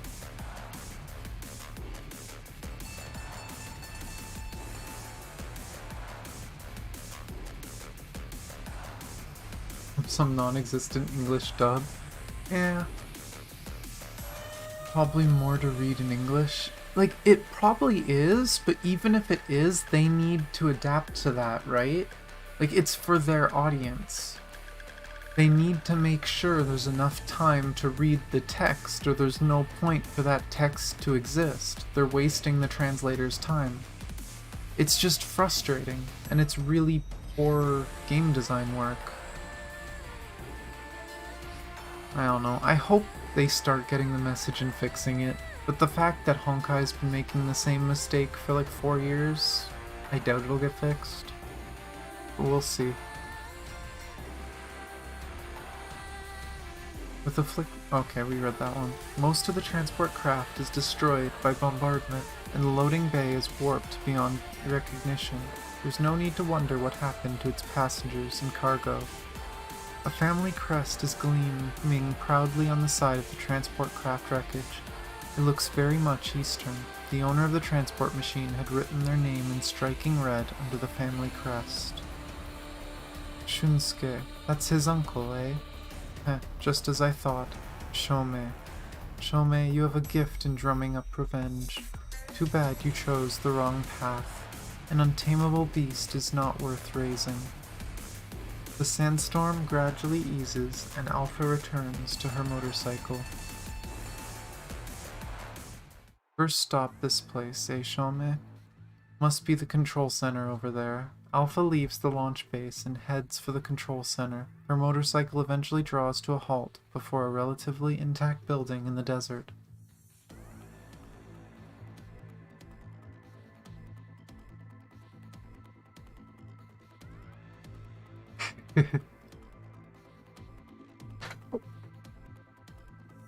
Yeah, that's definitely happened sometime too. Tracks that are bright as day, huh? Looks like that Scarface didn't teach him the tricks of the trade. Part of that too, though, is how they present the characters. They try to give them a personality in each region. And I'm sure some of those personalities are slightly different based on region. A good example of that I can think of is in Genshin, where Hu Tao is supposed to be like spooky cute and a bit quirky and weird. And in the Japanese and Chinese, and as far as I know the other languages, they nailed it. They got like that Addams Family vibe for Hu Tao, and I love it. And then, yeah, Nanami is probably the worst. And then Hu Tao in English, they got this almost like seductive voice actress for it. And I get what they were going for, but it doesn't match the original personality of the character. Like, I can't stand using English because I love Hu Tao. It's my favorite character. And the personality just feels wrong. It's the same thing with, what's her name again? Shinyan, the rock girl. Where she's like a country girl in the Japanese and Chinese, but a country girl is very different in those countries than they are in North America. But in the English, they translated her like a southerner. And it's just so weird. There's a lot of weird translation choices that companies make like that. I feel like Nanami is one of them. If you guys didn't play the beta, you lucked out. Nanami was even worse in the beta. It was the weirdest thing. She was just a walking meme. They just threw as many weird memes on Nanami where it didn't even seem like she had anything important to the story. They were just throwing a meme on every line. That'd be interesting if you could do that. But then it'd get a little weird sometimes hearing different languages. But, eh. Most games, the dubs are all good. There's usually only like one or two characters I don't like. Like I said, Genshin, I can't stand English for one or two of the characters. In Honkai, I just really love the Chinese dub, so I just use the Chinese dub. This game I've really loved the Japanese. There's a few characters I prefer the Japanese over the Chinese. Like Karenina especially, I really like her personality. After parking her motorcycle, Alpha strolls forth to the main door of the building. She's about to enter, but suddenly pauses. Walls and the door rust don't match up. Looks like this place gets frequent visits, not just from Shomei. Alpha circles to the side of the building. A pile of supply crates in the shade, hidden in some dry bushes, greets her eye. Food reserves for humans, heh, and this little toy. Alpha sneers and hovers her blade before her. Through the reflection on her blade, a thin, nearly transparent line can be seen hanging in the air. Old military trip mines. Looks like this place has been run over by parasites. This is first made. Huh, really? That's interesting. I've heard about Reverse. I haven't watched anything about it. I know Chaotic was looking at it a lot. I missed the stream for it. Maybe I'll have to go check the VOD. God, I miss Chaotic. I haven't been to one of his streams in a while. His streams always line up at really bad times for me, whether I'm raiding or, you know, there's 10 other people streaming. That does is Dark Souls. Does Dark Souls work that way? That's interesting. Footsteps tip-tap from across the door. In one swift motion, Alpha stabs her blade into the wall and smoothly vaults over to the roof of the building. How's the situation in there? The Ascendant who barged in is under control. Why would an Ascendant pop up in this place? You know, beats me. They're still interrogating the guy. Mr. Watanabe told us to issue a rally order to the nearby bases first, just in case. Alright, then I'll go check the situation inside. The remaining members of Squadron 2441 are also on their way here. Got it. Oh yeah, did you ride this bike here, pal? Bike? What bike? As the two Forsaken begin to wonder about the motorcycle in front of the doors, Alpha leaps down from the roof and swiftly knocks the two out with the hilt of her blade. Now, our star can't be held back by the paparazzi. Oh. Retracted a few messages there. Made in Japan, but is only in English. Okay. There's a few games from Japan like that. It is definitely interesting. Makes you wonder why they did it that way. Alpha sheaths her blade and walks inside the control center. Countless Forsaken members stream to and fro inside the building. Alpha is lurking in the shadows, observing the situation in the main control room. In this dimly lit room, Watanabe is pressing a dagger firmly to Shomei's neck. Several soldiers are by Watanabe's side. The equipment they carry and the war-worn armor they wear are evidence of their status. Exonitas, one-eyed, one-eared, one half of his scalp left. The backbone of the Squadron 19, a man who only gives up in death.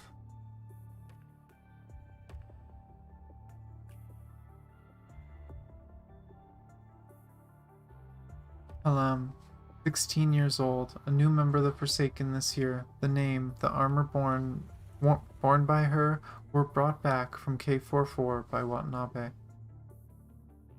Watanabe thought of leaving her behind. She hit a shot from 2 kilometers away. Still a small lass, but unlikely to meet the same end as her father in any due time. Clark, old soldier, old bones, jack of all trades. Take him with you and you can make friends with any faction.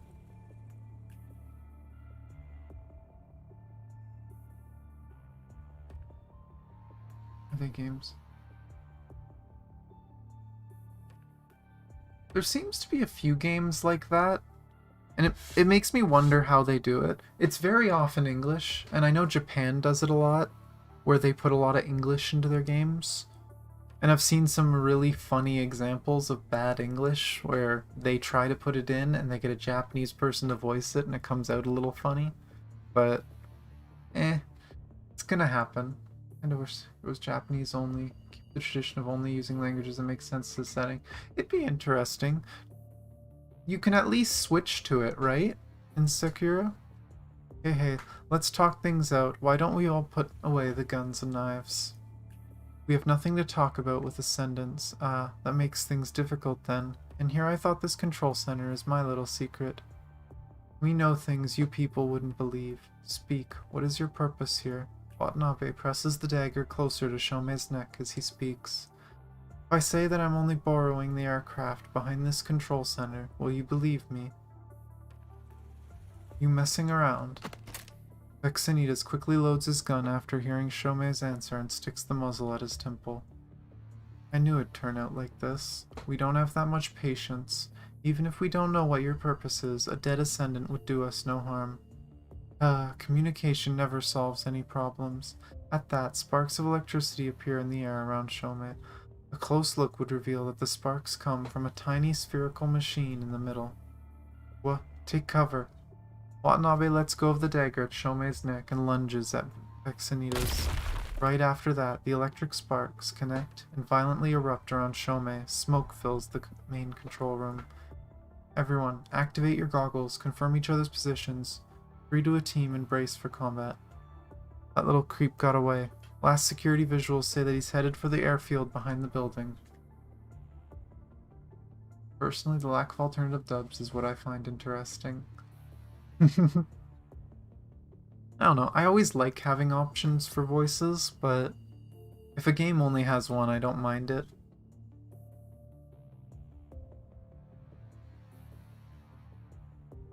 Go after him. Yes, sir. The Forsaken rush out of the building, but the fighter plane piloted by Shome has already taken off, leaving a light blue trail of flame in the air before disappearing into the sky. Ride the other fighters and go after him. Yes, sir. That won't do. As the Forsaken are about to board the fighter aircraft, a red figure sweeps past them. Red figure presents herself before the Forsaken. As she halts, all the aircraft break down into scrap metal. You may not go after him. It's you. Long time no see, I guess. I'd rather never see you again. And me, you. Take on a different formation. She's different from the other ascendants. You wish to fight. Looks like you didn't learn anything in Kulong. Shingraven has done a good job making me care about each and every character. Yes, that is something I 100% agree. Like, especially the whole interlude system, how every single character gets a backstory, and you find out where they came from, why they're there. Oh, it's so beautifully done. Like, it's something I've said to some people before. Played any other guy, but the cast seems really small. Yeah, like, I will say this. I still say Honkai is my favorite story. When it comes to any gacha game, or even just RPGs in general, I don't think this game is going to top Honkai's story. I could be wrong. Honkai has twice as many chapters, and we haven't even gotten most of the chapters yet in PGR in English yet. But Honkai's story is a masterpiece that's just beautifully woven together, hundreds of chapters of manga. It's so well done. But even though it has a really good story and the character development is really good in that story, the character development in PGR is just the best I've ever seen. And the backstories and learning about the characters and just getting you to care about the characters, it's so well done. Even if the story is a bit confusing, even if the story isn't as good, the people in the story are just so good, I can't help but want to play and care about more. They did a really good job of just making you want to know and care about the characters and even the villains. Like, I don't want to see most of the villains die. I want them to survive. I want to know what their motivations are. Like, even Ku, or Chu, whatever you want to pronounce it. Like, unfortunately, it seems like she died. I have a funny feeling that maybe she didn't actually die. She just collapsed and we're probably going to repair her or something. But I want to know more about her motivations for wanting to archive the past. There's so many characters in this that I'm so curious about. They did such a good job with that. And I'm so curious to see more of them and to learn more about the characters. It's just such a more personal game than Honkai, where Honkai is a really well-written story. Because of how the commandant works and feeling like you're actually in the story, I just love it. Yeah, the villains are really well done because they don't feel like villains. It's the same thing Final Fantasy does, where like the villains don't feel evil. They feel like they're doing the right thing from their perspective. And so then you wonder, am I on the right side? And that's such a good way to write characters and to have the player questioning themselves. It's such a good story. Even if the actual bulk of the story does seem really random, like we just went to an amusement park to try and rescue an enemy to figure out what he knows, and we failed. Like, the story of today's wasn't that good, but it was good enough, and it showed the characters really well.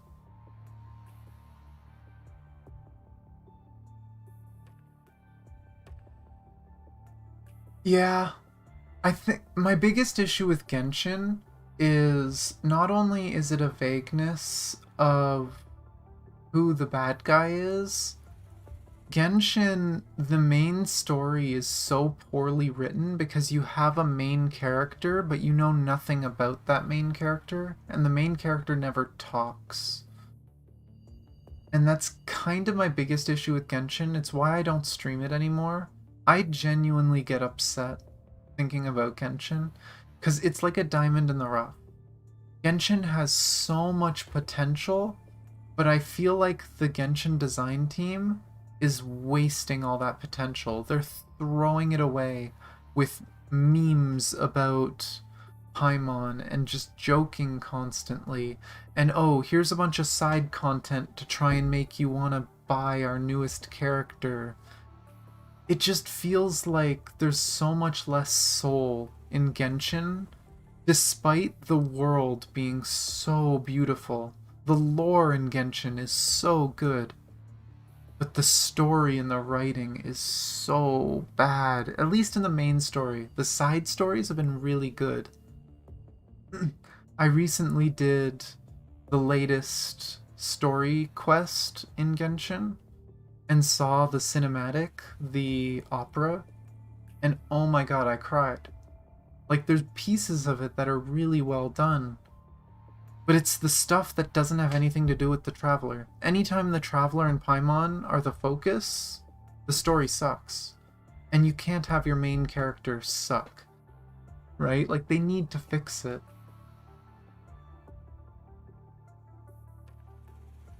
Yeah, the Commandant definitely seems to have a backstory. Even in this chapter, it seemed like it was showing some backstory, but I'm curious to know more about the Commandant.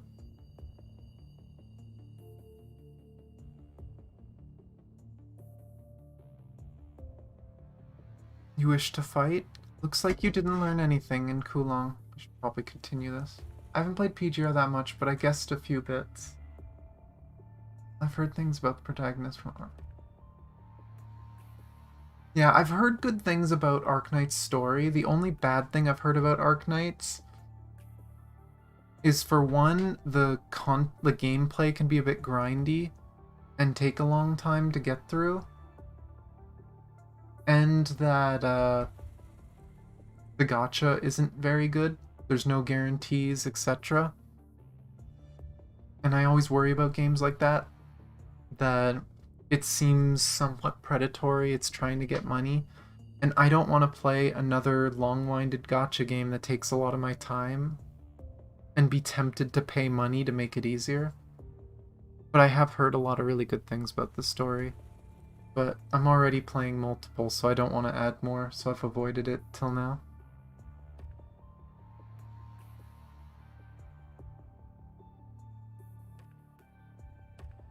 But yeah, PGR is a really good story. If you go and look through all the interludes and you pay attention to the story bits that are there, it's a really good story. Unfortunately, some of the story is missing. I believe they're gonna add it back eventually. Like the whole alpha event is gone, but I think they're gonna add that as an extra chapter in the future.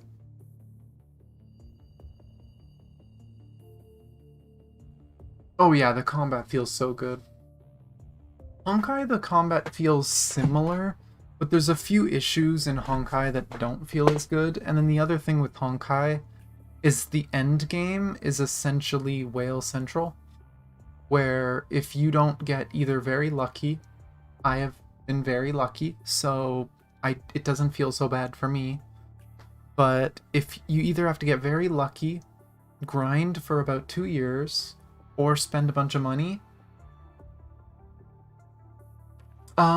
There was a side story that happened when Alpha came out on the first patch of the game, where the commandant went to the Arctic. They went north and met people. That part of the story, as far as I know, isn't in the game right now. But it's where you first learn a lot about Lucia, Alpha Lucia. And it's also where you meet Rosetta, the like purple centaur construct who has the ability to turn into like an angel, who shows up in some of the other stories. Those characters, the fishers, the people of that town, as far as I know, they don't show up again in the story until much later, like chapter 11 or 12. So hopefully that gets added back to the game. I did stream that, as far as I know. That would have been back in June or July. I think it was July. So if you're curious to see it, you should be able to go back far in my live stream VODs, and it should be there. After a few months with that controversy of the novice missions or whatever they were called seems super exaggerated. This game is hella generous with black cards. Oh yeah, it's very generous. Like, the reason why there was a tiny bit less is because they gave us a free skin. And I can understand that, right? The free skin was originally I think it was something like a pre-order bonus, or it was like a beta player bonus for the Chinese server. But because the beta was very short and there was very few players on it, they didn't want to limit it to that. But yeah, it was just some silly drama. And I mean, that's what people do in gacha communities, right? They complain and try to get everything they can, but this game is so generous. It's the only game I've seen that you should be able to guarantee every single new character if you save all your free currency for it. And that's assuming you go to pity every time. I have never hit pity. So I have been able to pull extra weapons, I've been able to pull extra stuff. But yeah, there's just so much.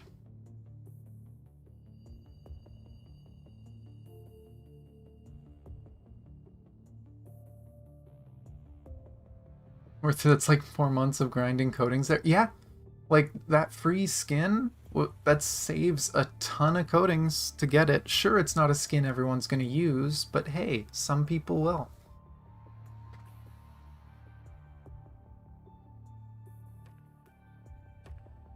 But yeah, as far as I know, I have streamed everything PGR except for the pre-patch content. I don't think I streamed the pre-patch for the last 2 patches. They've basically just been like one short cutscene. The one from 2 patches ago was showing the new Ice Lucia when they were testing it. And then the last one was the Ascendants arriving at the beach island, talking about how, oh, their plan is going to begin. And that's all that happened. They're really short and it doesn't really tell you anything about the story. That's why I haven't been streaming them. Oh no, you've hit pity every time. Oh, hopefully that ends with the next few. I mean, currently it's an A rank, but hopefully next patch, when the next S rank comes out, you break that curse and you don't have to go to pity. I wish you luck. Also the first mobile game I've spent money on too. Wanted to grab Alpha and Bianca's 6-star weapons. Yeah, that's fair. And I mean, honestly, if you enjoy the game, it's worth putting some money into. I've put some money into this game too. And a while ago, my partner asked to get me a present because they got a job and they had the money to buy me something. And they got me a skin in the game. I got the skin for Alpha because, again, I like the game. I'm willing to put some money towards Kuro. They deserve it. Let's see if we can get through this story. You wish to fight. Looks like you didn't learn anything in Kulong. Quite the opposite. We bear the past within us, which is what gives us the courage to battle. Yeah, I'm pretty sure next is Rosetta. I can actually check that for you if you like. I have that open. Here it is. Vera and Kamu. Yep. Rosetta is the one that's coming next month. She's going to be physical tank. And as far as I know, she is absolutely broken. She is a must-have tank for Alpha. So she will replace using... Why am I brain dead? Using A-rank Nanami. Although A-rank Nanami, as far as I know, will still be good for the one-shot strat. But Rosetta will overall be better for most things. And then the patch after that, we're going to get Chu as a Transcendent, just like Kamu. She won't be free though, you have to pull for her. But it is only 10 pulls to guaranteed get her.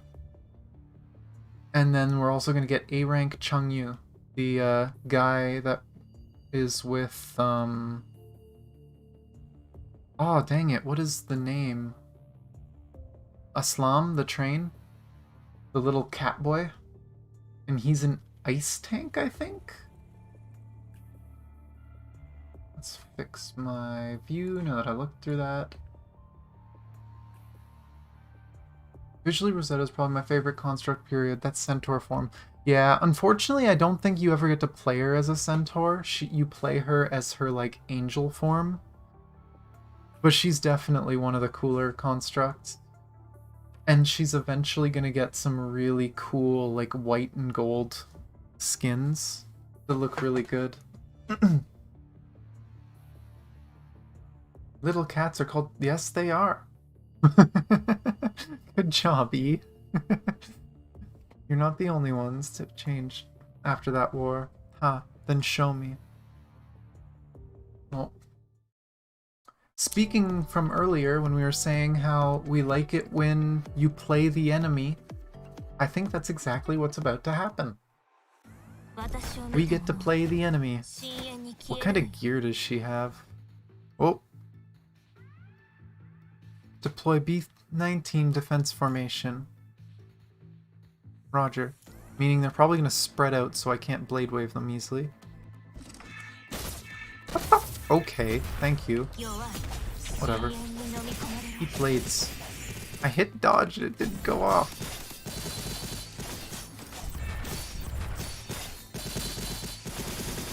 There we go.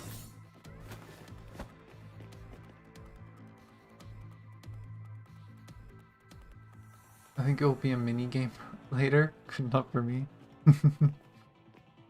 Yeah, there's a lot of good characters coming out.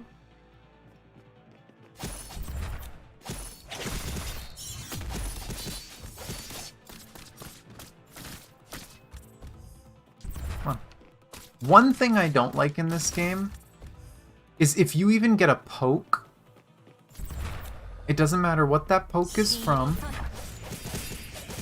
You are CC'd and cannot push buttons except for change character until the damage stops. Which is okay when you have a team of 3, because that means you switch characters and dodge with that character. That's the whole point of the system. But when you only have one character, it's just like, well, I guess I'm about to get hit 50 times because the game won't let me push buttons. I really wish they wouldn't have it be like hard CC for any attack. It's really annoying. Alpha vs. Rosetta isn't the first time I saw this game, like a year before PGR. Yeah, she was 100% designed to be like a Virgil clone. To be like, the nickname in the community is that she's Virgil's daughter, and it's so well done. She's definitely one of my favorites, which is why she was the first S rank that I got to the double S. Not bad. Go on. Alpha lunges at Watanabe. Watanabe crosses daggers to block Alpha's perforating thrusts. What are you people scheming again? Well, just a mere hunt. A hunt. Quite. You people were just a few uninvited guests. Sensing Alpha laxing from speech, Watanabe rotates his dagger and redirects her blade to the ground. Stepping on a false edge of her blade, Watanabe hops airborne. Oh, my apologies then. Watanabe somersaults midair. Using a downward pull of gravity, he launches a wind-tearing cut at Alpha. Alpha on the ground leisurely raises her blade behind her head, taking on an inviting stance. The blades clash, sparks flash. The two find themselves locked in a bind, but none of them could maneuver their weapons into functional offense. They push off each other to put distance between themselves. A dagger scratch finds itself planted on Alpha's arm. Red vital fluids seep out from the gash. What's the matter? Out of breath? Well, you lot aren't our target this time, though you did cause some trouble for me. You sure you want more? Why don't we make a deal? Alpha points her blade at the Forsaken who have fallen to the ground around her. We call it here, and your companions might make it if you patch them up in time. Ah, nice try. One of the Forsaken on the ground fires his gun shakily at Alpha, but before the bullet could reach her, Alpha casually deflects it with her blade. Clark, take our wounded to the medics. Wise decision. Goodbye it is, then. I still have to make sure our prey is arriving at the right spot. What did that man do? Alpha puts away her katana and walks towards her motorcycle. He chased after a false truth. Under the wary gazes of the Forsaken, Alpha rides on her motorcycle and turns to face Watanabe. Was fun.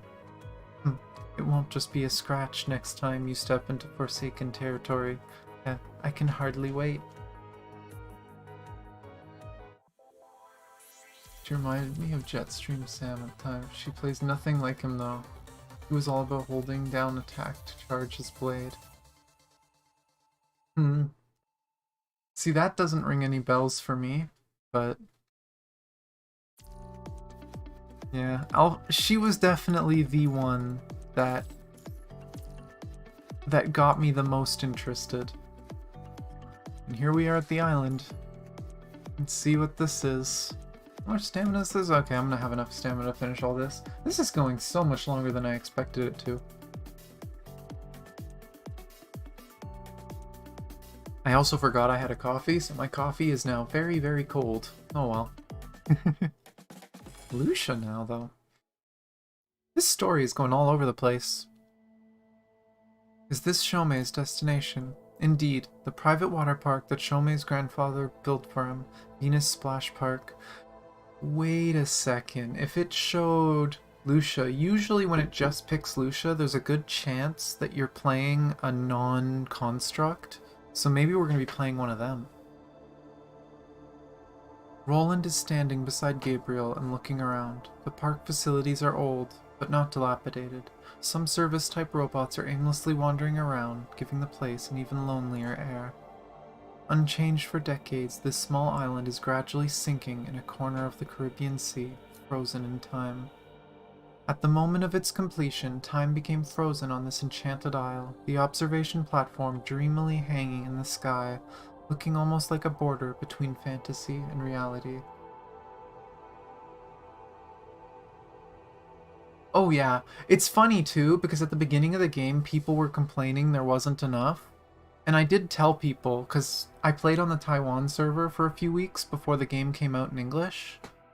And the game does just throw the stamina things at you every day if you log in. You just have to play the game. It's just that the first version didn't have that yet. But yeah, we've gotten to that point now, and now you just have near infinite serum. It just doesn't run out. At the moment of its completion... Oh, okay, we saw that one. Spend time on this island, it is to know solitude, a type of loneliness that dissects oneself from the world. The plethora of facilities planted in the various corners of the island have all become nothing but shards of the past, accumulating dust that is known as history. Venus Splash Park stands witness to the passing time, alone, eternal, waiting quietly for its master to return. Looks like this place never did open, but this place really is, how should I put it, quite full of childish innocence. Almost gives me an urge to defile it. Well then, let's begin. There's more to this water park than what meets the eye. Luna's voice rings out from behind the three ascendants. The three salute upon seeing her, which she dismisses briefly, and begins assigning their missions. Gabriel. Yes. You will handle the energy center that is supporting the operation of the theme park. It is likely that Shomei's purpose in coming here is hidden there. Yes. Roland, I leave setting traps in the theme park to you. No worries, I'll make sure this game goes smoothly. After giving Gabriel and Roland instructions, Luna tilts her head at the huge observation platform in the sky. Lamia, can I leave the air to you? I will try my best, Miss Luna.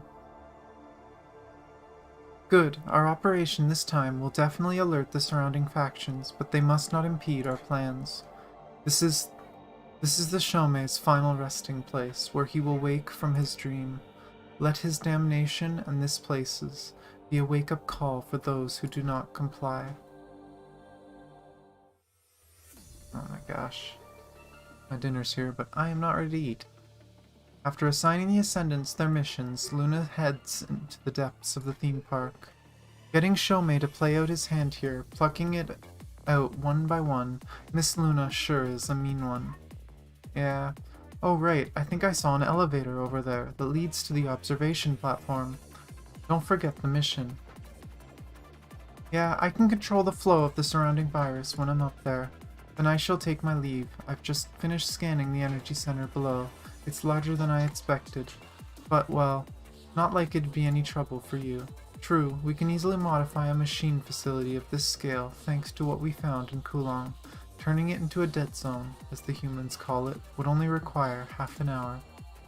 Actually, on my way here, I've already raised the viral density around the island as well.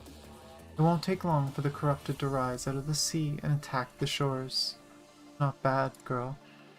Is more meaningful than twiddling our thumbs. Hey, was that meant to be a slight? I'll have you know, I've been seriously ruminating on how to prepare the stage. Or something like that. Oh my gosh. I'll leave the surface to you then. Got it. Go. Down you go. Gabriel turns and marches towards the underground energy center. Roland waves his hands impatiently and strolls inside of the theme park. Are we playing Roland?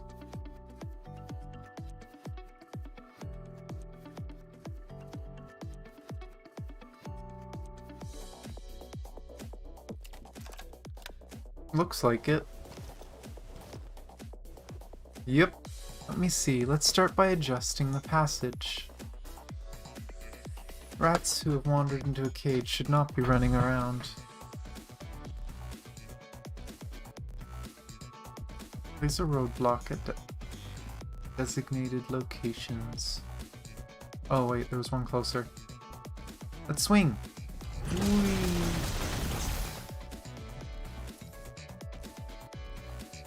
Door's closed. That's all he's doing. He's just going up closed door. Ha! They'll never get past this. Frickin' child. The entrance here is blocked. Oh my god. He put up tape. We'll never get by. Oh no. That should leave only one path for a rat. What do you mean? Trespassers on the park must be dispelled. Oh, I almost forgot about you little guys. Oh, is it just giving us a reason to fight?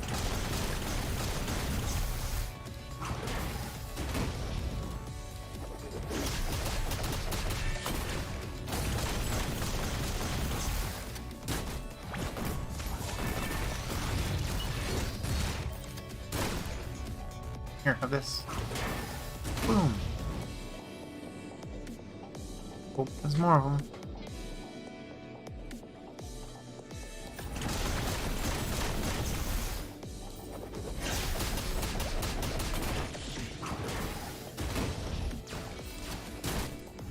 I had a feeling this one was going to survive, but not anymore. Come and accept my modification. More over there? Nope. So he's just gonna infect a bunch of them, that's why there was some of them infected. Oh, there's one over there.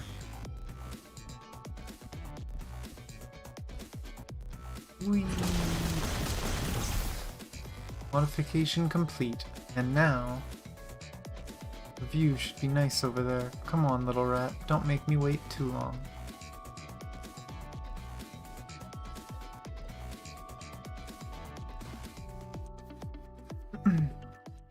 Luna's sitting on a bench in the plaza. In the center of the plaza is a huge shark statue. Under the shark statue is an Eastern-looking family crest with a name inscribed in gold. Sharkspear. Luna is absent-mindedly glancing at a poster next to the bench. It shows a comical image of Sharkspear holding its arms over its head and running away. This shark mascot can be seen everywhere in the water park, from building decorations to souvenirs. What a loving grandfather you have. Luna looks up at the statue of Sharkspear. It is playing children's songs on a loop. Let's play! Sharkspear loves gingerbread man. Gotta say, I really like Roland. From what I've seen of him in the Chinese version, he looks like he's Kratos and Reaper. Kinda. But yeah, he's eventually gonna be playable, so we'll see. I'm excited to see that, but... I haven't looked too much into the Chinese stuff because I don't want to be spoiled. I've already had minor spoilers and I don't want more. With Sharkspear's singing flowing past her ears, Luna arrives before the statue. She touches it gently with one hand and a sanguine bolt flashes across the statue. Incoming connection request. The electronic voice is coming from Luna's bracelet, with the dialer name displayed in the center of the screen. Luna taps the bracelet lightly and connects. The wrap-up work in Kulong is complete. According to the reports from my informants, Babylonia will soon start to collaborate with the ARU on something new. Let them be. Our mission is more important right now. Very well. I hope what you gain from this is all worth the trouble. That'll be none of your concern. Indeed, allow me to apologize for overstepping. I know your ways. Do keep in mind who you use them on. Naturally. All for the Ascension Network. Luna disconnects. The energy center beneath her feet roars, along with the storm of virus swirling madly in the air. Luna knows the show is about to begin. Oh. I wasn't expecting this stream to be as long as it is, I'm not gonna lie. I'm kind of glad we're getting close to the end. I'm gonna assume 1 or 2 more cutscenes and 1 more gameplay stage. But I honestly expected this stream to be no longer than 3 hours, and we're approaching 5. Everything will end here, though a spectacular finale. I ended up getting spoiled in Lucia's memory, getting that. I'm really glad they actually decided to kill off a character, and from what I can tell, stick to it. Yeah. It's weird though, because it's not really a kill. Because as far as we know, technically she remembers. But to her, they're someone else's memories. It's like reading a book. It's not that she actually remembers. And that was the whole difference. Like, she knows everything the previous one did. Just to her, it doesn't feel like her anymore. Which is kind of worse, in my opinion. I feel like that's a more heartbreaking killing of a character. But I personally didn't get spoiled for that, so I'm really happy that I didn't, because that story quest was beautiful when I did it. I really liked that one. I did get spoiled a tiny bit about something that's going to happen in the future, though, because literally, I only saw an image of a future boss, and I recognized the boss immediately. And so I kind of know something that's coming in the future, but everything will end here through a spectacular finale.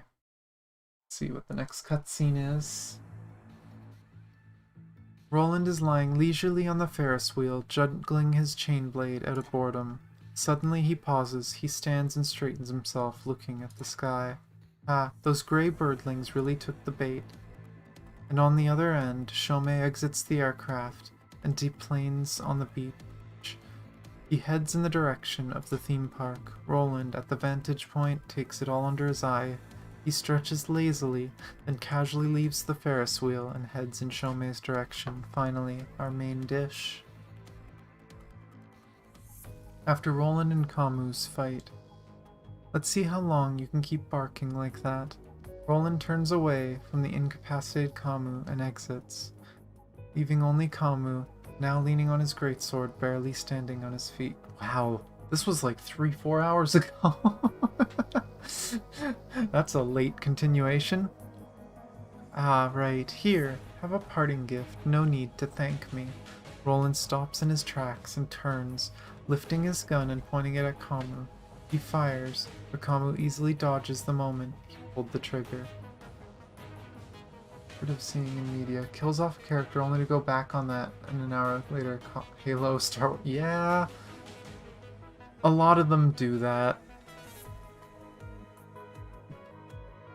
At least sometimes there's a good reason for it, or they do it in a good way. But yeah, there's definitely a lot that will try to pull your heartstrings. It's like, oh, by the way, we were kidding. But the shot was not meant to maim. Instead, a robust-looking chain trails from the bullet. It eats into the wall of the theme park behind Kamu. Bye-bye, bothersome boyos. Roland tugs on the chain rope and it retracts, bringing him out of Kamu's attacking distance. Roland presses a remote in his arms mid-air. Violent explosions flare up all over the park. Phew. After releasing the chain rope, Roland lands inside the theme park. The usual smirk is nowhere to be found on Roland's face. Anger, barely suppressed, is causing his body to tremble. The rest is in your hands, big guy. Violent tremors pulsate from the ground, but even the sounds of explosions cannot drown out the screams of chaotic self-expansion let out by the infected energy center. Looks like Roland has made contact with the target. Then our prey should be arriving soon.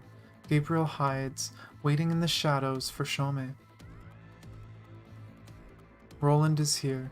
They found out, huh? But no matter, the Babylonians will slow him down. As long as I complete my experiment before he catches up to me, I can turn the tables. Shomei readjusts his glasses, now at the control room of the energy center. His hands are tapping swiftly on the screen, however Shomei soon stills his hands. Production line should have activated right away, damn it. Disuse must have caused a jam somewhere. This won't do, I might not make it. Allow me to apologize, I'm sorry for modifying your grandfather's legacy without permission. Gabriel walks out of the shadows, appearing behind Shomei. What? It's you? Ignoring Shomei's surprise, Gabriel straightforwardly continues. Why did you come here? Shomei quickly scans his surrounding for an escape in silence. Gabriel notices, but decides to allow him to liberty. With Gabriel standing guard before the exit of the control room, Shomei has no place to run. Will you help me if I tell you? Naturally, no. It won't hurt to listen. Besides, you've already turned this place into a dead zone. This saves us one step. It's only done for ease of control and to shut out foreign parties. Yes, but the self-expanding machinery also provide us ascendants with tremendous computing power. With proper modifications, this place can become the highest output factory for machines. You are interested in machine modification, yes? We are all trying to break our limits. You and me, together, with the data I have, can complete the experiment 60% faster.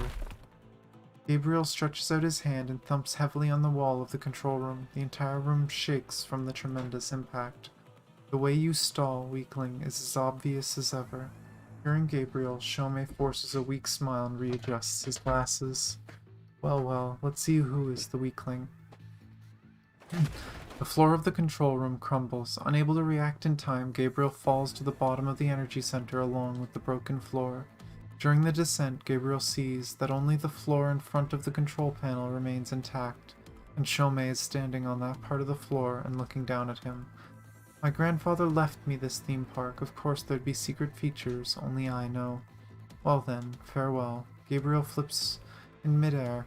Black wings of metal unfold from his back, slowing his descent to a halt. He hovers steady in the air. He then swings his arm and hurls his cane up.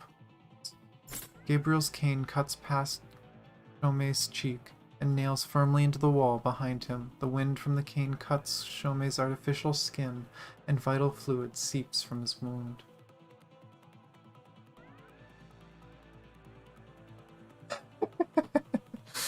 Yeah, it is interesting to see, and it does seem like that's probably on purpose.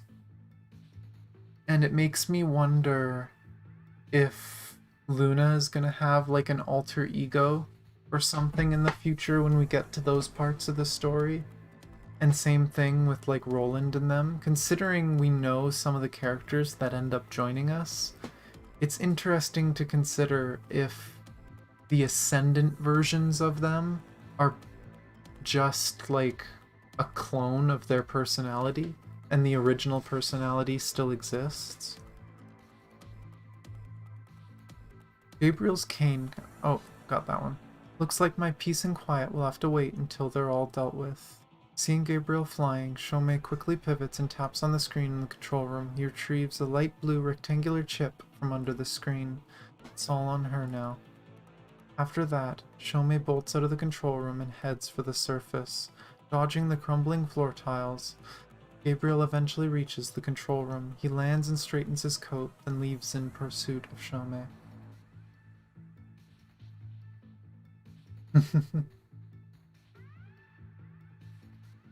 I don't know.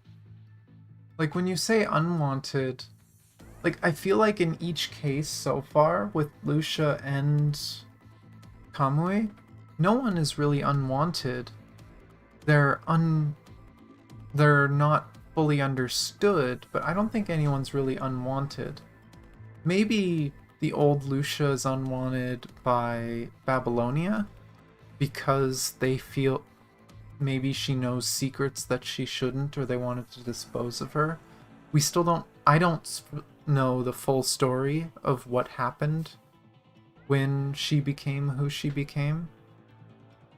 But, like, the Commandant, at least, and most of the main cast don't exactly hate a lot of the Ascendants, and Kamu especially, obviously. They just don't understand them. And I think that's, again, another thing I love about the story.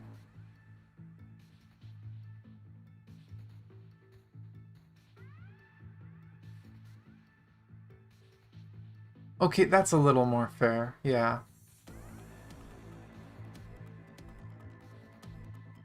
At least for the Lucias, it kind of makes sense. Though I'm hoping it changes. I know I've seen a scene from the Chinese game, at least like some images of it, that look like the two of them talking, and I really hope it's them making up, but who knows? I mean, they're probably going to talk a lot of times in the story. But I would really like it for the Lucias to kind of make up and accept each other for who they are. Because they're very different. They took very different paths. Damn it, the explosion blocked most of the exits. Shomei checks the map of the energy center projected on his glasses. Vibrations from behind him tell him that the traps he set were not of much use. Good thing the elevator up ahead is still accessible. Shh, a quick one, eh? Vert modules activate. Disengage the guard security locks. Go stop that monster. A horde of corrupted pour out from the corridor that Shomei just passed. They all charge in Gabriel's direction. Futile struggle. One of the corrupted launches itself at Gabriel. He dodges by shifting to the side. As the corrupted pass by, Gabriel punches it and hammers it in the wall of the corridor. Then Gabriel plucks a corrupted from the horde and crushes it into a ball. He hurls it at the incoming corrupted. Most of them topple and collapse from the impact. After the corrupted fall, multiple machine guns emerge from the walls in the corridor. Cosmos 9735 HMG. A bullet of this caliber cannot penetrate my body. Gabriel merely marches ahead, allowing the bullets to rain down upon him. Smoke and gunfire fog up the narrow corridor. The smoke soon clears, revealing only tripods buzzing with sparks. The HMGs nowhere to be seen. In the corridor, Gabriel stands still, looking at the escaping direction of Shomei. Everything will end here, through a spectacular finale. Tossing the wrenched out machine guns aside, Gabriel exits through the corridor. Shomei stumbles out of the elevator and quickly taps the control panel to the elevator. Elevator lockdown procedure activating. Lockdown complete. Confirming that the elevator is disabled, Shomei turns and leans on the control panel, slowly crumbling to the floor. Looking around the plaza, everything here, just like the blueprint his father had shown him, the central statue of Sharkspear is playing a preset children's song on loop. Gotta say, this was a pretty messed up plan. Having the dude killed by the mascot of the theme park his family made. Yeah, it was pretty messed up. And I mean, it makes sense why it was so messed up. That they're angry at him. It looks like he was researching Ascension and trying to find a way either to make himself stronger or have more influence, or to create more ascendants. And they didn't appreciate it, so they wanted to send a message. They wanted to punish him in a way that would make other ascendants afraid. And they probably accomplished that. But I feel sorry for the guy to have to go through that. It's messed up. Let's play. Sharkspear loves gingerbread men. After a few deep breaths, Shomei finally calms down. He stands and walks towards the giant statue in the center. Looks like I made it. Next, I just have to activate the statue to buy me more time for escape. Going somewhere? An imposing female voice rings out from behind the statue. It is a familiar voice, and one Shomei fears greatly. Small beads of sweat seep out from his synth skin. Fear instinctively dominates his body. Without a second thought, Shomei turns and bolts. Against Roland and Gabriel, Shomei would still dare dream of a reversal against all hope, but with Luna, only one thought occupies his mind. Run. Why aren't you answering Miss Luna's question? Gabriel somehow is already standing in the way of Shomei's escape route. Before he could even react, Gabriel takes a step forward and launches a blow at his abdomen. Shomei falls to his knees from the blow. Footsteps approach him from behind, and he knows everything is over. Another cutscene. Oh my gosh. How long is this hidden chapter? 67%. Oh, that's just the playable. Who knows how many cutscenes there are? Oh my gosh. I feel bad because I told someone I'd do stuff with them today. I didn't think this was going to take so long. But I'm not going to leave the story part way.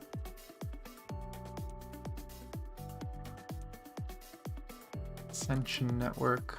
Are we going to actually get answers of what he was researching?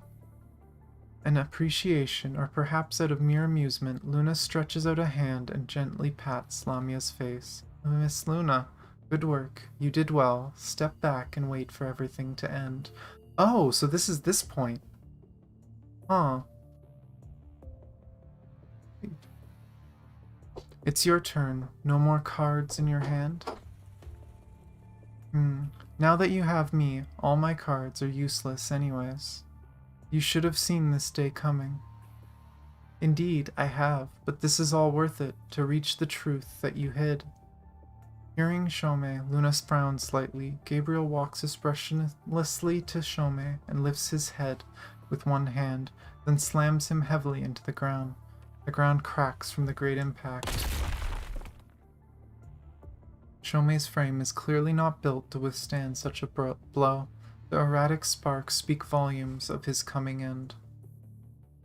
You lack not only self-awareness, but also fear and awe of the unknown. Luna raises her arm, sanguine flashes skirt from her fingers to Shomei's frame. He falls, convulsing violently on the ground. Though Shomei's frame is crippled by Gabriel, he is forcibly held awake by Luna. I still remember. When I was young, my grandfather planted a cherry tree in the family courtyard for me. Everyone in my family praised its beauty. What are you getting at?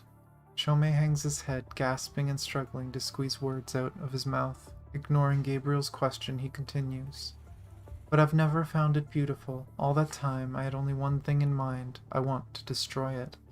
I wanted to see the blossoms fall, pour over the courtyard, or even me, myself, scattering into pieces.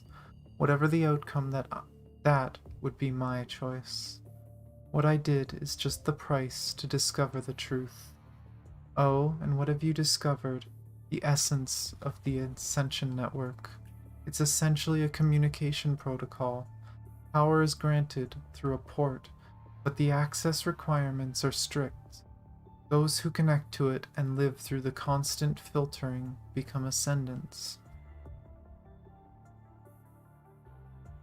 Ascendants can wield the power of the Ascension rings, but they are also endlessly tormented by it, fail to endure the filtering, and they become reduced to a mindless corrupted.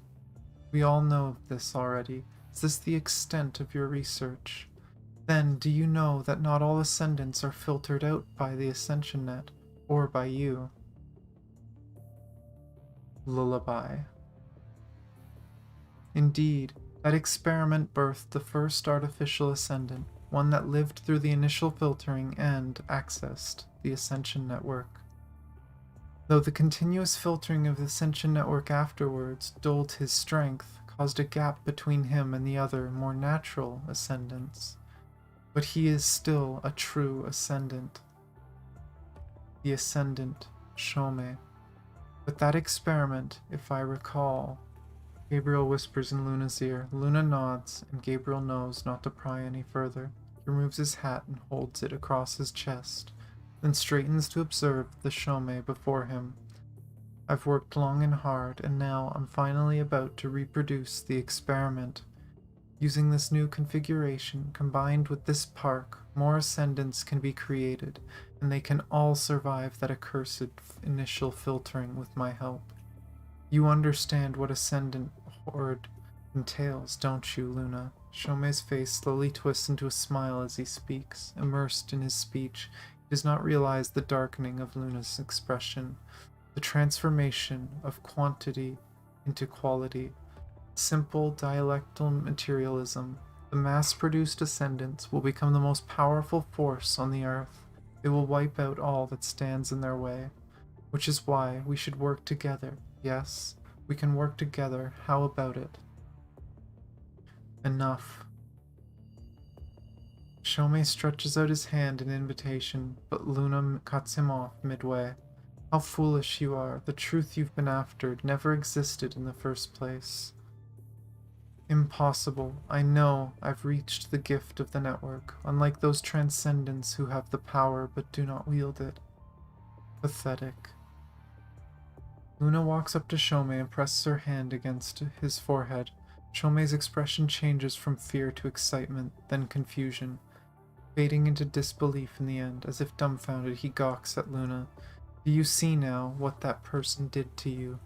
That time, so that's what happened? I see. Then it all makes sense now. Everything has been a foolish dream of yours. Your experiments were castles in the sky. You've been pouring yourself into an abyss. Have you ever considered that you lived through the initial filtering, all because of this morbid obsession of yours? Luna removes her hand from Shomei's head and gives him a disdainful look. Artificial ascension, ha. Nothing but the self-indulgence of a prancing clown. With that, Luna leaves the dying Shomei in front of the giant shark statue. She turns and shifts her gaze at the people of Babylonia in the distance. Another cutscene? Oh my gosh. I love the story, but oh my god, I'm getting hungry. It's torturing me. Luna is standing alone in the entrance of the Venus Splash Park, looking at the beach. Gradually, she opens her mouth. What is it? As if on cue, Roland hops down from a nearby building. His once damaged frame seems to have been punctually repaired. Should we deal with the Babylonians next? I'm ready as always. Unnecessary. We have achieved our purposes. Babylonia playing sleuth here is just helping us clean up. They provide a good laugh, so let them be. Let them amuse us. Very well. While the two are talking, Alpha connects in. I'm almost there. Later than expected, Roland can see Alpha frowning slightly through the holographic screen. Eat up this too. Yeah. It's been a long stream. Just ran into some trouble on the way over. No matter. I'll wait for you at the beach. Sure. Luna disconnects and turns to look at Roland. Gabriel is almost finished on his end. Go meet him. Roger. With that, Luna leaves, heading to her agreed location with Alpha. Roland, for some reason, is standing still. Miss Luna's expression. Is it just me? She's been acting quite strange today. Oh, and here's the last stage. Aw, is Alpha actually gonna wear the swimsuit? It's kinda cute if that actually happens.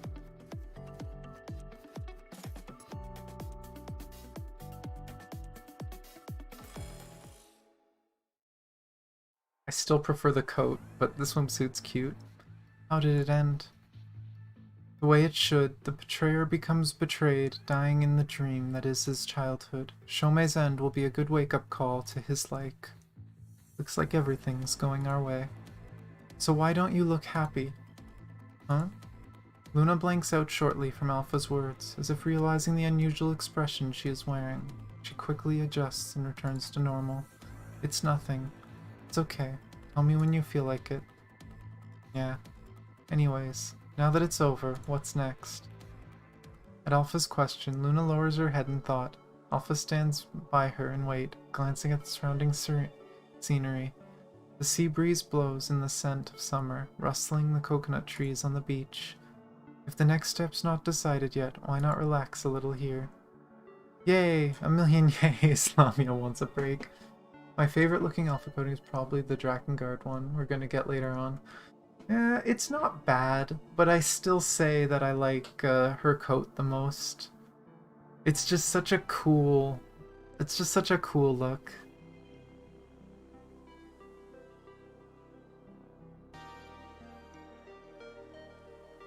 That one definitely has really cool, cool special effects, though.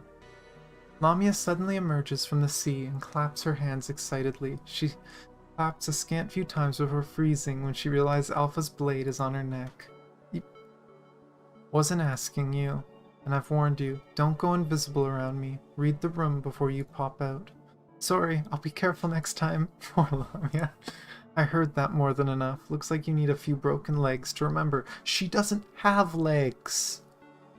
She's like a snake. What legs are you gonna break? Yeep. Lamia struggles desperately, even stealing glances at Luna in plea for help. Seeing the two, a light chirp escapes Luna's lips. Alpha and Lamia pause at Luna's laugh. Luna shakes her head and speaks. If you say so, sis, then let's take a rest. We'll rest all that we can before Babylonia reinforcements arrive. It seems like it. She's kind of like the Nanami. That except she has no energy. I think that's the biggest the difference is Nanami is too much energy, kind of like Kamui. Whereas she is really sullen, but any chance to goof off and have fun, she's excited. Because she just hates her job. She hates fighting. We'll rest all that we can before Babylonia reinforcements arrives. The summer heat did not falter even at night. The night breeze, brought over by the sea, is a wave of turgid humidity. Unpleasant though it may be, it does nothing to dampen the enthusiasm of those at the beach. The crowd from Babylonia are holding a grand celebration on the beach. In contrast, the walkway is cold and empty. Footfalls pitter and patter from one end of the walkway, infusing this desolate street with a hint of liveliness. Finally, I get to relax a little. Finally, I don't see any difference from your usual self. At least there's no missions or work stuff. Mentally, I get to relax. There you go, right there. Lamia in a nutshell. But there'll be work after this break. No, cruel world, despair. Is your emotion module working fine? Lamia's stats are normal. Why can't we be like the people in the poster over there, relaxing on the beach in our swimsuits with snacks in our hands, doing nothing, thinking about nothing, no despair, no nothing. Why are you staring at us? Lamia goes from gabbing to silence, staring at Luna and Alpha. I'm imagining you both on the beach in swimsuit. The thought itself scares me, so forget it. Come to think of it, even swimsuits are meaningless for us, I guess. Swimsuits are only destined for cute little humans. I'm loving Lamia. It's funny because she came out of nowhere. She wasn't in the story until 12, I believe, right? Or maybe it was 11. But like, she basically wasn't in the story, and now all of a sudden she's there all the time, and it's really cute. Should we set off some fireworks? I mean, there's no point, but yes. I love Lamia. It's like, well, there's no real any point, but yes, let's do it right now.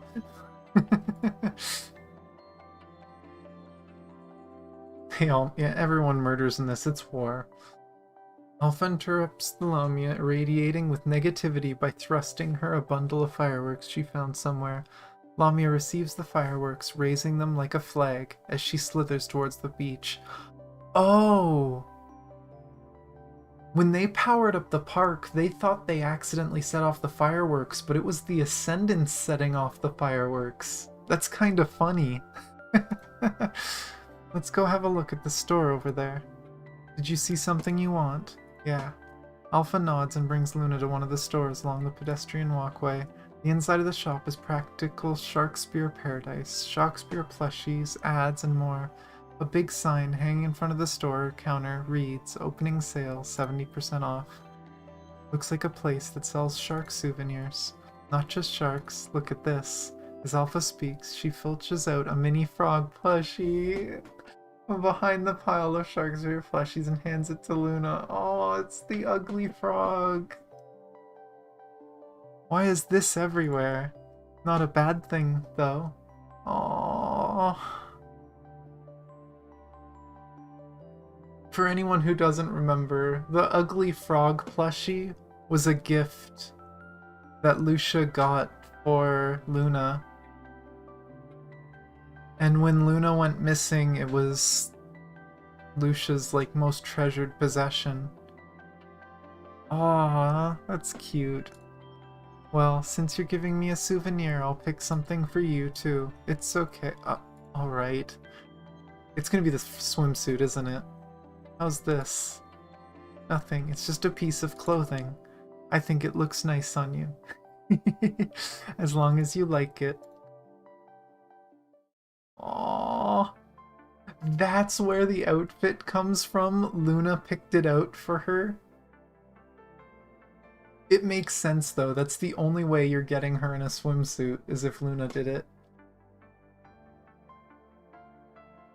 Yeah.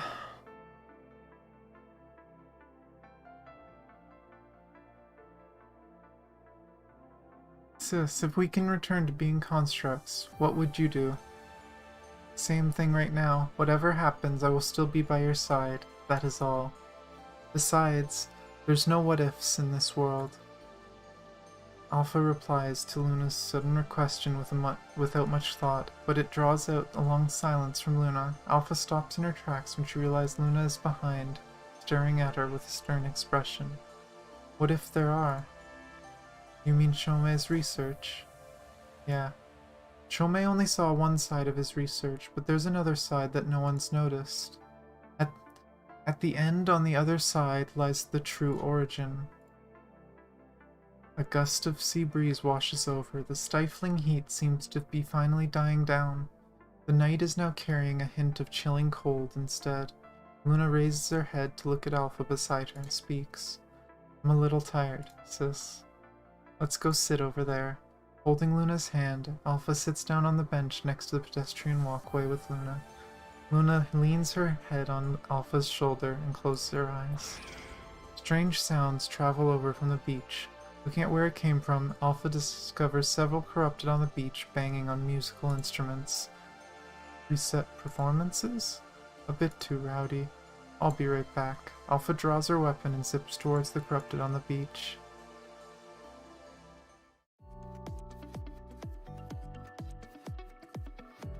If she's wearing the costume, bravo. This is the best advertisement I've seen for a skin. Ah! Too fast. I'll get rid of them in return. Yep, she's wearing the skin. This is where the sound came from. Well, Shoma is a mad scientist who probably did horrible things with consciousness. Yeah, he probably did horrible things too. This robot. Oh. Oh my gosh, and the music! Come on, fall. What? There we go.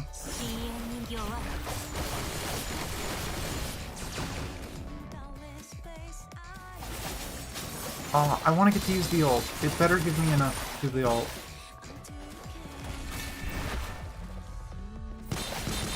Oh, give me another red. No, red! Whatever. I'll just be on optimal. Give me more. Give me more.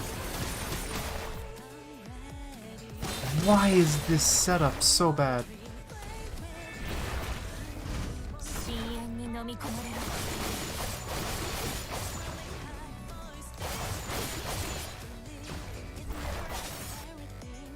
I don't remember how expensive her ult is. Who's there? Huh? Luna? Taking a holo? Okay, fine. Just wait till I take care of this one before me. Oh, it's the old failed mascot. Too fast text box is probably the complaint I've heard the most. Yeah!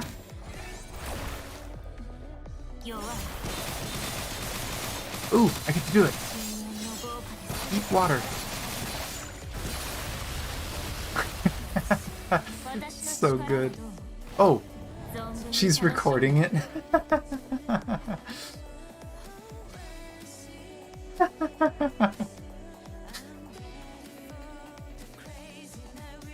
One sec. I want to screenshot that. I'm pretty sure I have a screenshot button. Screenshot.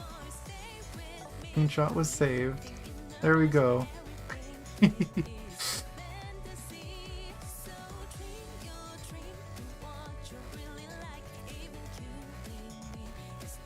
Is this okay?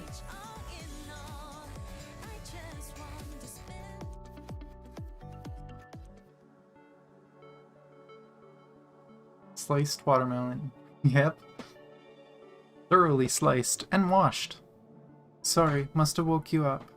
Finished with the skirmish, Alpha returns to the bench to find Luna long awake. Luna merely shakes her head at Alpha's apology. It's okay. What's the matter? You're staring at me. Aha, nothing. It really fits you. Yeah, the texture is nice. I think it's some famous brand from the Golden Age. The design makes swinging my sword easy. That's not what I meant by fitting you. Luna's words sent Alpha into deep thought. Then suddenly, as if in realization, she opens her mouth and continues. Well, next time, if you want pictures of me, just say so. You don't have to take them secretly. That won't be the same. I guess. Oh my gosh. Well, it's late. Let's go back. Luna rises from the bench and puts a jacket on Alpha, then turns and saunters through the road they came from. Sure. Alpha nods and falls in step with Luna after accepting her jacket. After Luna and Alpha left, a figure emerges from the shadows of the walkway. He gazes in the direction of the two and falls into deep thought.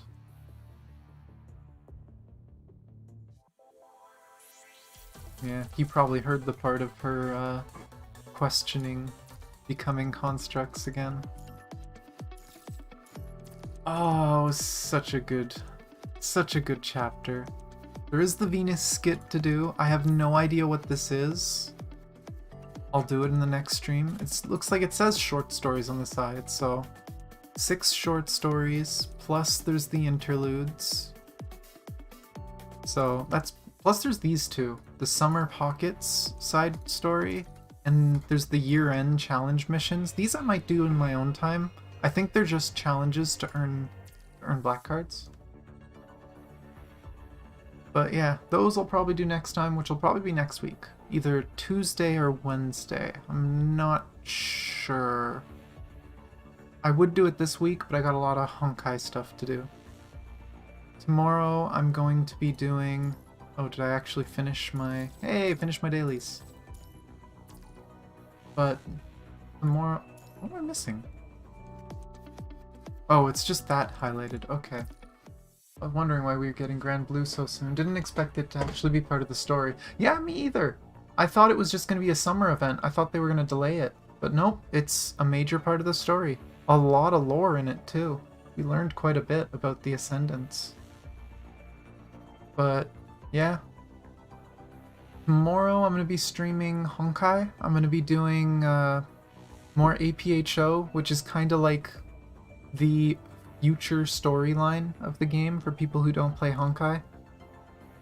So I'm going to be doing part 3 of that story tomorrow, and all the side content I've unlocked. And then on Friday I'm going to be doing a manga reading stream. We're going to be reading Second Eruption, which is the longest manga for Honkai about the war that happened, I believe, like 15-20 years before the events of the game. So I'm really excited for that. It is like 60 chapters. We are not reading that many. We'll probably read like 30 chapters on Friday, and then we'll finish it on Monday. Yeah, I'm glad you guys came. It's nice to have people to chat with and whatever. It's always nice to see new faces.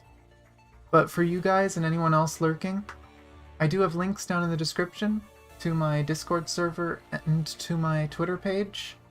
Both of them are where I announce all my streams before they go. I try to post schedules and I try to keep up with everyone. So you could follow either of them or both if you would like. And other than that, yeah. Thanks again for watching. I love you guys. And I'll see you guys next time. Ah.